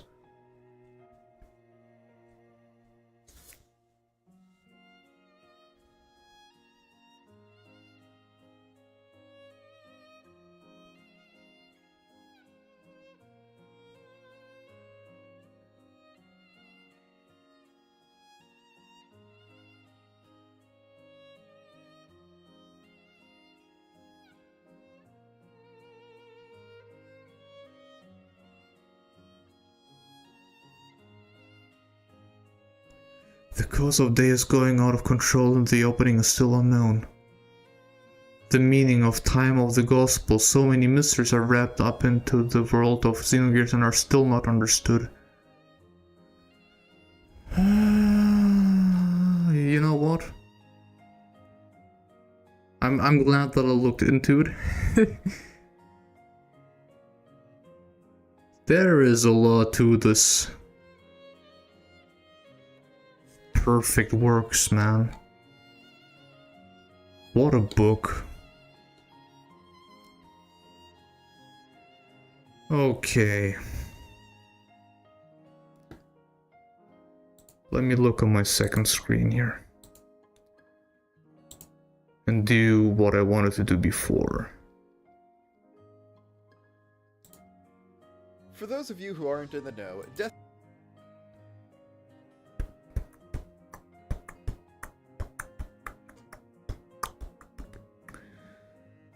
So, let me pause the music. Let me move this bad boy right here. I should close it too. Take that. And whoop.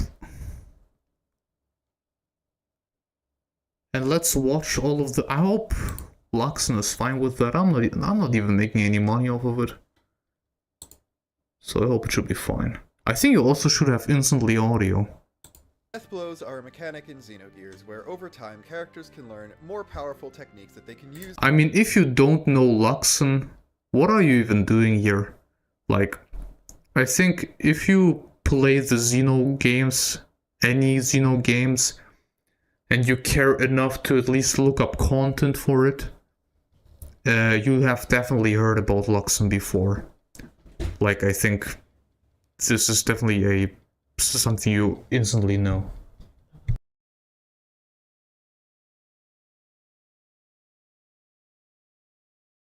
Okay, I'm back. Yeah, so In place of I think just showing it off again is not a bad idea. That he made it one about death blows. So let's give it a watch. So I guess he just goes from character to character.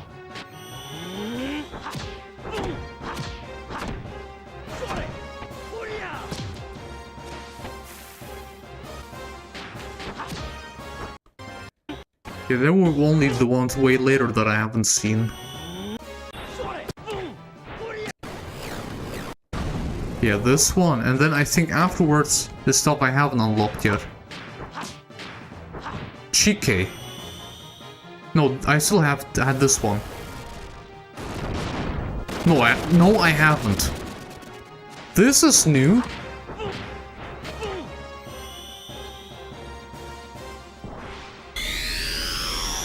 Dear Lord.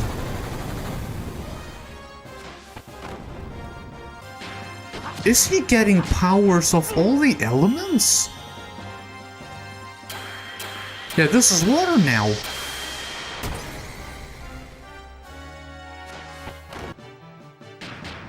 To freaking Avatar. Element Bender. Wow, that was a lot of damage.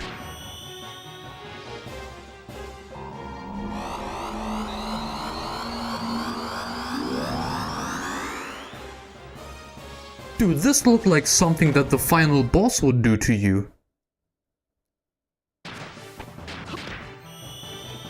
That was sick!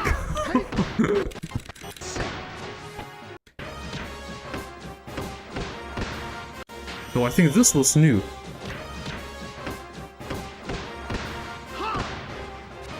Yeah, that was new.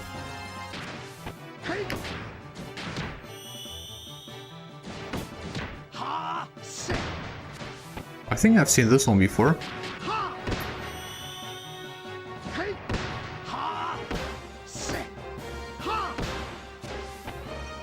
Yeah, I've seen this one before. Or maybe I just misremember because I only remember his swords. Look at that stuff.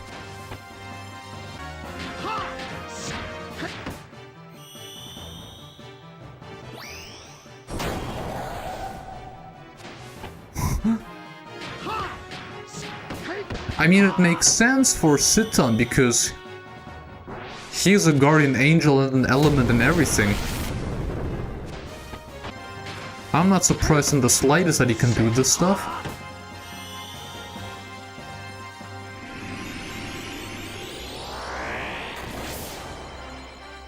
Look at those attacks, man. Incredible.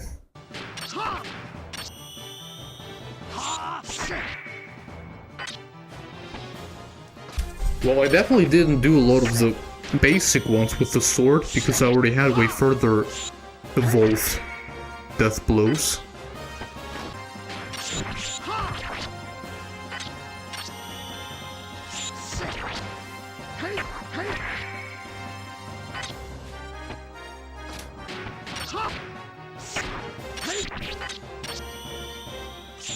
I mean, the closest to Citan would be Dunban.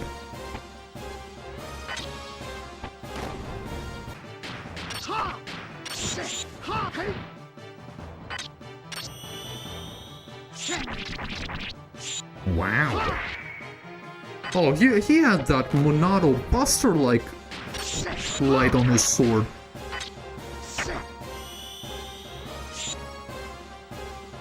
Yeah, the Jin attack. Mm-hmm.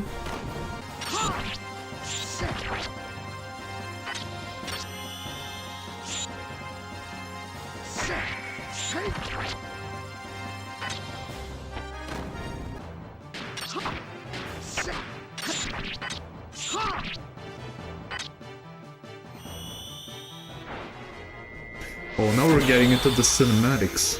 Yes. I still don't know what the text says.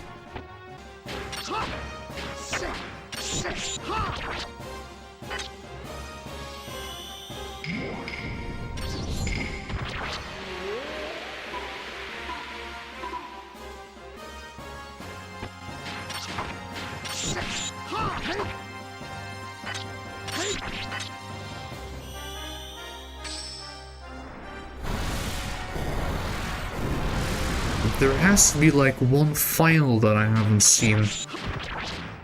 No wait, Crystal Water. Have I unlocked all of them? For him? Yeah, this is the coolest one. This one was beautiful. Hell, it was hype. Well, I've seen the first ones of her.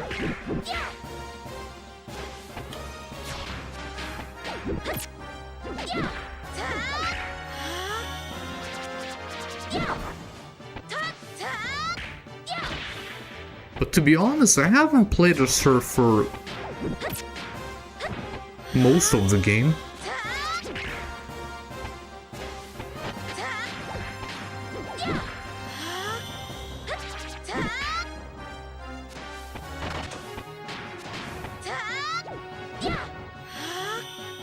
Yeah, her missing was also definitely part of the problem.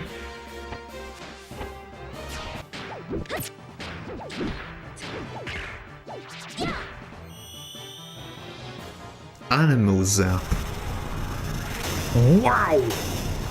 Dude, freaking Metroid Prime! What's that? Freaking, how is it called again? I've forgotten. It's a grappling hook, you know what I mean?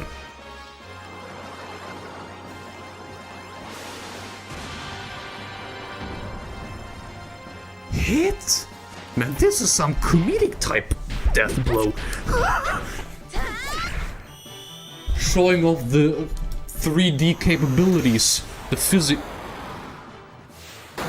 Wow! Sending an entire new asteroid.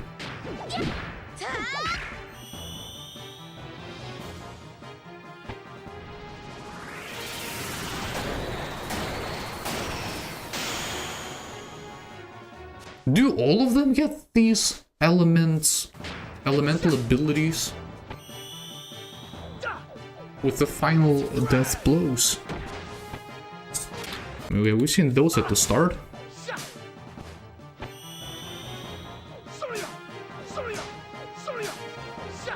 Well, this is already new. I swear, once I started playing with Faye, Citan, and Billy for the most time, I barely touch anyone else. That was cool. Bracer.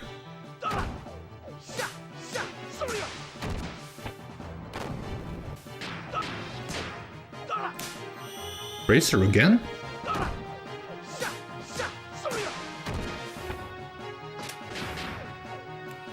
Justice.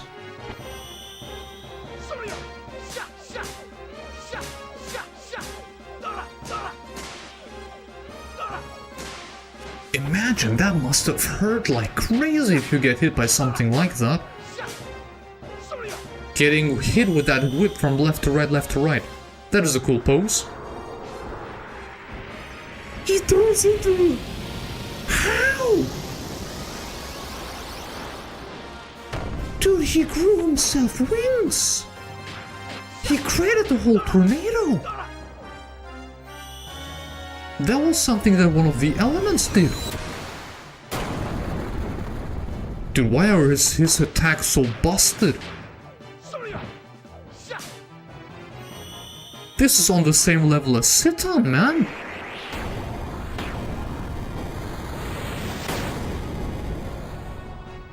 Wow!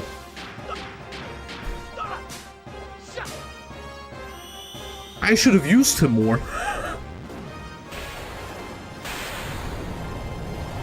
This is tornado, but doesn't create a tornado. Understand that. Oh, Bart, my beloved.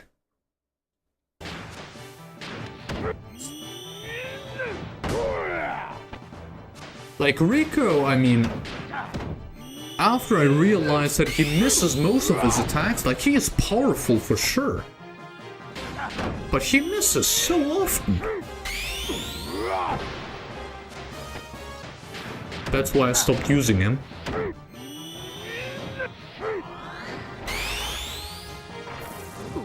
Wow, he broke his neck.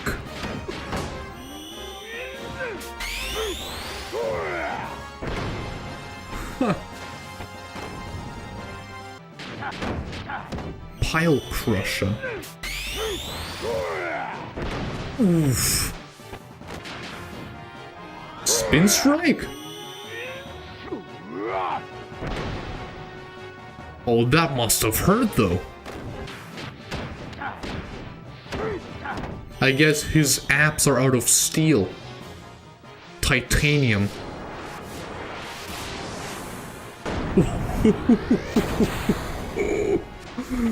Yeah, they just all get those elemental attacks, man. Fire, earth, water, wind. Flame Man, that was some Terry Borgar type attack. Hell Splash? I don't know what happened. What happened there? Whatever that was.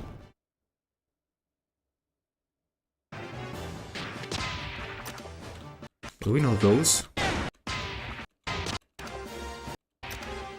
Skywalker, yeah, Devil Blast. I think also, yeah, I had also Banfro.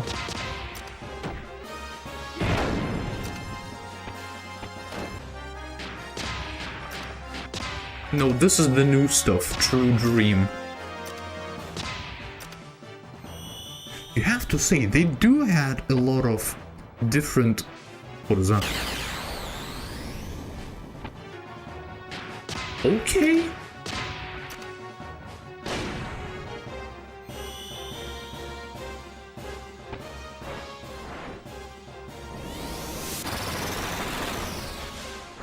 Whatever that was has shot a rip into reality in front of him. Dear friend. This is a first-person shooter.